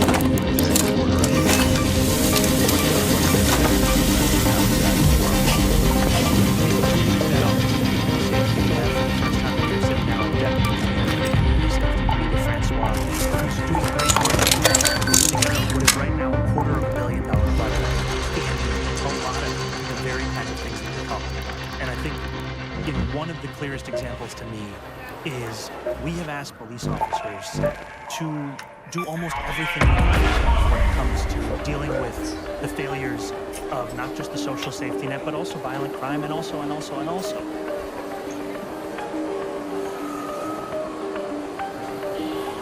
Do you ever remember coming home from school and putting on the television and catching an episode of The Simpsons?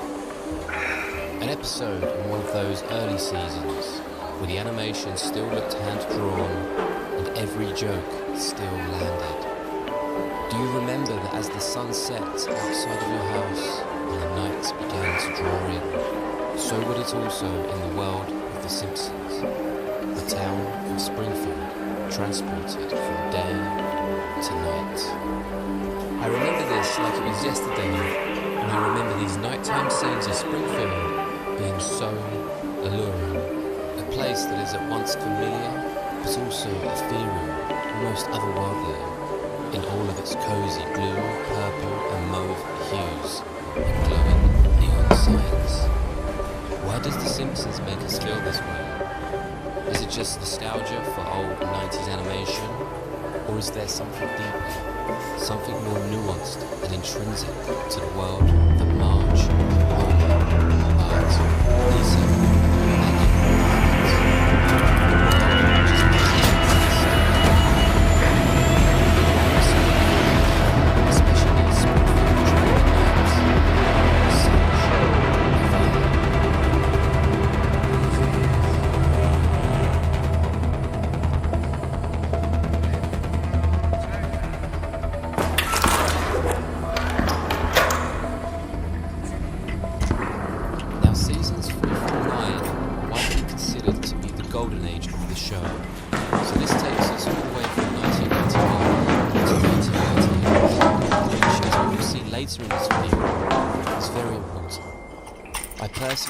fond memories of these years, coming home from school, turning on the television, and catching The Simpsons at 6 p.m.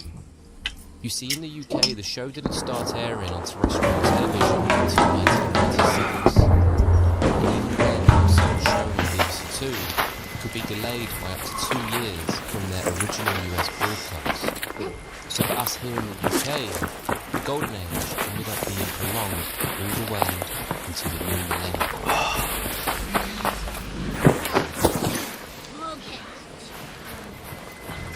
We're through the looking glass here. Watching these episodes, I always found myself drawn to the layout and geographical connectivity of Springfield, the large, stateless US town in which The Simpsons live. Its colourful blend of urban and rural intensely resonated. Whilst the show has a floating timeline, where, for example, Marge and Homer's youth seems to have stretched all the way throughout the 60s, 70s, 80s, and 90s, Springfield also seems to have the most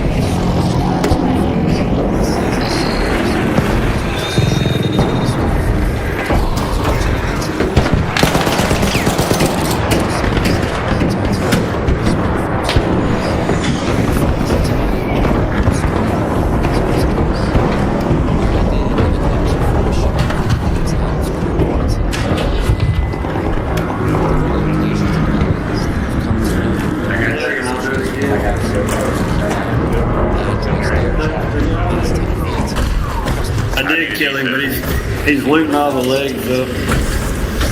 I need to see Which guy? This guy killed me. I got a Jupiter on my back. He keeps looting my legs. Kill me. He didn't. Look what he's got on him. I hope he dies. I bet he's got 3 or 4 cords in him.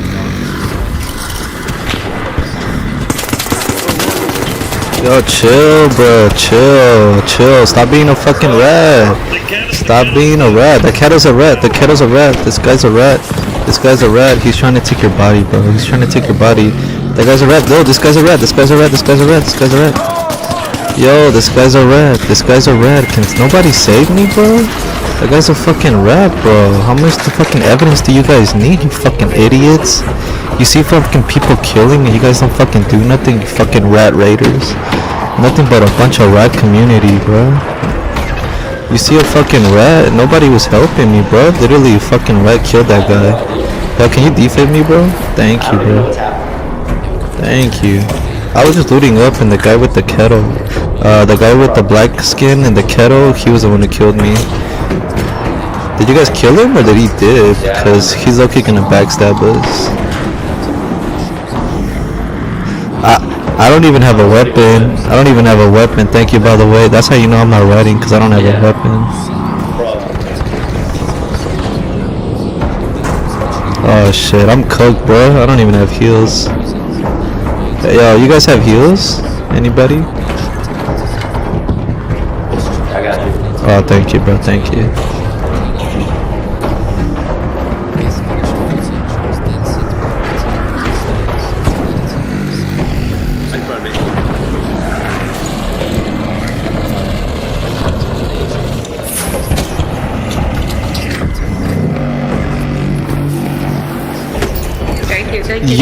Yo, what happened? Yes, did he have a kettle? Does he? What gun? What's the gun? There's a rat with the tempest in the back. The cat on the back? Yo, grenade. Yo, get the kettle, I'm telling you. Shoot him. He threw the grenade. He's a red. Shoot him. He shot at me. The orange guy shot at me. No. Is this one? Oh no, it's him. It's that guy, because he shot at me, remember? It's him. I'm a freaking. Oh, yeah, this one. He shot at me. Yeah, he shot at him. Because you saved me, remember? Oh, yeah, I said this. This is insane. I mean, there was a guy with a tempest, so... I'm the tempest there, Mom. I would have used the bomb to kill them, so... I heard that, y'all. But my tempest sounds better. Maybe it's not his body. They're mine.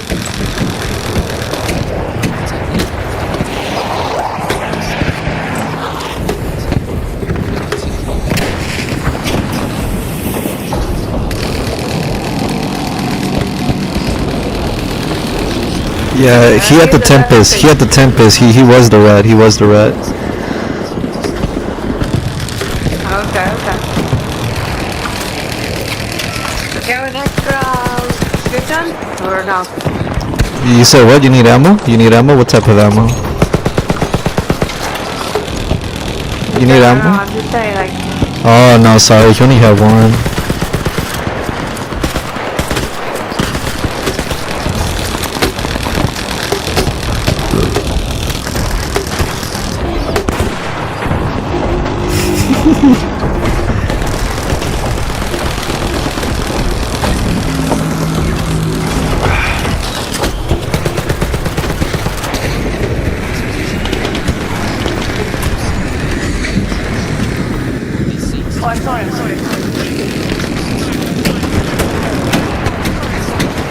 Yo, are people shooting at me? Am I getting shot at? What's going on?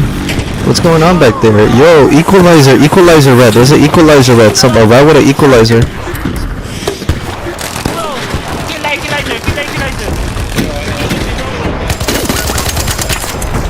No, he shoot me.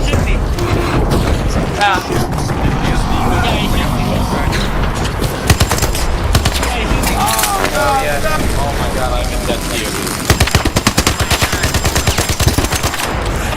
Are you?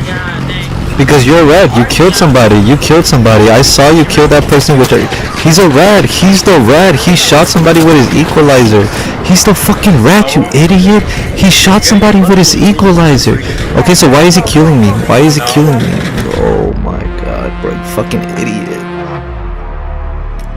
Oh my god, bro. This is why you don't trust people, bro. Fucking...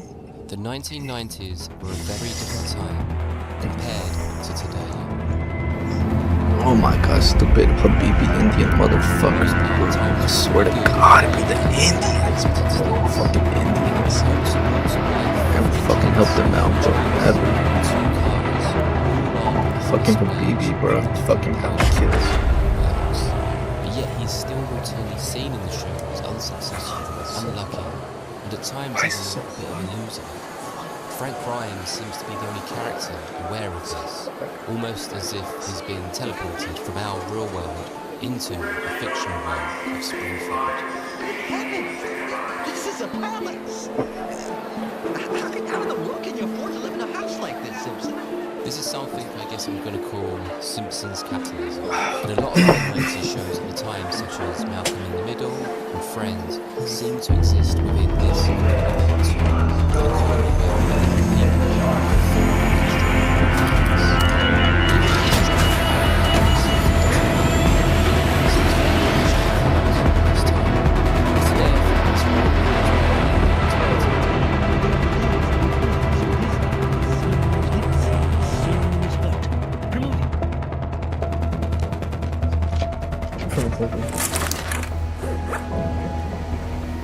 you see, the 90s had this sense of momentum.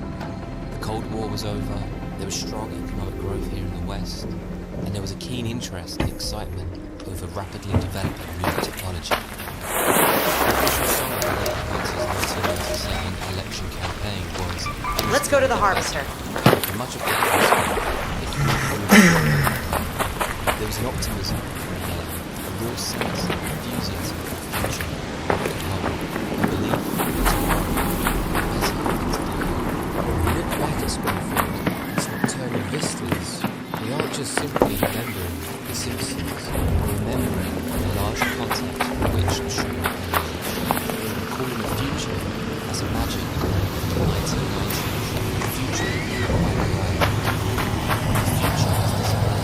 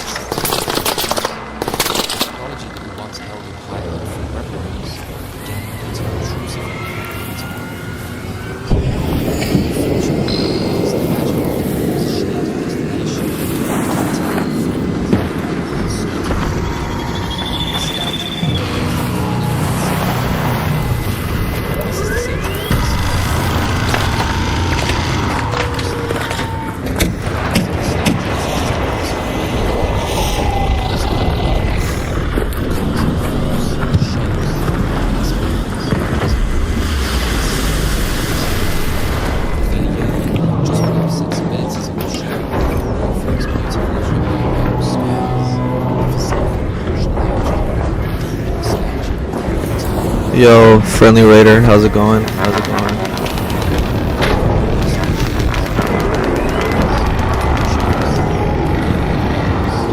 I hate people with equalizers. They're like the worst people to encounter in this game, honestly. Fucking virgins.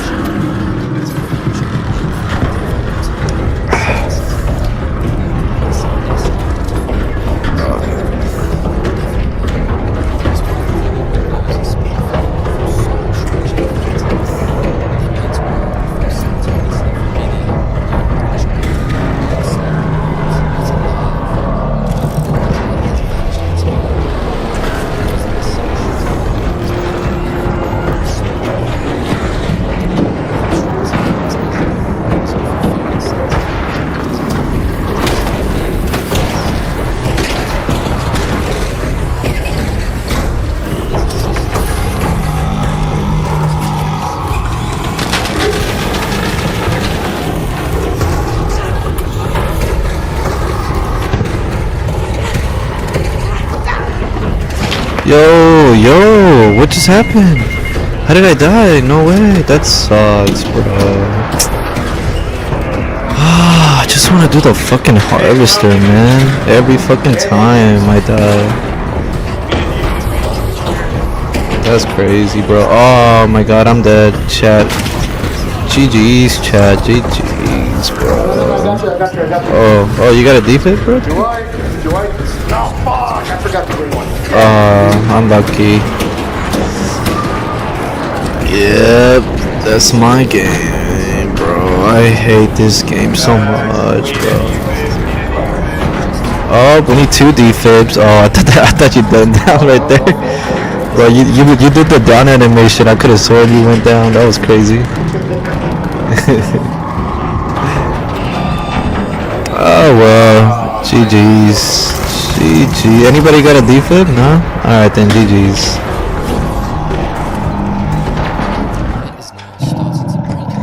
Shit, bro. Darkness is peeling back as long shadows begin to stretch across the asphalt. The sun rises over Springfield as a new day is born. Large breakfast, Bart and Lisa get ready for school, and Homer begins making his way to the local bank.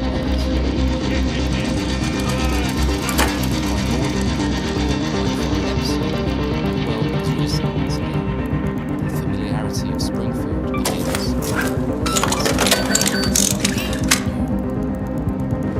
These nights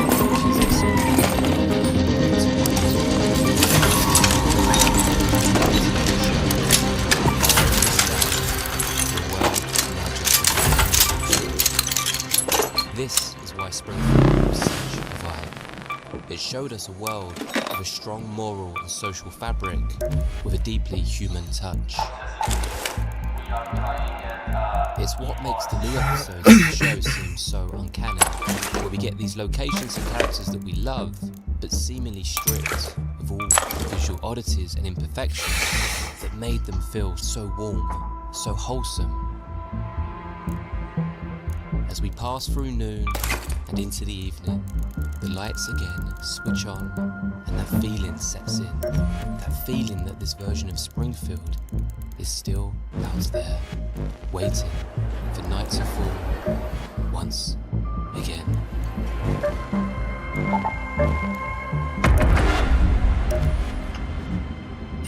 Let's go. If you enjoyed this video and love Springfield as much as I do, then feel free to subscribe to the channel. Do you ever remember coming home from school, putting on the television, or catching an episode?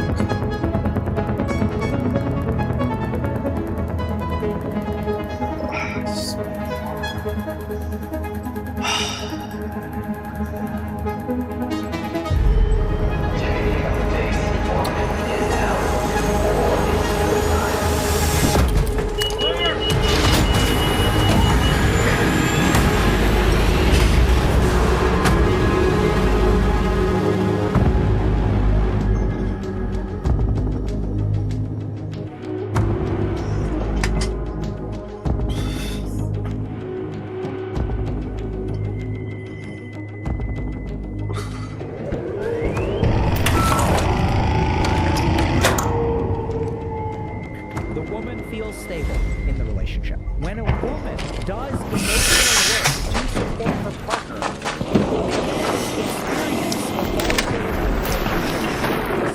so I started sharing my thoughts and feelings with my girl, the relationship improved, and now I'm here.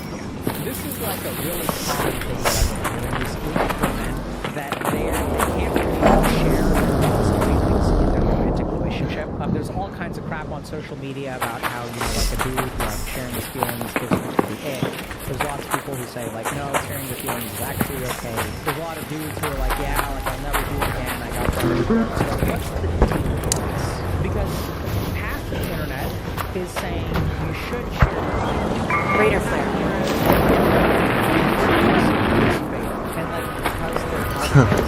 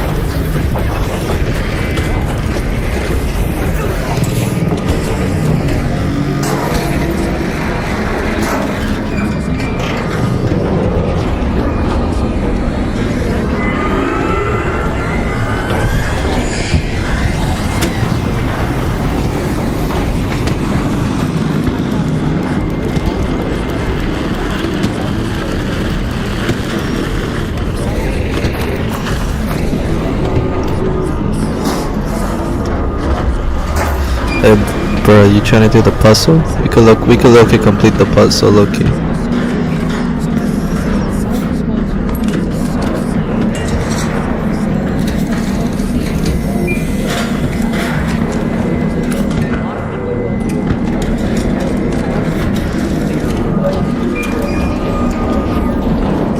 Yeah, I think he needs to put more of the pieces. We still need to search them all. Yeah, it is. This is right.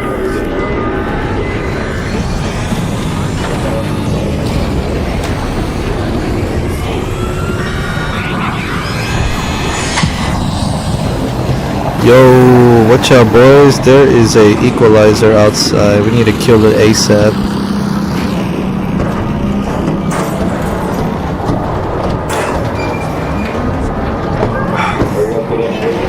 Yeah, low key. Watch out. Yeah, let's try to finish this so we don't get killed. Low key.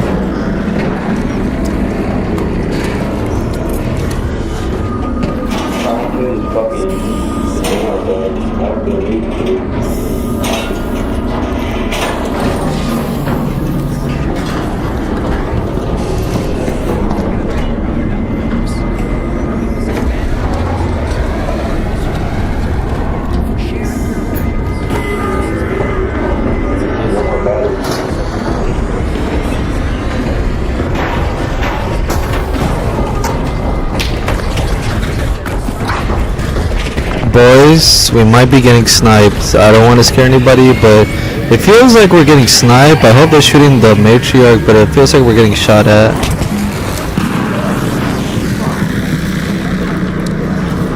Never mind. I feel like they're killing the matriarch because I just saw a leg get broken. But you look, you never know. Keep your guard up, boys.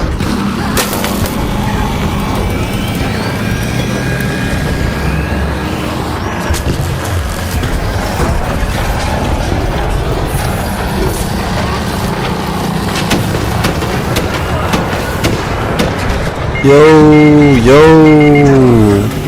Does anybody have a defib? Anybody got a defib? Brothers? Any brother got a defib?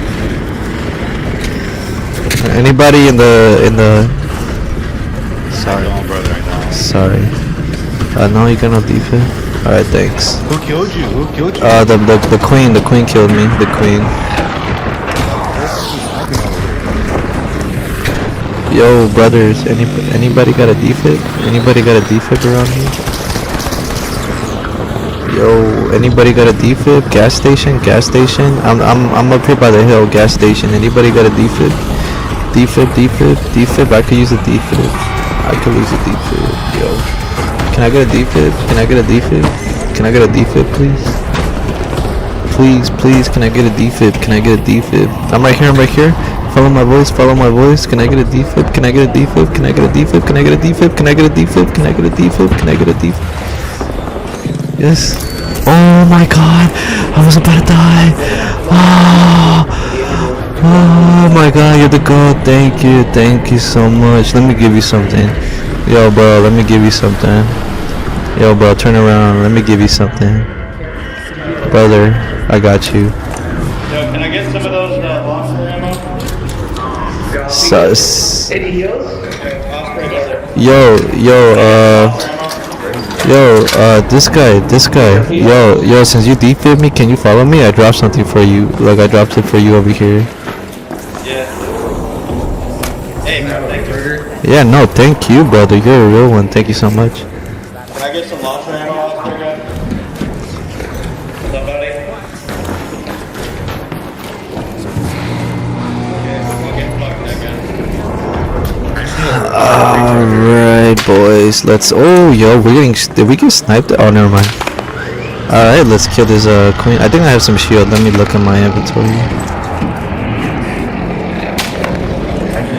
Never mind, sorry, I don't have any shield.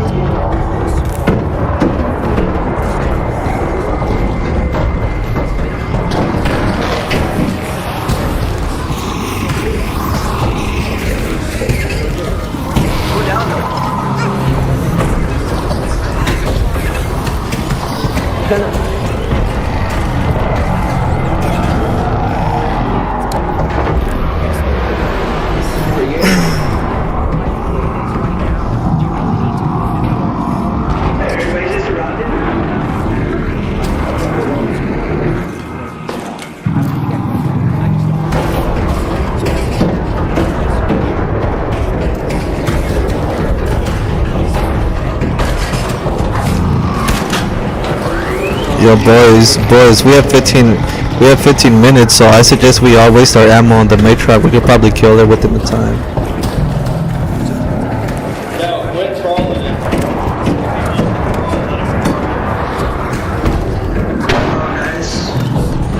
Yo, does somebody have a defib for homeboy? We could look use a defib for the homie. Nobody had a defib. Yeah, use all my. Whoa, what's this guy over here?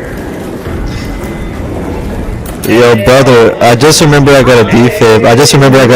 My bad. That was my bad. I just remembered I got a defib. My bad, bro. I low-key forgot I got it. You forgot? How do you forget? Oh, you're the gold, brother. You're the gold. Thank you so much.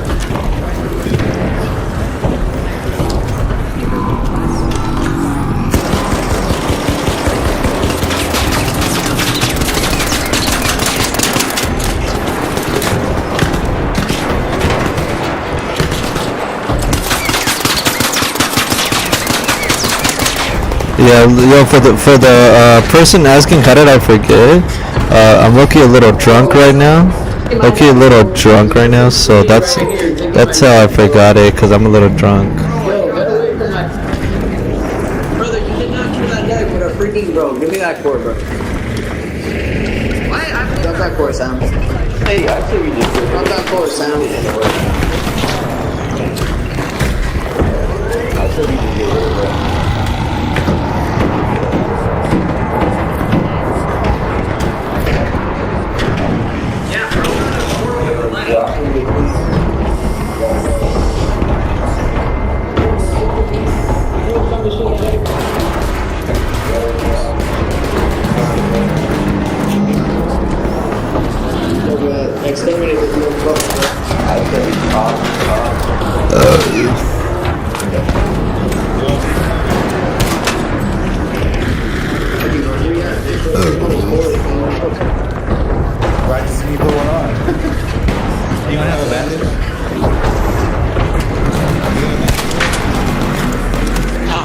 Yo, reds, they're shooting each other. Yo, he's shooting him.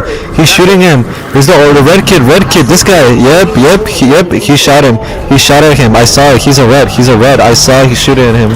He's a red. No, he's a red. He shot at him.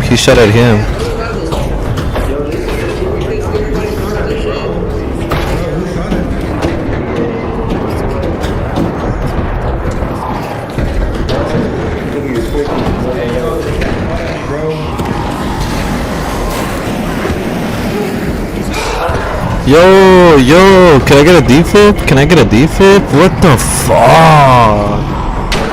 Oh, that sucks, man. That sucks, bro. That fucking sucks. Yeah, this guy in black right here, he's a rat, bro. He shot at me, bro.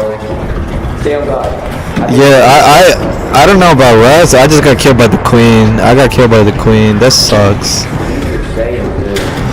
Oh, bro, I literally defib like 2 people. I'm about to check the bodies of the 2 people that just got knocked. I defib like 2 people and nobody can defib me. That's why bro, can you look at me, bro? I just need some attention.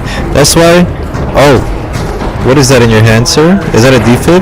Sir, please use that defib. Alright, whatever. It is what it is. But yeah, bro, my only message is, in the future, bro, don't defib people, bro, because it doesn't help to help people. I literally wasted 3 defibs. I wasted 3 defibs, bro, and nobody can waste a defib on me. I wasted 3 defibs and nobody wants to waste a defib on me. That's crazy. I have a bad list, my brother. I don't have a defib, but I have a greater hatchet. You can put on. Oh man, I'm like about to die. I'm about to die, so I need everybody, so it wouldn't even work. That sucks, bro. You're a fucking cheap ass rat. You can't even afford a defib, you fucking rat. Fucking rat. You're a cheap ass rat, bro. You can't even afford a defib. Now I feel alone. This is why it's so damaging to try to understand relationships from social media. Because I'm going to ask y'all a question, and hopefully that will show y'all why this is Should have just left. and it's a wonderful place to understand how people's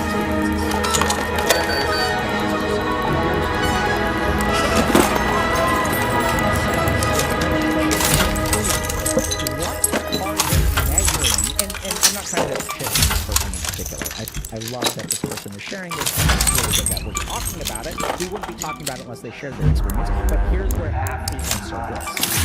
When they say the relationship improves, how are they measuring? Like, what is the indicator? What is your pre-test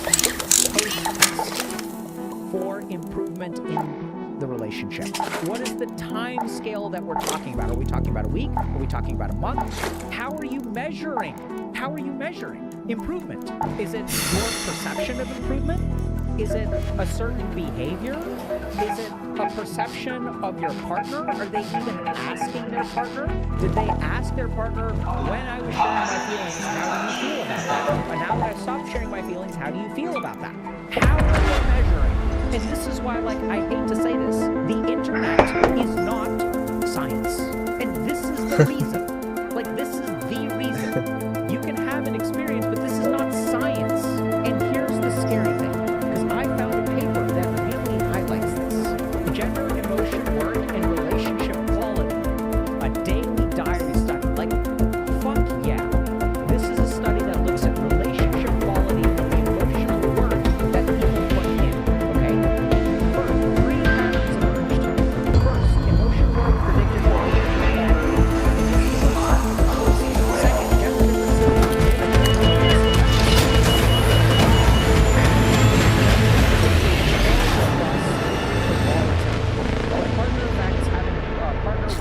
who reported higher average emotional work predicted lower volatility in love, satisfaction, closeness for women versus greater volatility in love and commitment for men. I'm going to explain what this means. Women and men who reported higher average emotion work across a week experience lower overall daily volatility in love, commitment, satisfaction, and closeness. Shani here. The scout team's last confirmed position was one of the field depots east of the spaceport. Find those logs and send them my way.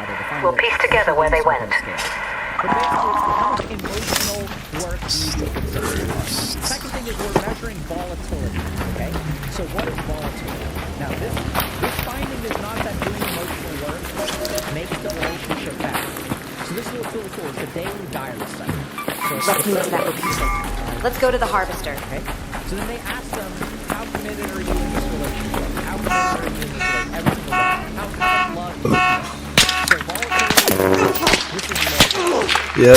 You know I did that on purpose, right? Because I wanted to see where the little rat was, and there you are.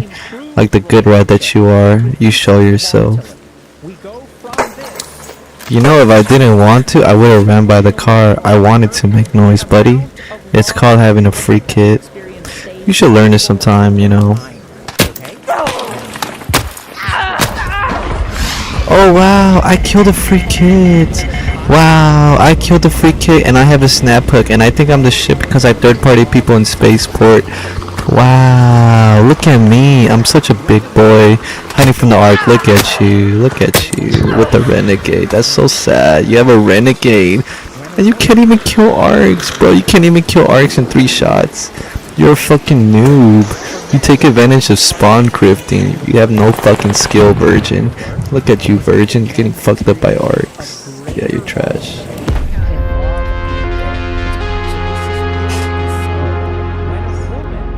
Does emotional work to support her partner, the man's experience of volatility in the relationship increases.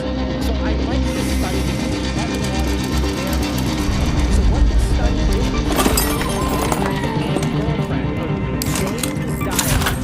where both of them are measuring emotional work. So A does emotional work, woman does emotional work. Then they're also measuring the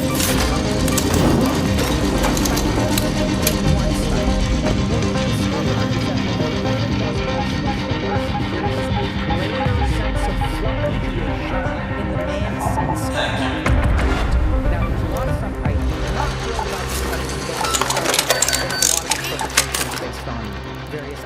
other of feminist psychology, the patriarchy, and not that that is wrong, but that I feel that it is incomplete. And there's other reasons for that. But anyway, they're like, the patriarchy. I think it's a convenient answer. I think it's probably more complicated than that. But here's the really scary thing. So if we look at this study, what this shows is that the man's subjective experience of love and commitment correlates with the level of emotional work that a man is doing. I'm not trying to bash men here. Okay, there's lots of, it's not men's fault. But what I'm scared of and what terrifies me is this sentence right here. The relationship in what way? How are you measuring it?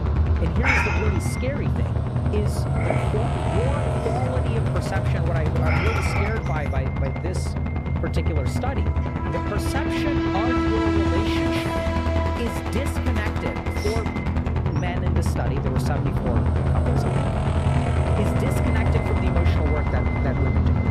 So the more she is doing, the more volatile you feel. So that's not what I would expect, right? What I would expect is something that is more akin to what we see in women, which is like the more effort that the partner is putting in, the more stable the relationship feels. So I think this is a situation where at the end of the day, like, why am I getting into this? I'm getting into this because I believe that you should understand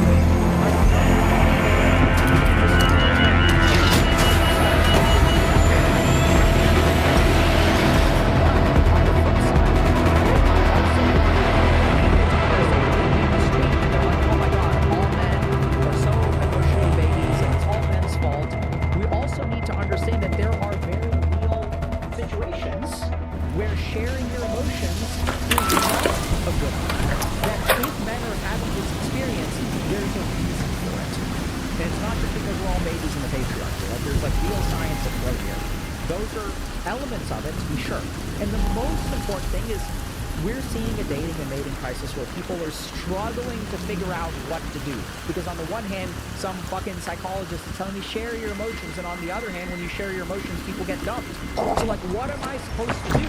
And the answer is, be careful about how you share your emotions. First of all, is there mental illness at play? If there is mental illness at play, recognize that your partner's responsibility is not to be... Go to the harvester. So you can share some of your emotions, A same respawn? primary emotional outlet. That's number one. They can do the emotional work of a partner, not the emotional work of a therapist. Number one. Number two, what is my partner's level of emotional discussion? Right? So if my partner is sharing emotions, they're more likely to Greater flare. share emotions. Issue number three, is this relationship about maintaining harmony or getting me closer? Does my partner demonstrate to me that they want to get closer? If they want to get closer, but if they're kind of in a, I don't know if you guys have relationships, but like these equilibrium relationships. You guys seen these relationships? Maybe you're in one where like we're just kind of in equilibrium. The relationship isn't really going anywhere. It's like we're coexisting. Maybe there's love, but it's not necessarily moving in a direction. It's like maybe we'll get married one day, maybe we'll have kids one day. And it doesn't mean that an equilibrium relationship always remains in equilibrium. Right? So I got married 7 years after I was 7 years, we were in an equilibrium relationship. And the reason we were in an equilibrium relationship is because we were settling our lives. So our relationship stayed the same while our lives were changing. And once our lives settled, then the relationship moved forward. But we had to decide whether we wanted it to move forward. Right? So once like stuff got settled. So that's normal. It's not equilibrium relationships are not bad. But it's important to think about like what's the goal here? Are we trying to get closer? Are we like pretty content with where we are? And the third thing to keep in mind is that your partner may have a different perception. I'm not saying one is right and one is wrong. It's not what this is. Right? This is like, if you have this perception, how are you measuring it? What is your partner's experience of when you were sharing emotions and when you weren't sharing emotions? That is a critical piece of information, right? Because what I don't want is this. This is what I'm trying to prevent. Like, this is why I started streaming, to prevent this.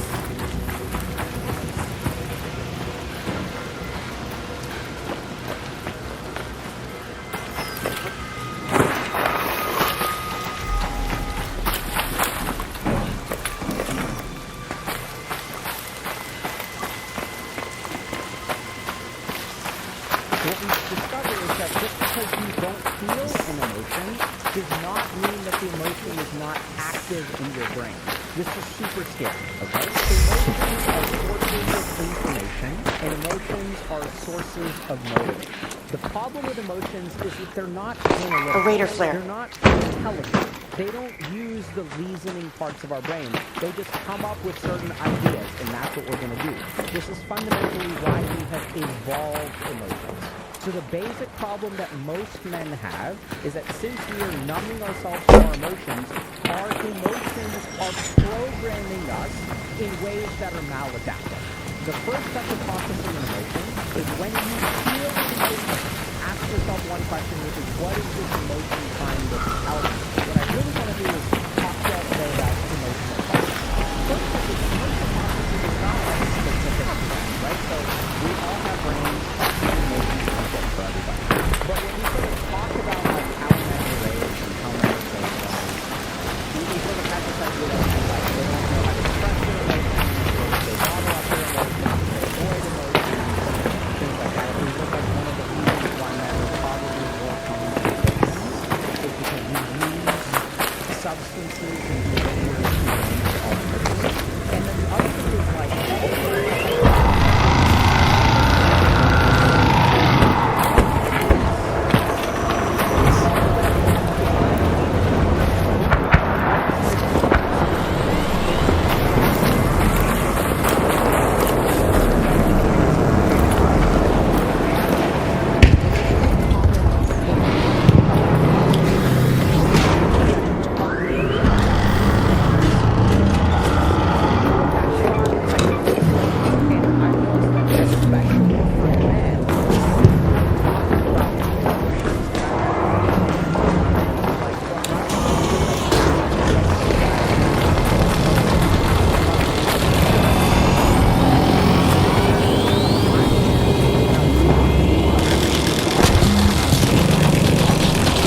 Yo, friendly raider, I'm here to help. We're here to help, brothers. Yes, sir. Yo, there's a rat going on in the back. Yo, there's rats on southwest, west. I hear people fighting. I hear a feral going off, low-key. Yes, I think it's in that other shelter over there. Yeah, they're probably over there. Yeah, low-key, I saw a raider right there. I thought he was friendly, but I guess not. Yeah. Whoa, you boys are packed up. Nice.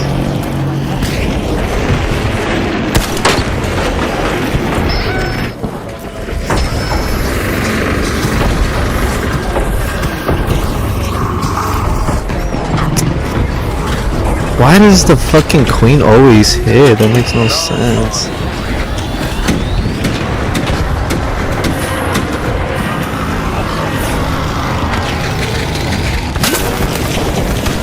Yo, what the fuck? Oh, I'm coming. Yo, you're a real one, bro. Thank you so much. Oh my god, yo, red on the tower, sniping. Red on the tower sniping. Be careful, you guys. There's a rat in that tower right here sniping. Rat in the tower sniping. Dude, that's so crazy. There's always a fucking rat in these lobbies. It sucks. They literally ruined the game for everybody because they have no fucking skill. Like, bro, you think you're the shit because you have a fucking feral? You ain't shit, bro. Oh shit. Did he get you again? Dude, you're a goat. You're such a goat. Thank you so much, brother. Oh my goodness. This is called the game of survival.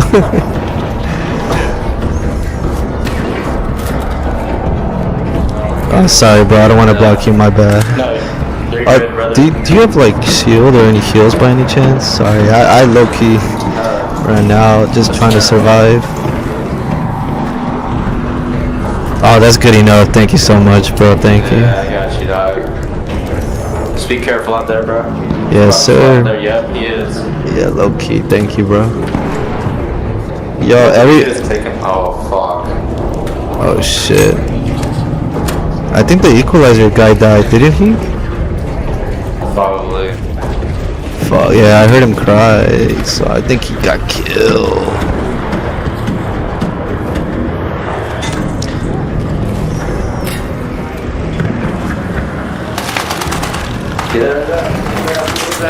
Got him. Let's go. You fucking dumb piece of shit, right? No team up, bitch. Ain't no fucking team up. Fuck out of here.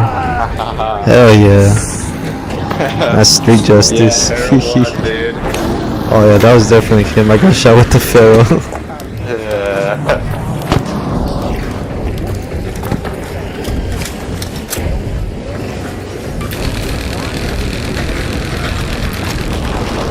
Bro, these free loadout bros, they think they can just rat people.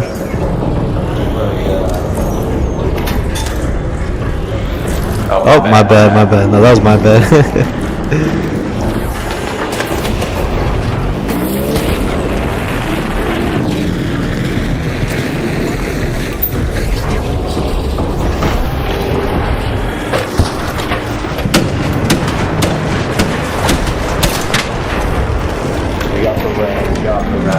Yeah, we got the red. It's all good. It's like fucking killing Bin Laden, dude. Like, yeah.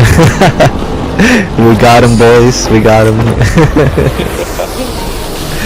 Oh shit.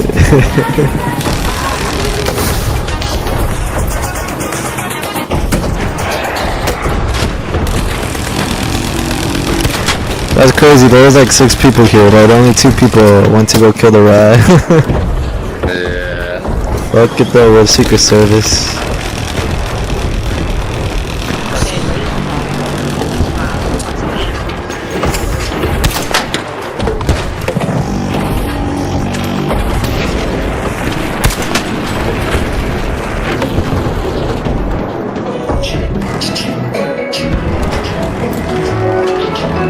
Yo, brothers, do any of you guys have shield or heals? Yo, he's a red. This guy's a red. He's pickaxing him. Why are you pickaxing him? Yo, why are you pickaxing him?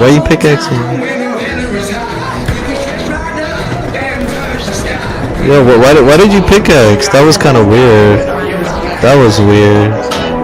Does anybody have heals or shields? Anybody have shield or heals? You guys have shield or heals? I low-key ran out of shield and heals. But I barely got fucking ammo for the matriarch, low-key. This guy playing his music.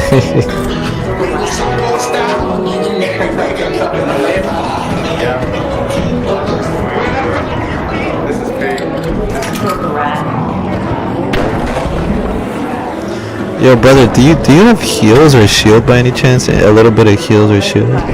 If not, it's cool. Oh, thank you, bro. You're the goat. Thank you so much, brother. Thank you.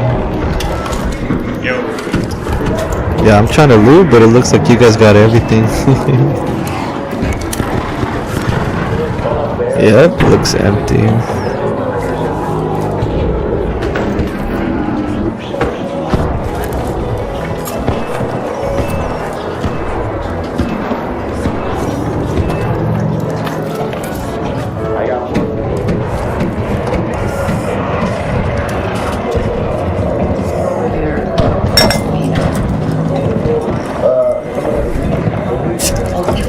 I was just kind of walking.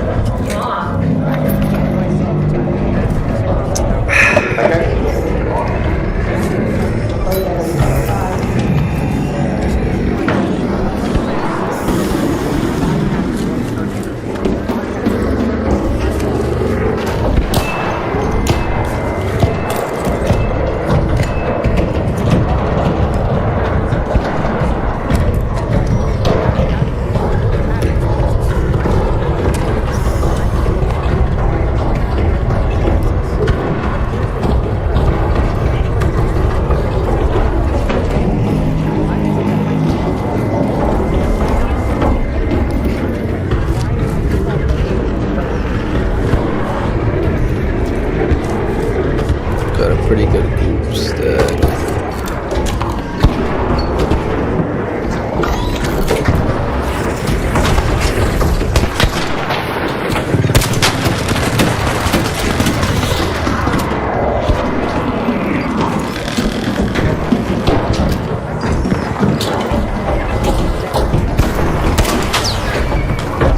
Oh, yo, it looks like somebody got ratted back there. Somebody got ratted back there, or did the queen kill him?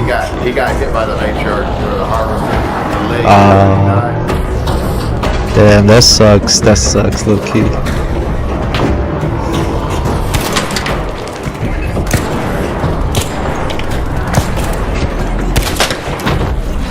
Oh no, no, oh my god, no, bro.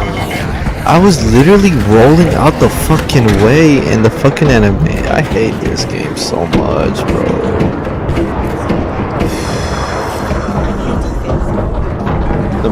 Anybody have a defib by any chance? Nobody got a defib? I don't have any more, man. I used the last two I had over there, but I'm sorry. Alright, you're good, bro. Do you have a defib, bro?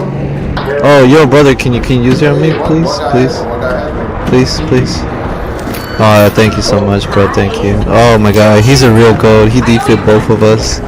Thank you so much, sir.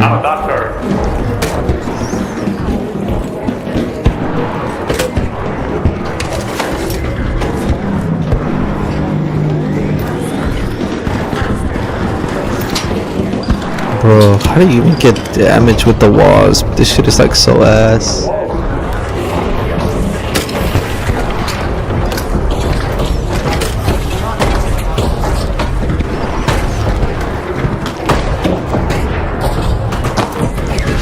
Bro, I wasn't even outside. They need to fix the glitch where the queen can hit you through the walls. That's so stupid.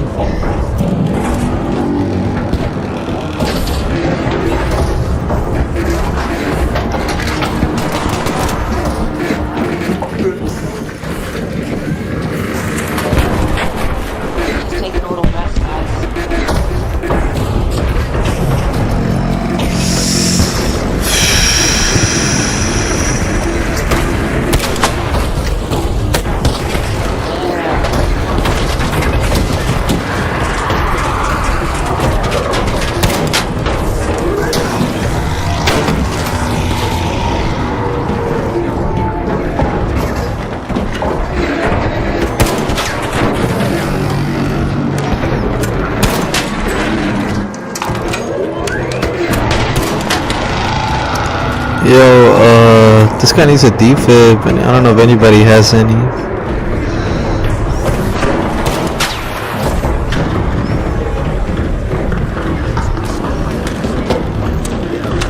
Yeah, get in here, brother, get in here. Yep, you got a defib? Yo, anybody got a defib for it?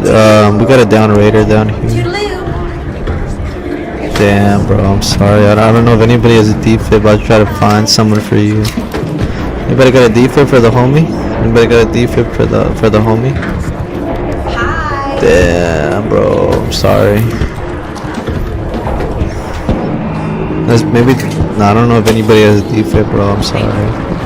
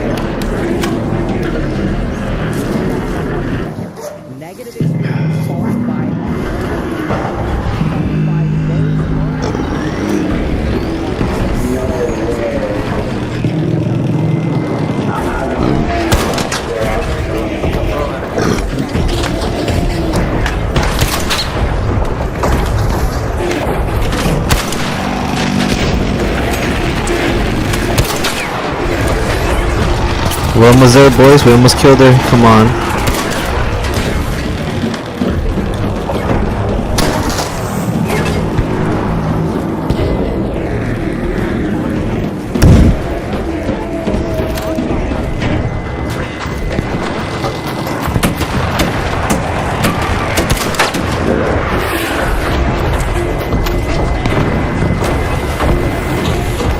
Yo, you got defib. Nice. I'm glad someone picked you up, low-key. Wait, did he get defib or did he die? I low-key don't even. Ah, fuck it though. We did it. This is the first harvester all fucking 8 hours I've been playing where everybody got rest. Yo, let him live, bro. Don't knock him out. Don't knock him out. That's messed up. That's messed up. No one touch this body again. Yeah, don't touch. Let him live. Let him What live. happened to the body here? Yo, can anybody got a defib? Nobody got a defib for. Nobody got a defib for the homie. Yo, right here. We need a defib right here. Defib right here. Let's go. Yo, bro, I just want to let you know I just want to let you know, brother. I advocated for you. So yeah, I'm glad you live. Damn, no thank you. That's crazy. No thank you is crazy, bro. That's why you can't be friendly, bro, because randoms don't even say thank you. That's crazy.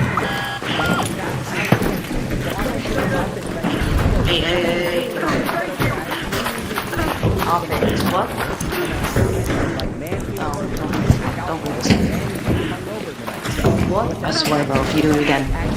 Is this his body, dude? Should we extract, boys? This is music guy's body. This is music guy's body. Bro. Searching music, guys. There's nothing. There's literally nothing. I searched it. Shoot me. There's nothing. There's nothing. Shoot me. You show that you're a rat. Oh, he's a rat. He's shooting. Rat. Yo. Why you shooting? Why did you shoot?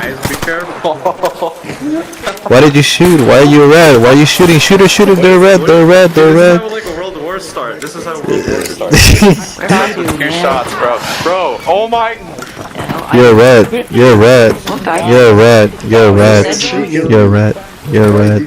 Yeah, no, wait, why did this guy die? This guy's an innocent bystander, bro. That's messed up, bro. Yeah. Do what he said.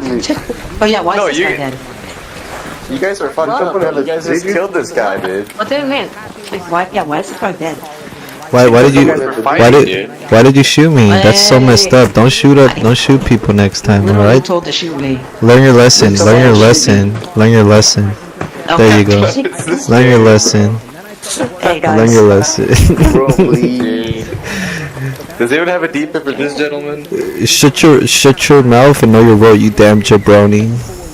Does he have a defib? Because he's already dead. Just take the defib out of Damn, him. damn, yeah. I think this person has a defib. Let's kill them. Yeah, I think this person has a defib. Yeah, low key, they got a defib. Does he have a defib on him? Yo, can we save this guy? Can we save this guy? That's what I want. Yeah, this guy's not a rat. This guy's not a rat. The other person was a rat. Yeah, the other person we killed, Loki, bro, his high ass voice was pissing me off. Yo, behind you guys, wasp, turn around, wasp. Yo,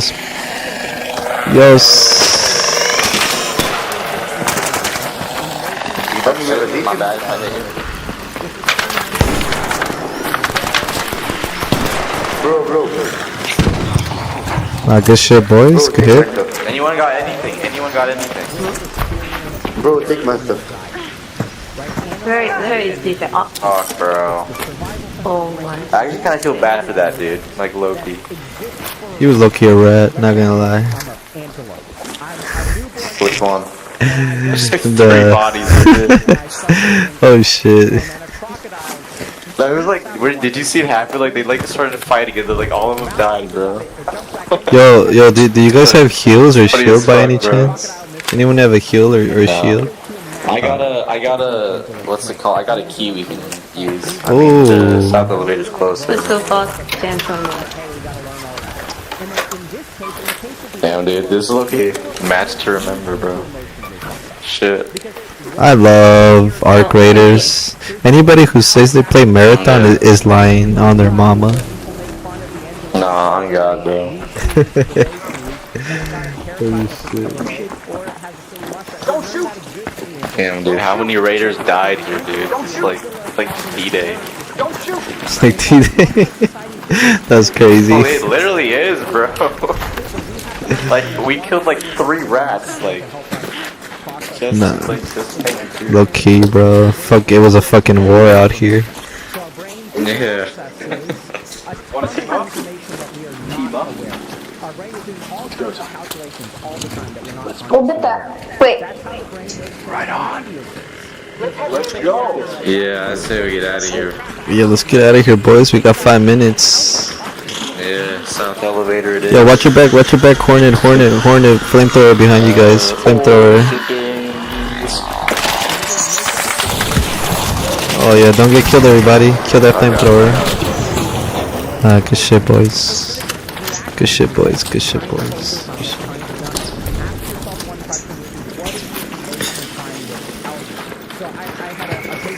Oh shit,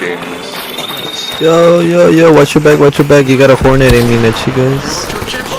You got Hornet and flamethrower.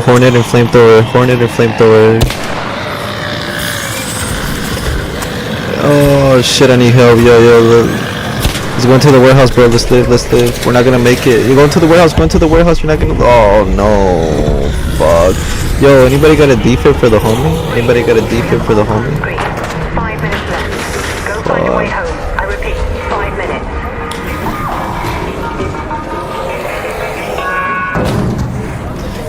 Bro, I'm sorry. I don't have a defib. I literally saw that happen.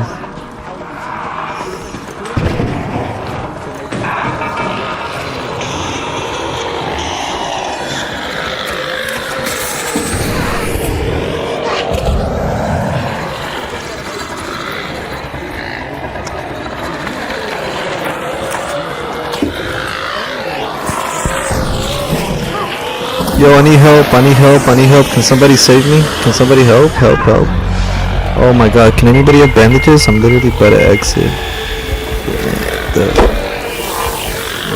Anybody have bandages? I'm about to exit. Anybody around me? Bandages, please. Bandages. Raiders. I was the one helping you guys. Anybody have a bandage? Please. Bro, I need a bandage. Yo, can a Raider help me? Please don't leave me, bro. I'm right there. Please don't leave, you guys. Please don't leave. I'm right there. I'm literally your Raiders. You guys on top. I'm right here. Please don't leave. I'm right there. Yo, please don't leave. I'm right there, bro. I'm 50 feet. I'm 50 feet away. Please don't leave. Please don't leave, you guys. Please don't leave. I'm right there. I'm gonna come in 20 seconds. 10 seconds. Please don't leave, bro. I'm right there. I'm right there. I'm almost right there. No, why did you guys leave, bro? You guys are a piece of shit. Fucking piece of shit rat raiders. Guess I didn't sound wide enough for you guys, huh? Guess I'm not wide enough for you guys to fucking wait, you dumb fucking piece of shit rat raiders, you fucking cocksuckers, piece of shit. Yo, can you hear me? Can you hear me? Brother, can you hear me? Can you hear me? Can you hear me? Please, please, bro, please. Can you hear me? Oh, you're a fucking piece of shit rat raider. I'm like, please, can you hear me, bro? Okay, what is this emotion trying to tell me? And secondly, what is this emotion trying to get me to do? Now here's the key thing. I don't know if this makes, oh my god, like, it's hard for me. This game.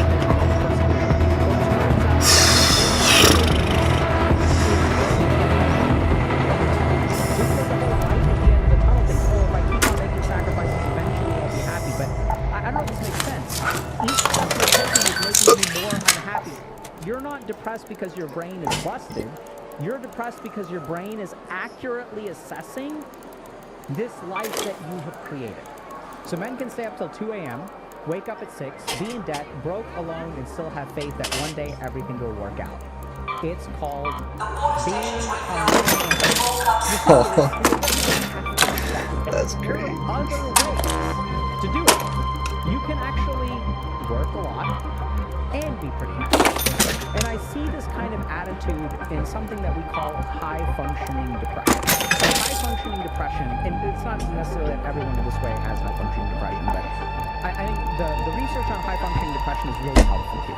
So high-functioning depression is you are able to maintain your day-to-day obligations. So you actually don't have a functional impairment. Most of the time when we think about people who are depressed, we think about people who can't get out of bed, people who have low energy, people who can't do what they are supposed to do despite feeling terrible. And what is this showing us? This is showing us feeling terrible, but still being self-mending. And if you're someone who kind of falls into this resistance of like, oh my god, like, it's hard for me every day. I thought you were selected. I'm going to just keep persevering, keep persevering. It turns out that perseverance is literally the problem. Don't lean on the slot. So I want to show y'all something crazy. Yeah, take it. Involves sublimation. The high-functioning individual may channel the unacceptable urge to quit college, graduate school, or medical school to productive outlets that lead to the attainment of an upper-level degree. What is this thing? See, if you're someone who prides yourself on the punishment, it's hard. This is what happens with men. And not just men, but people of gender, but it happens a lot. You're in a particular situation where you feel not good about it. You don't want to continue. You don't want to quit. You don't want to give up. And what do? You double down. You are not going to be the person who quits. You are not going to be the person who is weak. You are not going to be the person who washes out. In fact, you are going to do the opposite. You are going to take this negative weakness, footing, weakness, beta level, and you are going to sublimate it into productive outlets that lead to the attainment of an upper level degree. Not only are you not going to quit, you're going to go higher. You're going to succeed. You're going to be the best. And that's how we get here, right? That's how we get to these situations where, like, we're going to go hard. We're going to do better. We're going to be broke. We're going to be lonely. We're going to ignore all of our internal feelings and signals. And we're going to succeed anyway. Because that's going to give us pride. That's going to give us a sense that we are good people.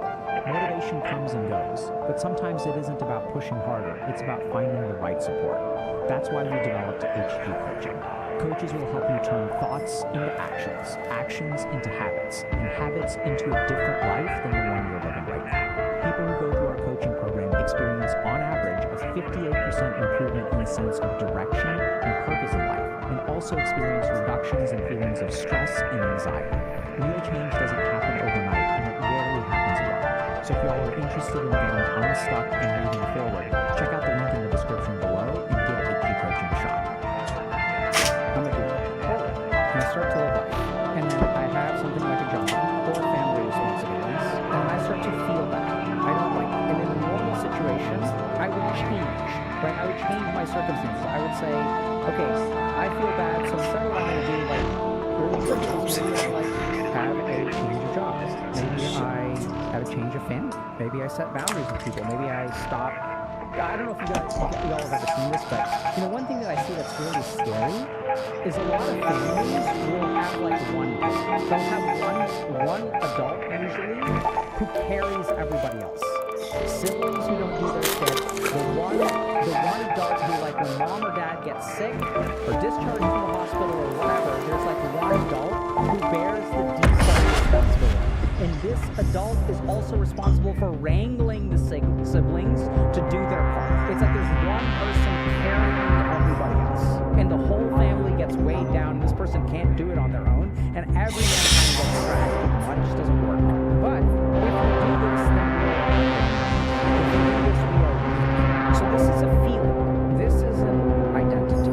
So if you look at why people stay in situations that are not ideal for them, it is because they're trying to preserve an identity. And you can see it right here, right? It's called being a man. This is an identity. So this is what happens.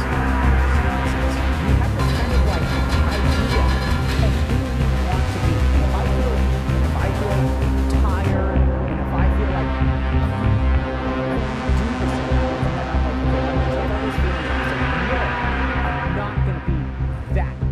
I'm going to be a stronger person. I'm going to be a better person. I'm going to be the person that people can rely on. I'm going to be better than that. I'm not going to be weak. I'm not going to change my college degree. I'm actually going to go to graduate school. And I turn this negative into a positive. I don't understand what I want to be on. I'm that person. The problem is, as we become that person, there are a couple of scary prices that we pay. The first price that we pay is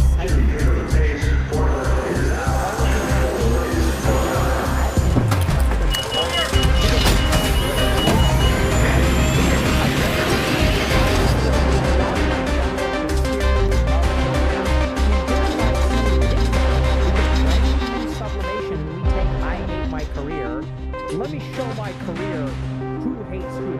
I'm gonna teach my career a lesson. I'm gonna go to graduate school. I'm gonna do the career and do hard. I'm gonna do it hard. I'm gonna do it better. I hate it.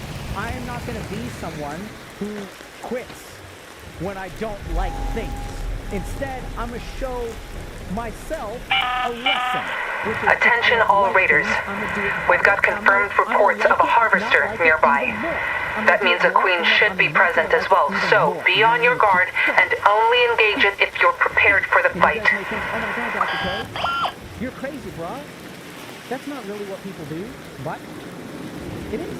So, the avoidance strategy of denial that one is feeling depressed, or denial of the reasons one is depressed, is also congruent with masculine norms which may label feelings of sadness or being effeminate.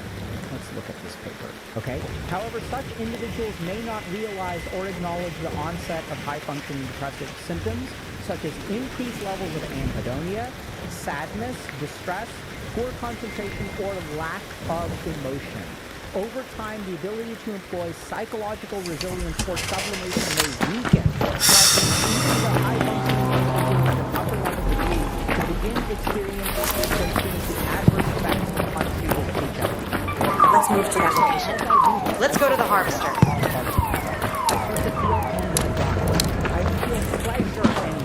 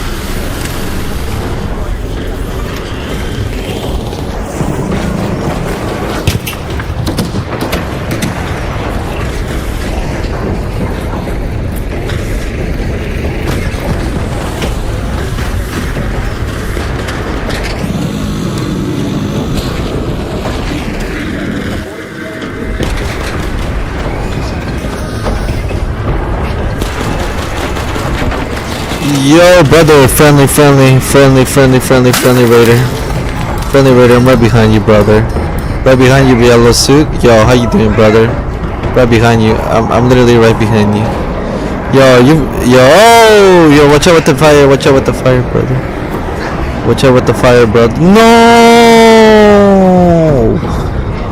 Dude. Yo, do you have a defib for the homie? He literally just died to fire. Do you have a defib? No.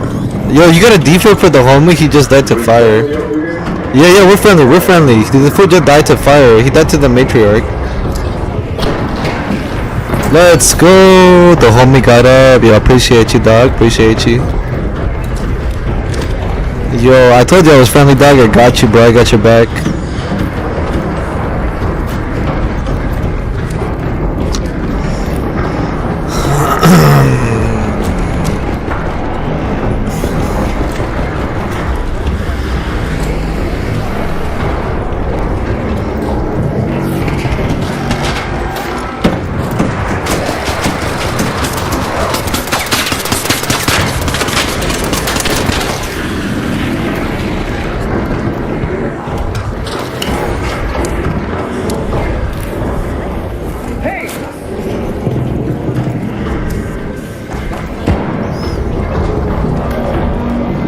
Yeah, just watch out for that laser, bro. You see that laser, you know fire's coming, so be careful with that one.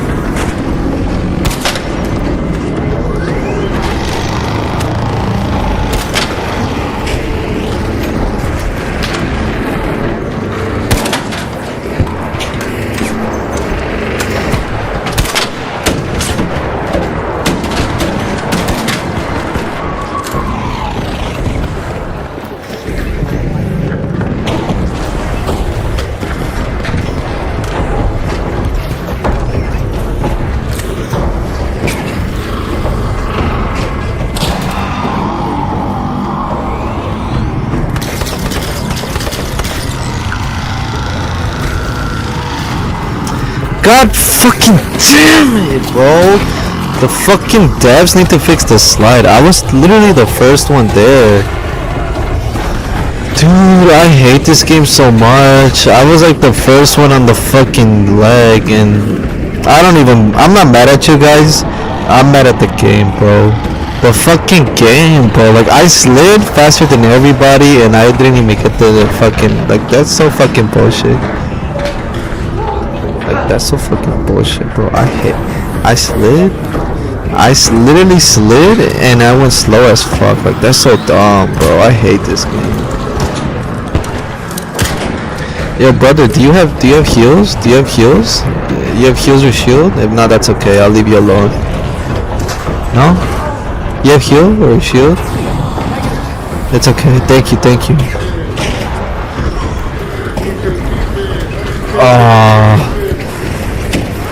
Yo, I'm sorry, brother. Yo, he needs a defib. Does anybody got a defib?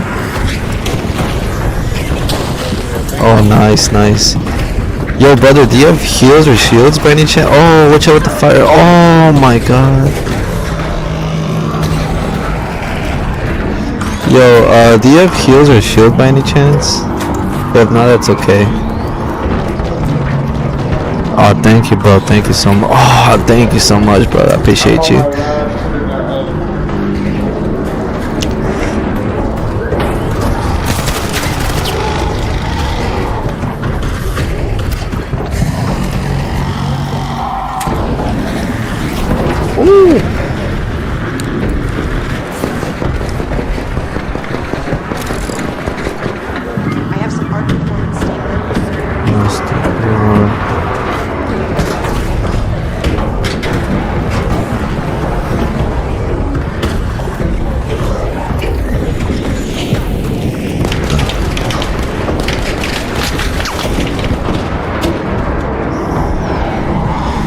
Brother, do you have heals by any chance? Anybody have heals? I really need heals so badly. Do you have heals? Oh, you're good, thank you. Yo, do you have heals by any chance? I really need heals. Oh, you're good, you're good. Thank you, thank you.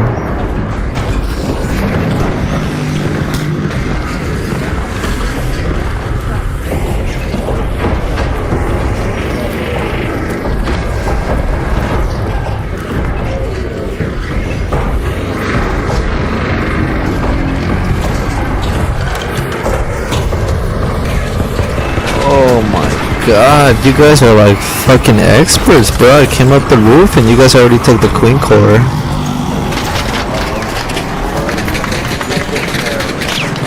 Bro, this is an expert lobby. I didn't even get a fucking chance to loot anything.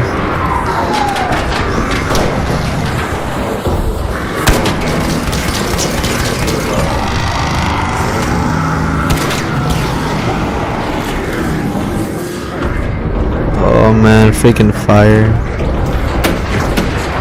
No, the homie went down. The homie went down. Yo, try to come in here if you can to keep you safe from the fire. Oh my god. Holy shit. Holy shit. Yes, sir. Let's get it, yo. Be careful with the fire. Yeah, it's looking getting rough out there. Yo, brother, do you have heals by any chance? Do you have a little bit of heals? I can craft some. Oh man, I would appreciate a little, just a little. I'm low-key like one shot. Oh, thank you, bro. That's enough. Thank you so much. I've got robot and advanced cell, so I can craft shield recharges as well. Sheesh, bad. Thank you, bro. Your shield cannot be recharged.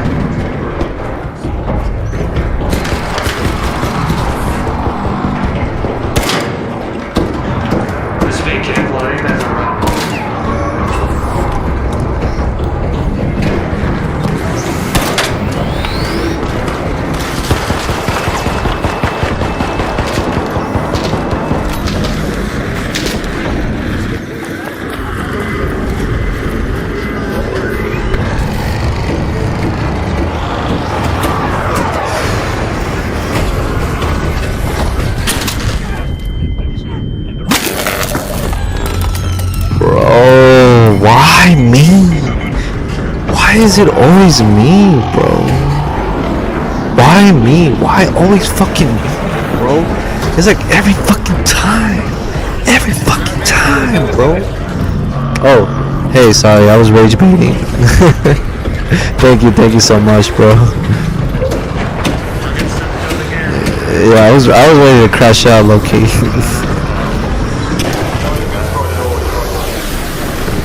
Yo, shout out to that waiter who defib me. You're the GOAT. Thank you so much. You're awesome.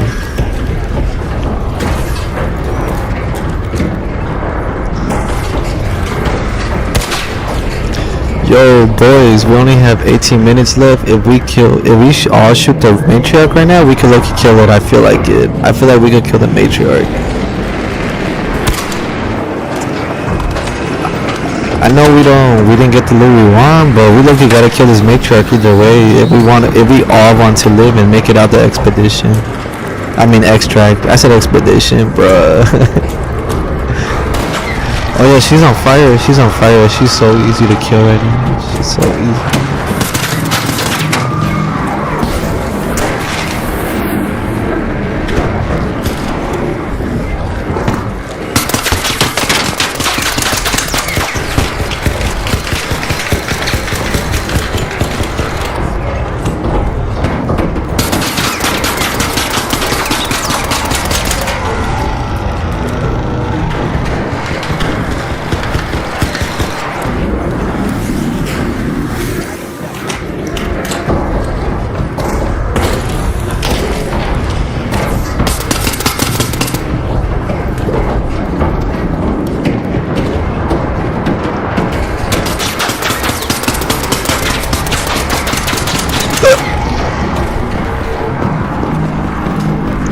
Yeah, just low-key, just shoot it in the middle, cause we got all the legs in the middle. That shit's gonna break the shield.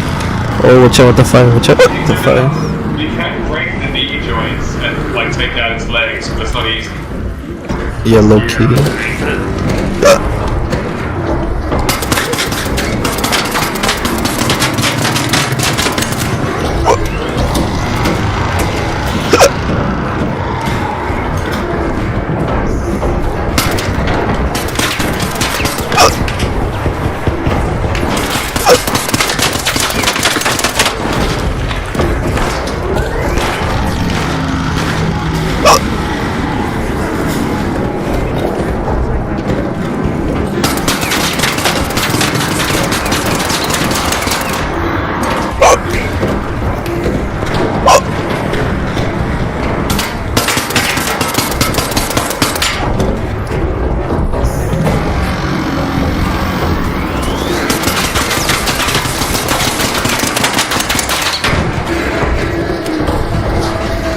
Yeah, boys, she's smoking, so we're lucky close to killing her. If we could all shoot her, if we could all shoot her at the same time, she's lucky gonna explode.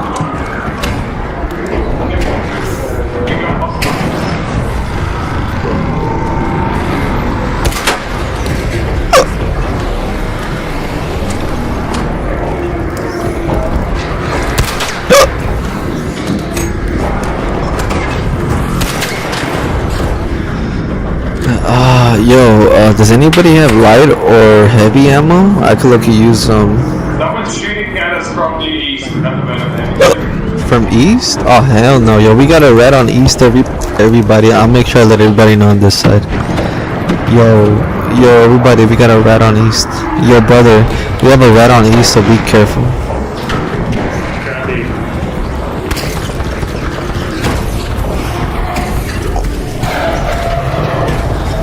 Yo, raiders out here, red on the east side, be careful. Any raiders out here, red on the east side, be careful. Raiders, red on the east side. You're red on the east side, be careful.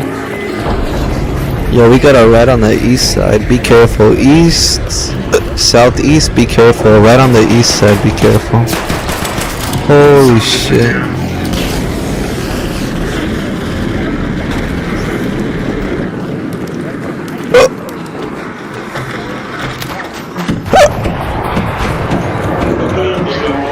Thank you. Someone did go down.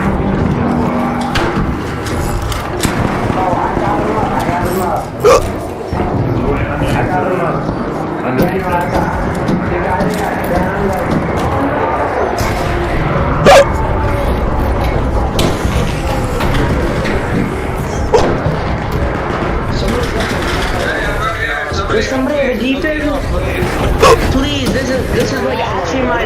Like, why would we waste defib on a free loadout? No, this is no, that was my best friend. What the fuck, man? He had a free loadout rattler. I don't give a fuck. That was my best friend. No, it wasn't. You didn't even know it. I don't give a fuck. I went through battles with that guy. I bet. Go loot his body. I guarantee he has a bunch of reactors. I guarantee he doesn't. Bro, I know it's hard. No, that was my best friend. Bro, I know it's hard, but I'm sorry, bro. I'm sorry. In war, we can't save everybody. You know what I'm saying? Bro, I know that was your best friend, brother, but I'm sorry. We can't save everybody. We can't save everybody. I'm sorry. Yeah, this guy has a free load kit. Don't waste your defib on him. I'm not a free kid. I have a fucking Renegade 4. I have a Renegade 4. What the fuck? Whoever wants that Renegade can keep it. I don't care about it. You guys can keep his weapons. I don't care about it. I'm not trying to loot it. Yo, defib bro. Show me. Stop talking and show me. Show me.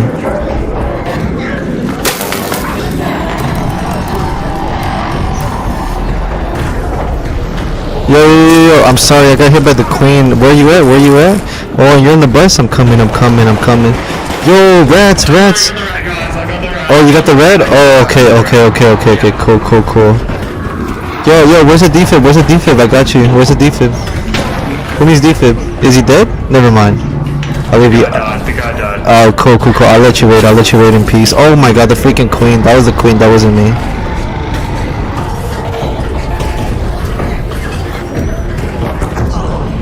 No! Yo, can I get a defib? Fucking stupid fucking bro. Dude, I fucking died just for helping people. This is why you don't fucking help people, bro. This is why you don't help people, bro. Oh, fuck, man. This motherfucker, I literally was gonna go defib him and I got killed by the fucking queen, bro. Can somebody defib me, bro? Thank you so much, bro. Thank you. Yo, come over here. I got something for you. I got a reward for you, brother. Here, I got something for you. Here, yo, brother.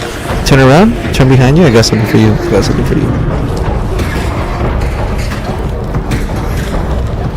It's not much, but I hope you like it. Look, it's not. Yo, brother, pick it up. It's not much. I hope you like it, though. Oh, somebody else pick it up? Fuck it. I hope you picked it up. Yeah, sorry about that, bro. Yo, you're the GOAT. Oh my god.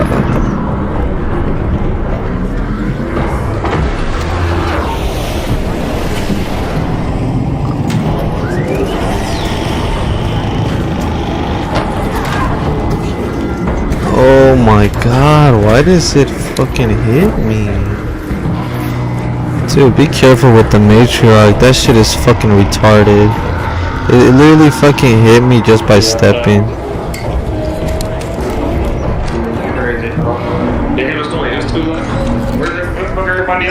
I think everyone rotated to the, you know, the building on the left side? Yeah, they all rotated on the left side building. Oh, there's one homie right here. Never mind. Yo, we got a rat. Somebody just got killed. Somebody got knocked down. There's a rat around here. That's all we need. I'm pretty sure we can take it down. Take the rest of it.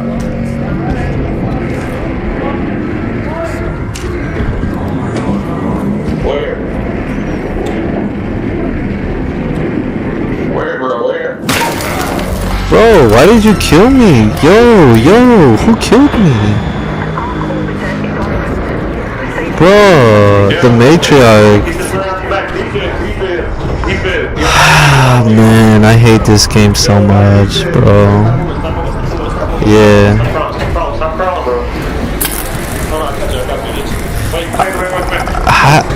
Dude, like, they need to fix the glitch where the matriarch can hit you. Like, I was inside and I still got fucking killed. Like, how does that make sense? Thank you, bro. Sorry about that. Oh my god. Thank you. Yo, stick with me, bro. Yo. Yeah, I'll stick with you. We stick together, bro. Yes, sir. I got you. There's just a lot of shit going on. Sorry, I don't have a lot of heals, but that's all I got. It's all good, bro. Keep it. Y'all be getting knocked too, bro. That shit, it's like, that shit will fucking knock you. But it sounded like you got shot, bro. Yeah, low key. Literally, I think I got shot, but I can't even tell, cause you know how the matriarch can hit you through the walls. I can't even tell if I got shot or if that was her. Yeah. That's what I was thinking too. Yeah, I know in the ARC shit, they said they were gonna address. Yo, behind you. Oh, never mind. I thought this guy was peeking, but now he's looking at the ARC. Never mind. There is a raider over there, but he's looking at the ARC. Yeah. What kind of gun you got? Thanks, bro. I got a rattler What kind of gun you got? and a ferro right now. Alright, that should be good. Well, I'm glad I got the rattlers. Now I can finally start shooting at the fucking matriarch. You need to turn your shit. You gotta turn your shit up a little bit. Yeah, I just need a little recharge, low key. Yeah, thank you, dog. Thank you so much.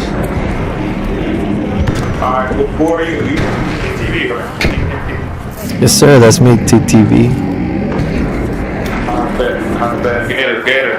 So just remember, you know, there's people like to call out rats and shit, and they just be, you know, like I go out for you.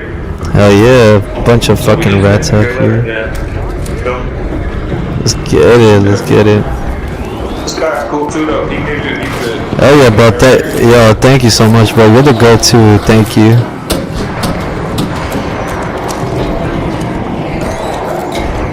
Yo, go stick with us, bro.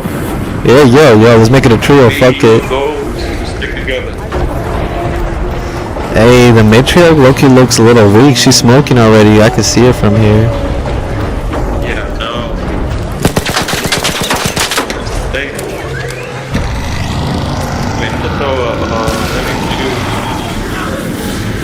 Yeah, watch out with the fire, boys.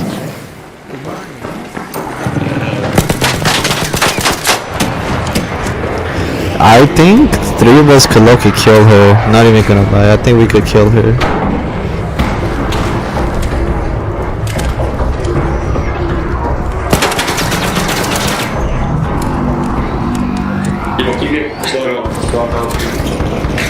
I'll bet.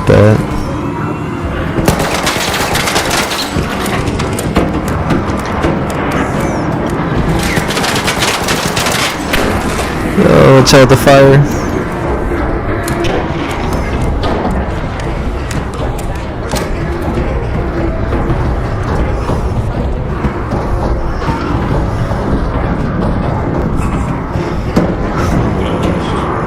Ah, fuck it, man, bro. We only have 5 minutes, bro. I don't think we're gonna kill her. Never mind.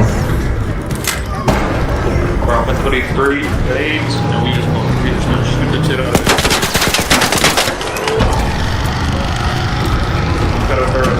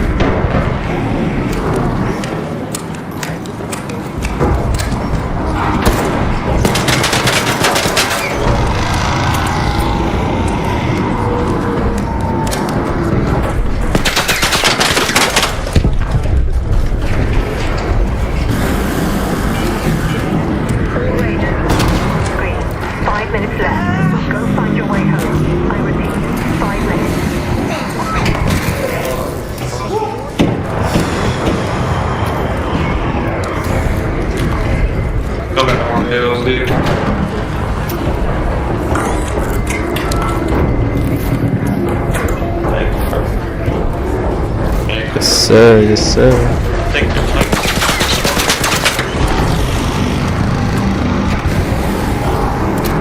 Yo, the homie died? I didn't even notice that. Oh, never mind. There's somebody else.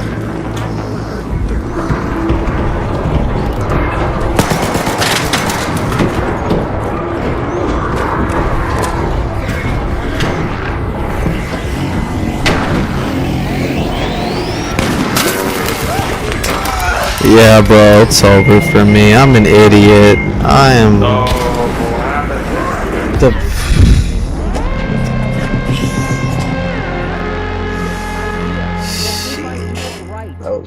Eventually, this is going to magically turn into happiness that I never have to work. Eventually, I'll hit the point where I'll be happy. If I keep going, I'll be happy. If I keep going, I'll be happy. I'm going to run away from the bad. I'm going to run away from the bad.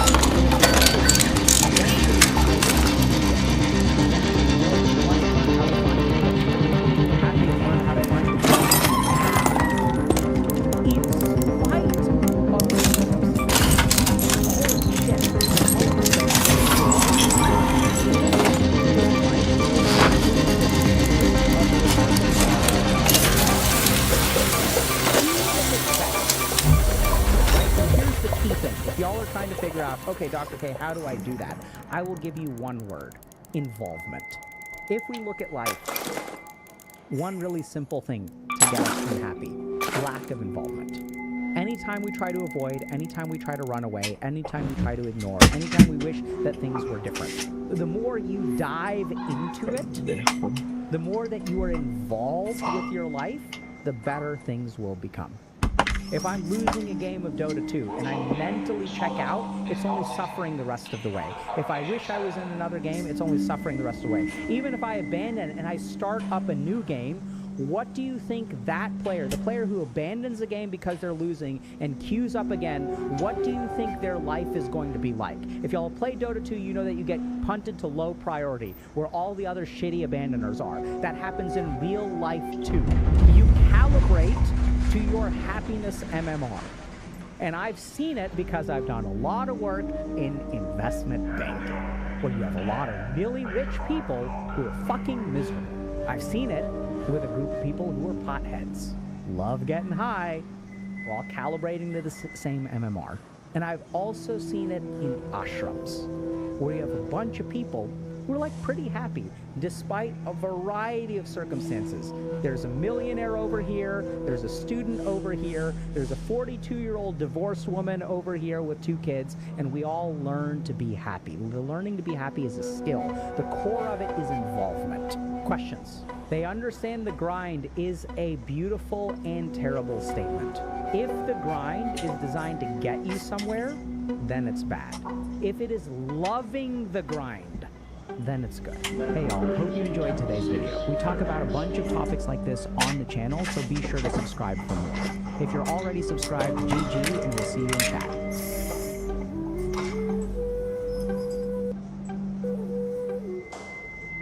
Seen it with beautiful and terrible statement. If the grind, let's talk about what makes flirting hard. Like, oh, I've been rejected once, and like now I'm terrified. Yeah, crazy. That's what we all I think say, and I'm like, okay, fine. Maybe they're gonna like be your right. No, right? Like, just try. Have a make you go. Have you guys not been rejected by other things in your life, like a job or whatever, like school? And you keep applying. Like, hello. Like, we're not gonna lie. Like, we want to be approached. We want to talk to you. Like, just read the room. You're gonna find the right girls that are either yes, I'll entertain you for the night, or I'll go out on a date with you, or I'll fucking marry you. Like, at the end of the day, it doesn't fucking matter. It's just like fucking make a move, and who gives a fucking shit? Because you're always gonna be the same spot. Okay, these women are talking about rejection. Like, it's not that big of a deal. So there's some really fascinating stuff about flirting, which is that flirting is heavily moderated by rejection sensitivity and self-esteem. So if you look at studies on flirting, people who have high self-esteem are far more successful at flirting. So remember, if we go back to our core idea of like what flirting is, if I am too overt, right, I can be perceived as boorish. And remember, the goal of flirting is plausible deniability. I don't want to end up as someone who's been rejected. If you have a high self-esteem, you can afford rejection, right? So these women, I would imagine they have relatively high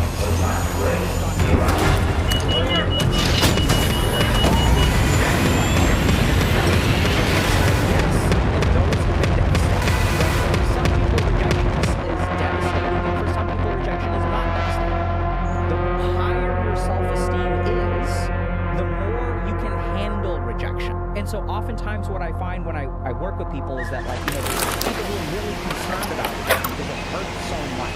So they can't afford to give things a shot. So a lot of people are like, just put yourself out there, it'll work great.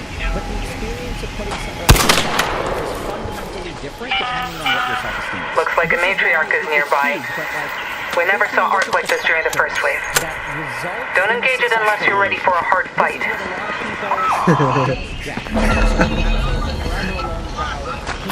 They're ugly, things like that. And they may be ugly, but there are ugly people out there. But the problem is that they grossly underestimate two things, which is self-esteem and negative bias. So if you look at the regular pickup artist community, they advocate for a lot of things. Okay, so one thing they advocate for is feedback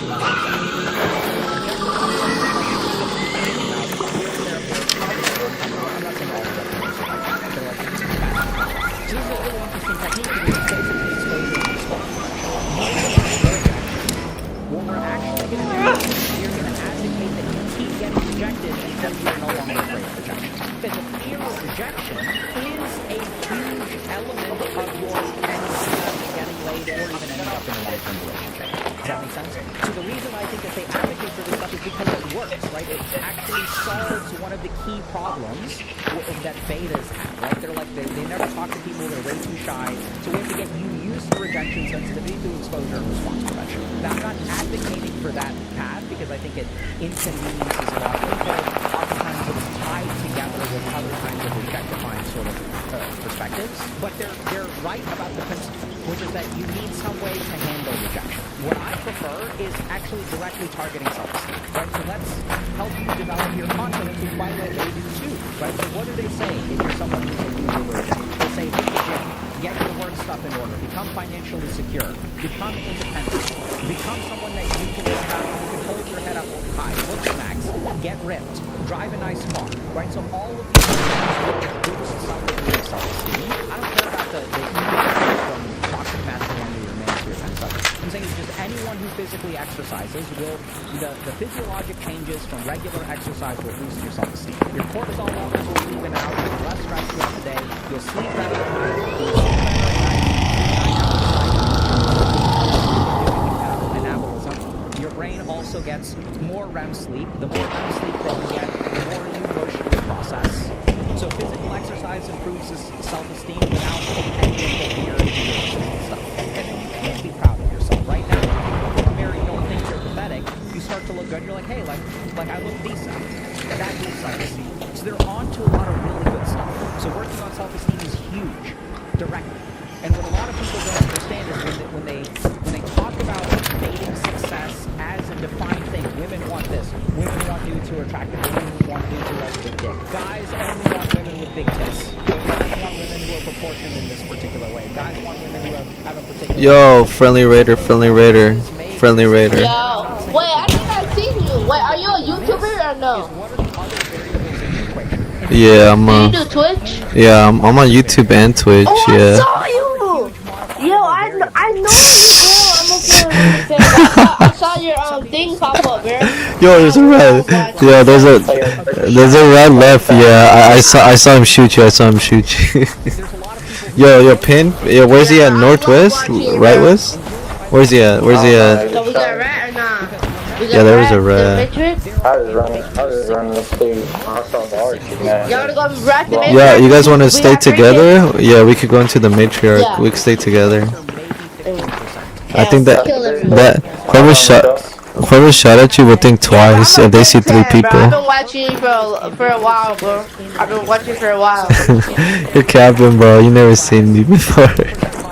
No, I swear I saw you, bro. As soon as I saw TVV, oh my gosh, I already knew it. I had to make sure you weren't fake. That wasn't a fake, man. Alright, I'm yeah, I'm live right now, so let's see if you're telling the truth. Yeah, bro, I saw you with these other guys. Alright, fuck it, let's go to the matriarch. It looks like they're fighting someone. Yeah, let's go fucking kill everyone. What? That's crazy. Yeah, you might. Come on, bro. Nah, bro, I gotta be chill. Fucking matriarch course. Gotta be chill. I got like 1,000 right now. So on YouTube I have like 1,700. On Twitch I have like 7,700 around there. Yeah. He's really famous, bro. Yeah, it's okay. His videos are like watching them. I don't do videos. He's yapping. But I do want to do videos in the future though. I don't know how to say it, but like when he's going live, bro. I think he's live right now. I'm looking at him. I am live right now. But I got banned on Twitch for like 2 days, because I told somebody to make a sandwich. So I'm live on YouTube right now. I just got off of Twitch. Yeah, same, bro. I got banned for telling someone to make a sandwich and get back in the kitchen. Me too. I got banned for that too, bro. No, I'm not even trolling. That's a real story. I really did get banned for that until tomorrow. Yeah, I said it's a girl. Yo, what happened, Star Fox? Star Fox, what happened? Oh, there's a rat down there, yo. Down bottom, big dog. Oh, bottom? I'll back you up. Yo, come bottom. Defib this guy with us. Come bottom with us. We're at the bottom. Yo, where you at? You need a defib? Where you at? Yo, where you at? Who needs a defib? Where you at, brother?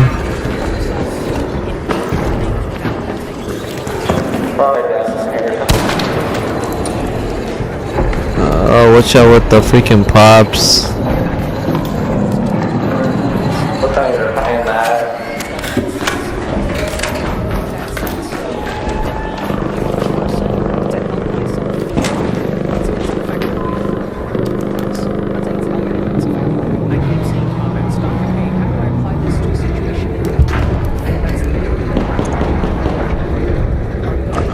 Oh, but bro went AFK. Oh, yo, I hear something. Did you hear that? That was like somebody throwing fire. Yo, bro, are you AFK? Or did you glitch? Brother, are you there? Dude, I think homie might have been glitched. That sucks. Yeah, bro, are you there, bro?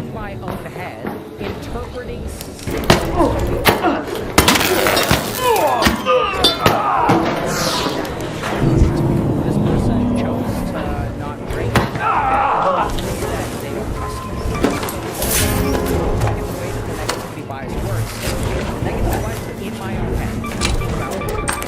The simplest, best antidote to just be curious about you. Genuinely get to know people. Here's what they think about you. Just don't get anywhere, not going anywhere. Head home with the lucky catch.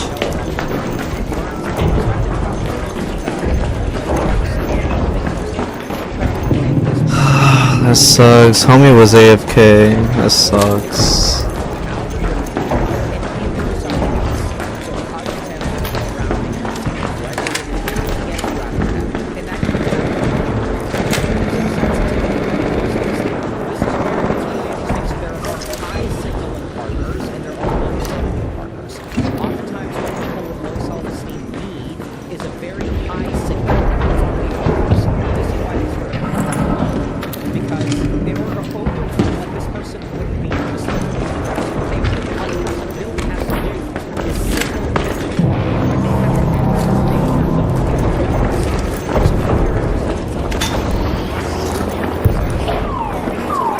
Yo, what's up, brother? Friendly raider, friendly raider. Yo, I'm just trying to clear the matriarch. Can you help me get to her? Yeah, hello, watch out with the fire blaze. Fire blaze is coming. Oh my goodness, here comes the snitch. Be careful. Dude, you can make...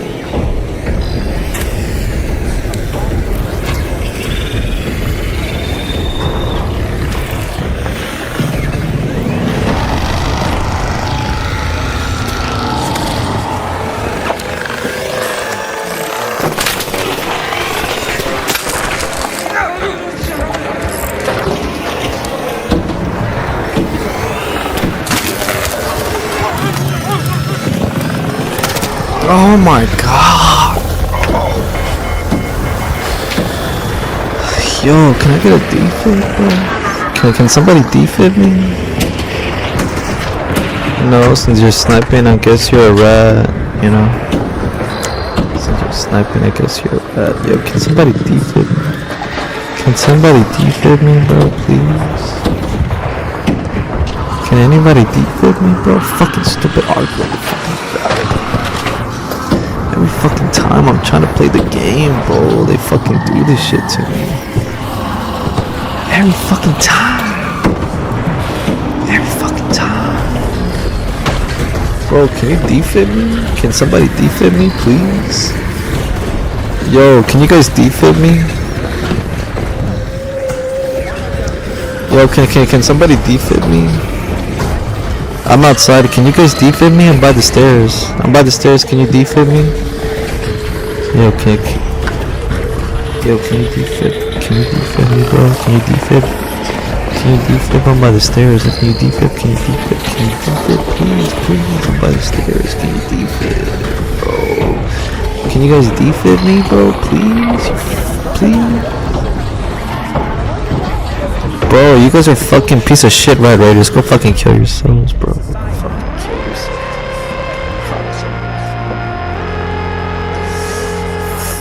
Where there's a signal of availability which is like fucking stamped on. And so you have to signal availability first. That's what the data suggests. Okay? And signaling availability can be overt or covert.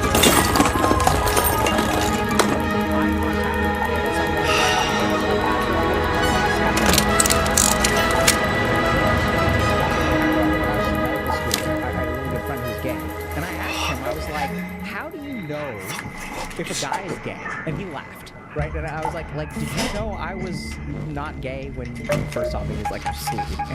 No, there's not a single gay bone in your body. How did you know that I wasn't gay? And he's like, it's about the gays. That's how they can be butch, they can be Texan, wearing cowboy boots, effeminate, not effeminate, don't matter. It's all about the eyes, it's about the gays. That was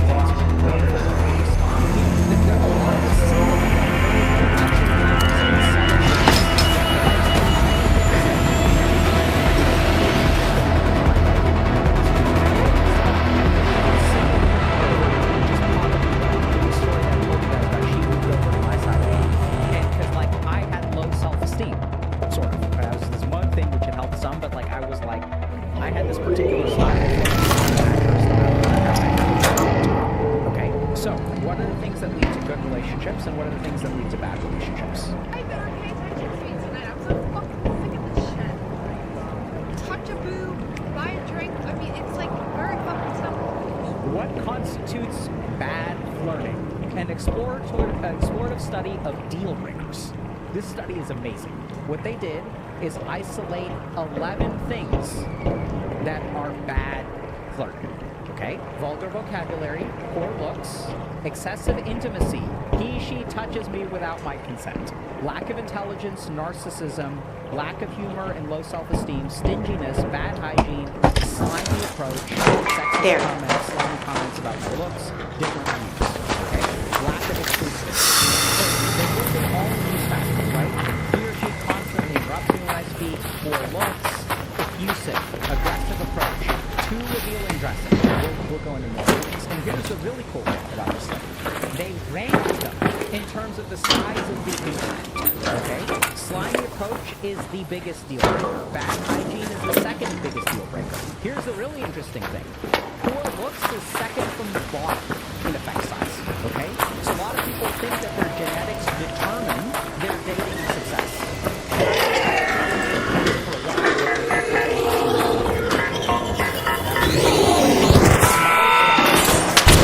Come on.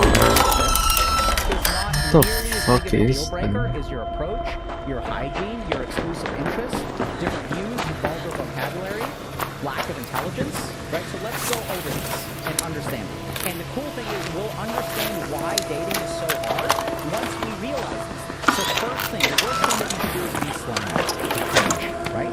So making inappropriate comments. And this, by the way, bush, unskilled, not yet making inappropriate comments. Sexually pushy. Now remember, there are times to escalate to sexual interest. That's what we cover in the guide, right? This is the whole point of the guide. Is we cover. You guys may be thinking throughout this lecture, like,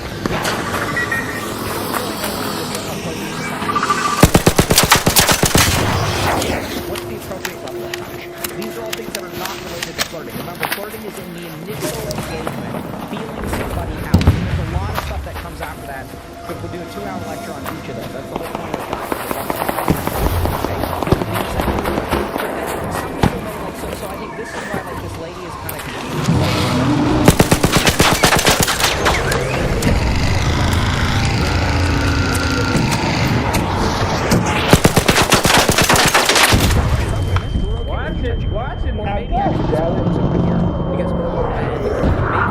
Yo, what's up, friendly raider? Yo, be careful with them rockets. Them shit's cooking me up.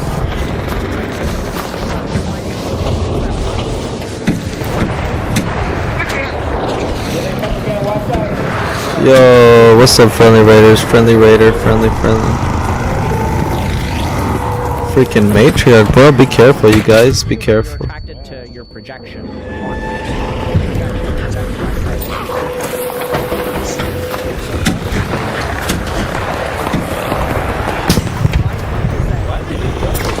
Yo, help me. I have arc shooting at me. Help. Damn, nobody. Homie just running. He don't even want to help me. That's crazy.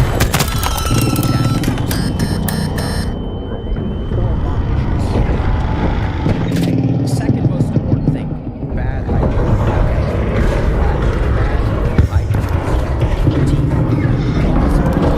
Yo, friendly raider. Yo, we're friendly. There's like a bunch of us. Yo, what's up? Yo, there's like 5 of us outside. How you doing, brother? Yo, do you have shield or heals by any chance?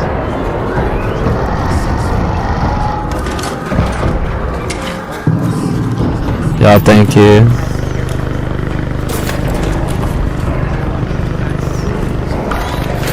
Oh, you're the goat. Thank you, bro.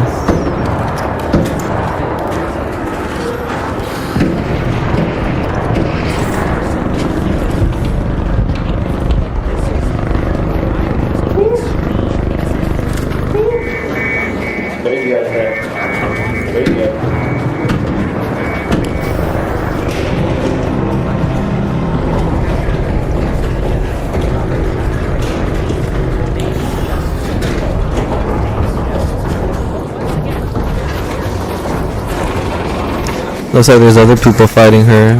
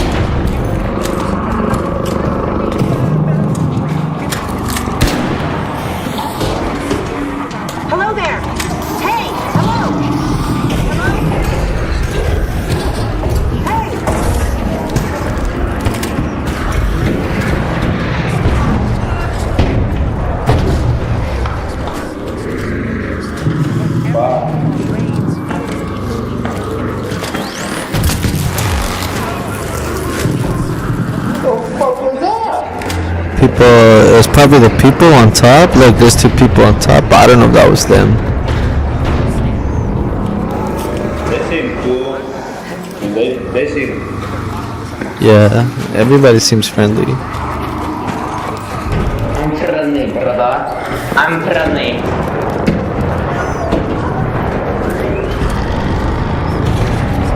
But I'm also a little bit ultra.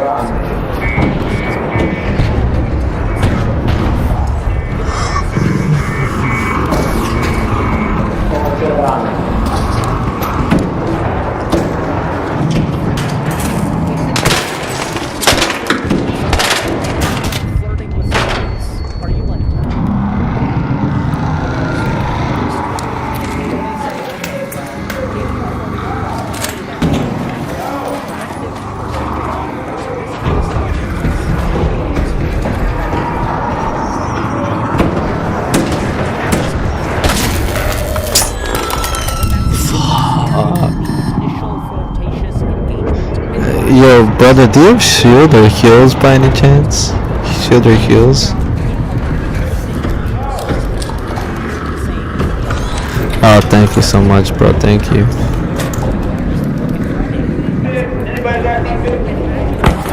Oh my fucking god. I hate this. I hate this game. That's what happened. The fucking developers stole. I'll tell you what happened. The developers didn't make this game big enough.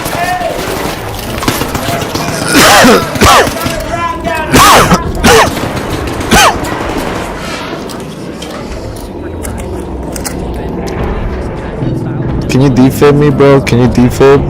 Can you get a defib? Okay. Wait.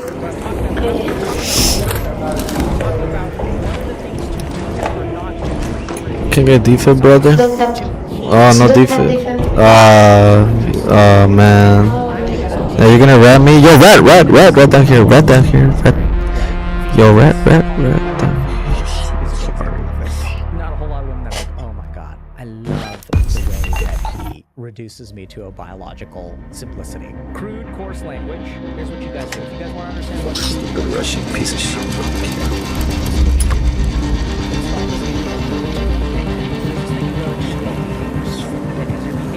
drops, you lose the ability to communicate, and eventually you end up with this thing called priority queue, which is you with the only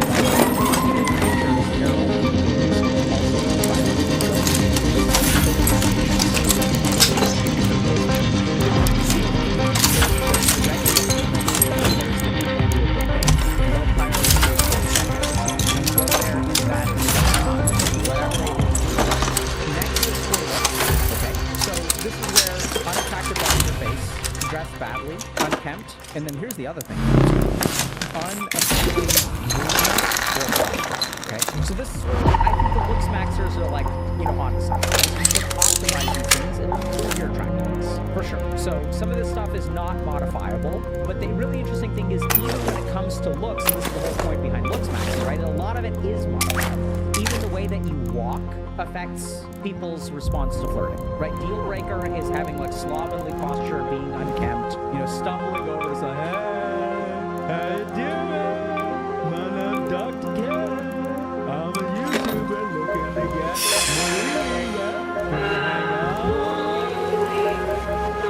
not very good at flirting, okay? This is another big one.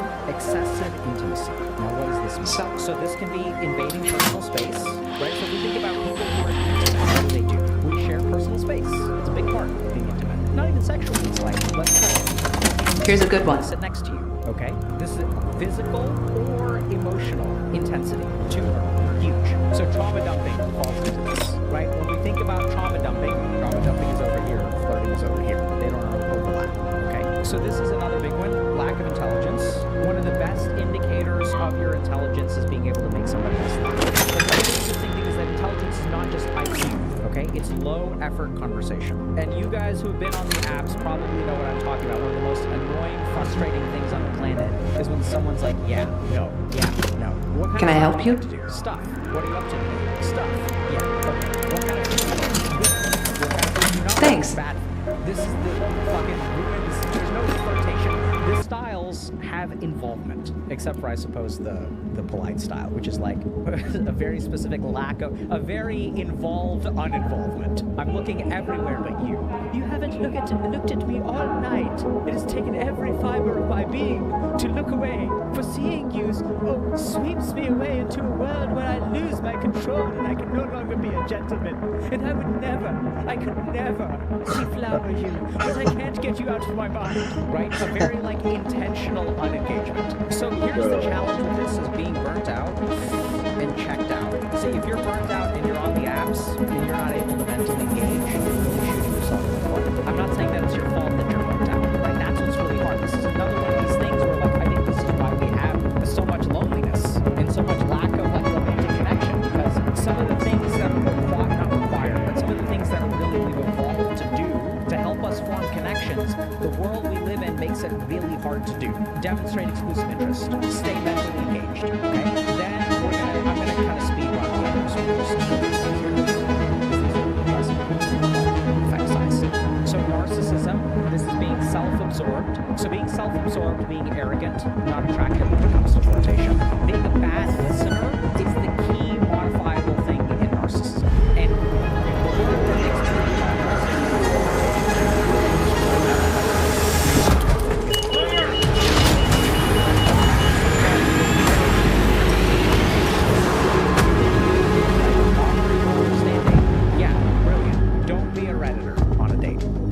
talking to someone that you're trying to flirt with, don't correct them and demonstrate your knowledge. This is like a key thing. Intelligence is not demonstrated by knowing or doing. Intelligence is demonstrated by making them laugh, making them feel comfortable. That's the key sign of intellect, okay? Engagement is the key sign of intellect, not correcting someone. So these are kind of like, you know, while flirting can't be reduced to a rule.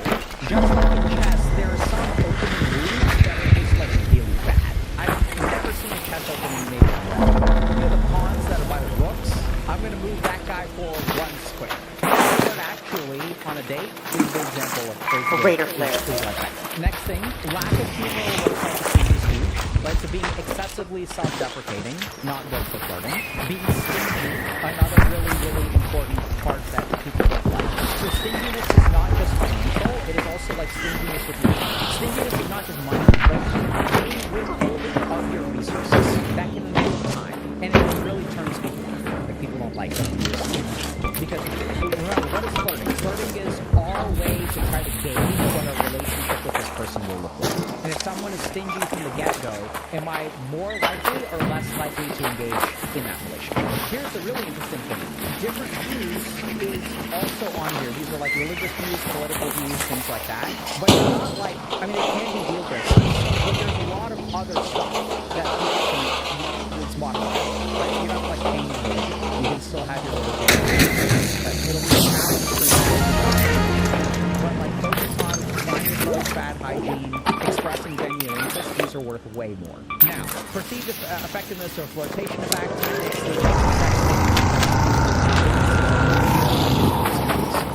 Sexual availability cues which are judged more effective when employed by women in short-term mating contexts.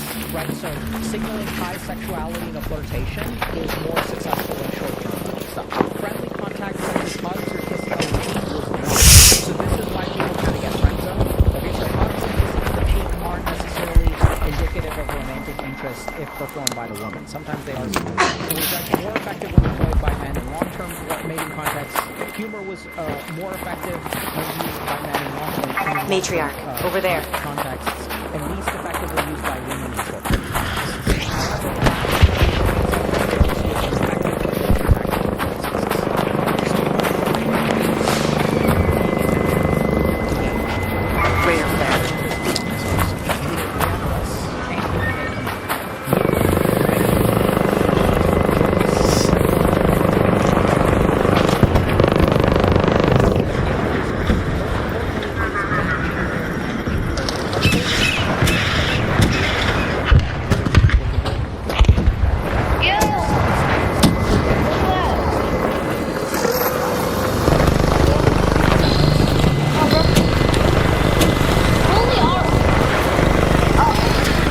Holy shit, there's a lot of art, brother.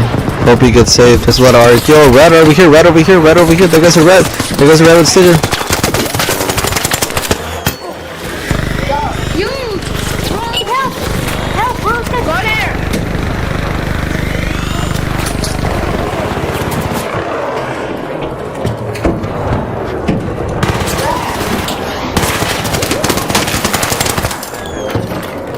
I need defense!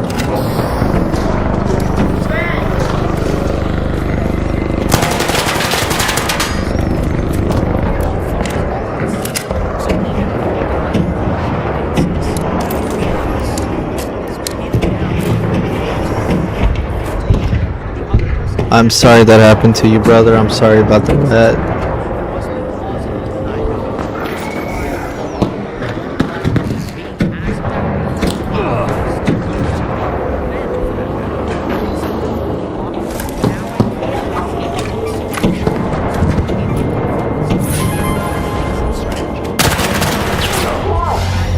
Yeah, there's a red. Shut the fuck up, bro. Nobody's helping you, you dumb bitch.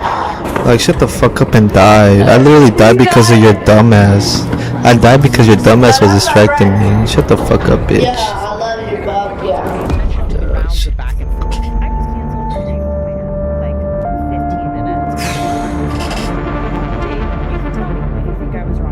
So, some context, I live on the beach, and by my house there's like a boardwalk type of situation. I was walking around the boardwalk, and some other guys hi to each other, this guy's dog,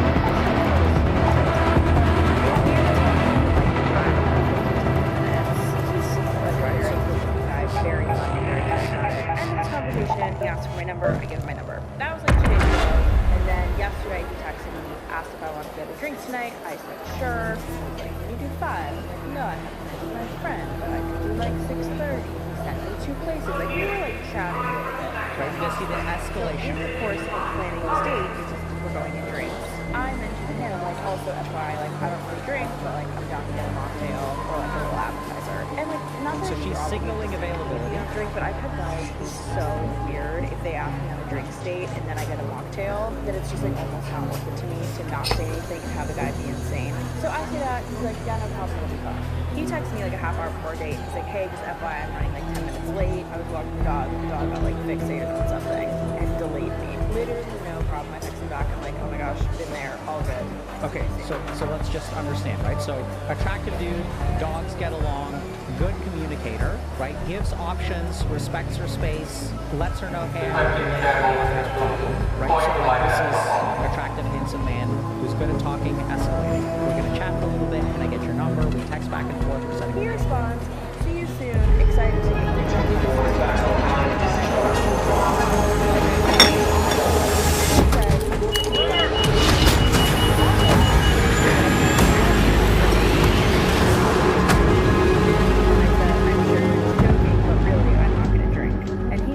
Like I said, I'll change your mind. To which I responded, I just want to make sure that this is a joke and we're doing a bit. And he said, I'm very convincing. Trust me, we'll have more fun if we have a drink. Immediately no. I said, if you're serious, I don't think you can go. Have a good night. And he said, okay, yes. Hello? Like, so I want folks to notice, so see, this is how flirting works, right? So he makes a joke and she's like, she gives him an out, right? Haha, I'm sure you're joking. And then he doubles down. She's like, hey, I don't think you're really understanding. So she's giving multiple exits for the guy, and he's not taking it, right? But this is what, like, I like this example. I mean, it's kind of scary, but I like this example because a lot of people think that if you are attractive, you use dog walking strat, which you get in chat and figured out, right? Use dog walking strat. Oh, like, if you want to pick up chicks, just walk your dog. And, like, that's a good way. The reason that dog walking strat is so strong is it gives you an opportunity for interaction with plausible deniability and no pressure. That's why it's so strong. It's such a great strat. But the moment that this guy crosses over into pushiness, it's a deal breaker. And I was like preparing this lecture, and 3 days ago,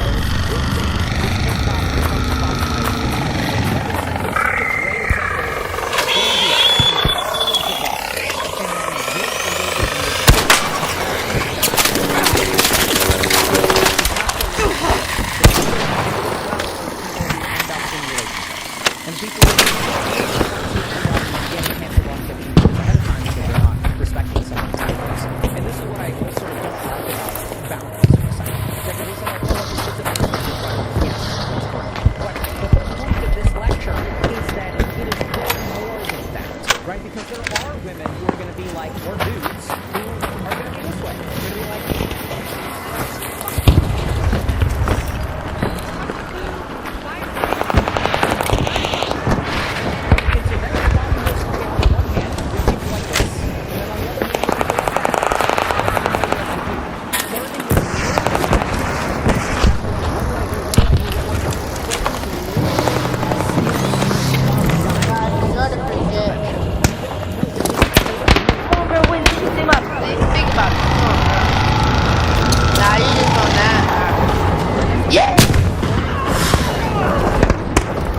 You fucking rat piece of shit, that's what you get. You think you can get fucking rid of the homies? Get the fuck up, I saw you, bitch.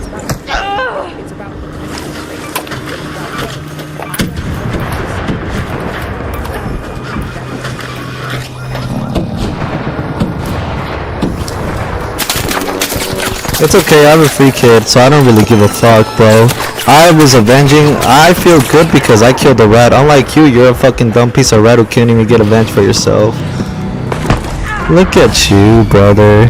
Free kid, and you couldn't even do shit to save anybody. Look at you, little rat. Little rat. That's okay, I'm gonna spectate you and get my clip.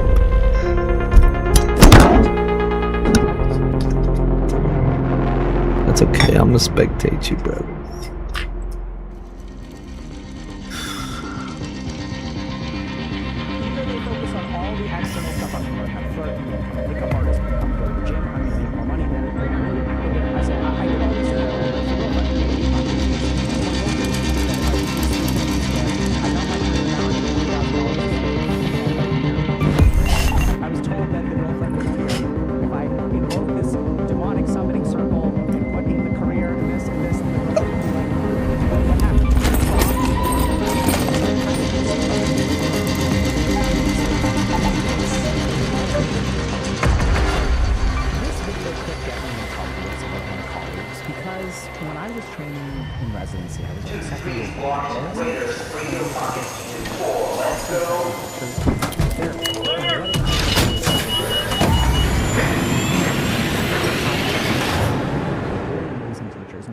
To them for a lot of stuff. There are some things though that even as a student kind of rubbed me the wrong way.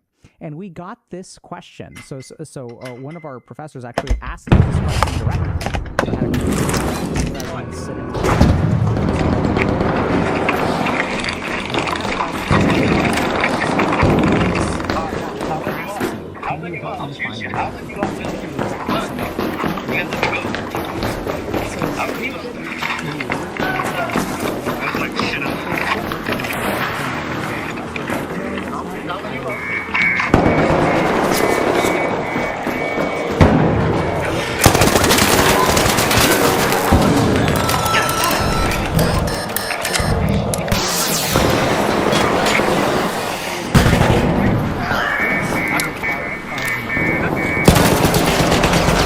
Yeah, free kid, buddy. You're good. You're so good because you third party. Free kid, buddy.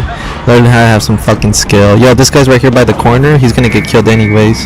So yeah, you might as well learn where he's at. Yep, Mohawk guy right here. He's hiding on the smoke. He's on the right, northeast. He's up top. This guy, yes, kill him. Kill him. Yes, kill him. Let's fucking go. Kill that Mohawk guy. Kill that Mohawk guy over there. Kill that Mohawk guy. Yeah, he's low. Kill him. Kill him. Kill him. He's right there. Bro, you're fucking ass. Learn how to fucking shoot. Oh, you got lucky. Idiot. Nobody got a defib on solos. Nobody has a defib on solos, you fucking retard. You're a fucking retard. Nobody has defib on solos, Stella. Fucking retard. Go back to Esperanza, you bum.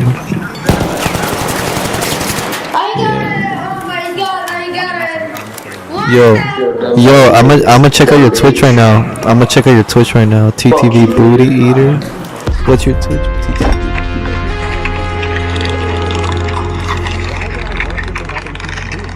When I can watch YouTube videos all on my own. Working with a coach is about amplifying your time and effort. We're great at wanting things and even making some progress. But we usually struggle with following through, perhaps some and that's exactly why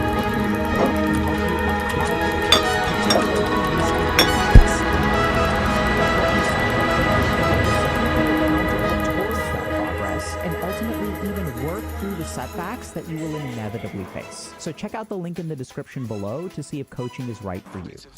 So this is what I would call step 0. So before we even help you find a girlfriend, the first thing that we do, one of the most important things that a medical professional does, is diagnosis. So a lot of people think that, doctors are about treating things, right? So if I've got COVID or if I've got cancer, the reason I go to a doctor is for treatment.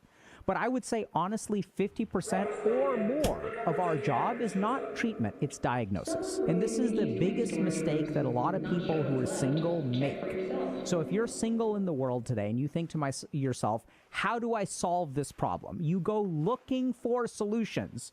You'll look at dating Instagrams. You'll start watching these TikToks. You may sign up with a coach. You may you start solving the problem, right? Duh, I have a problem. I'm single.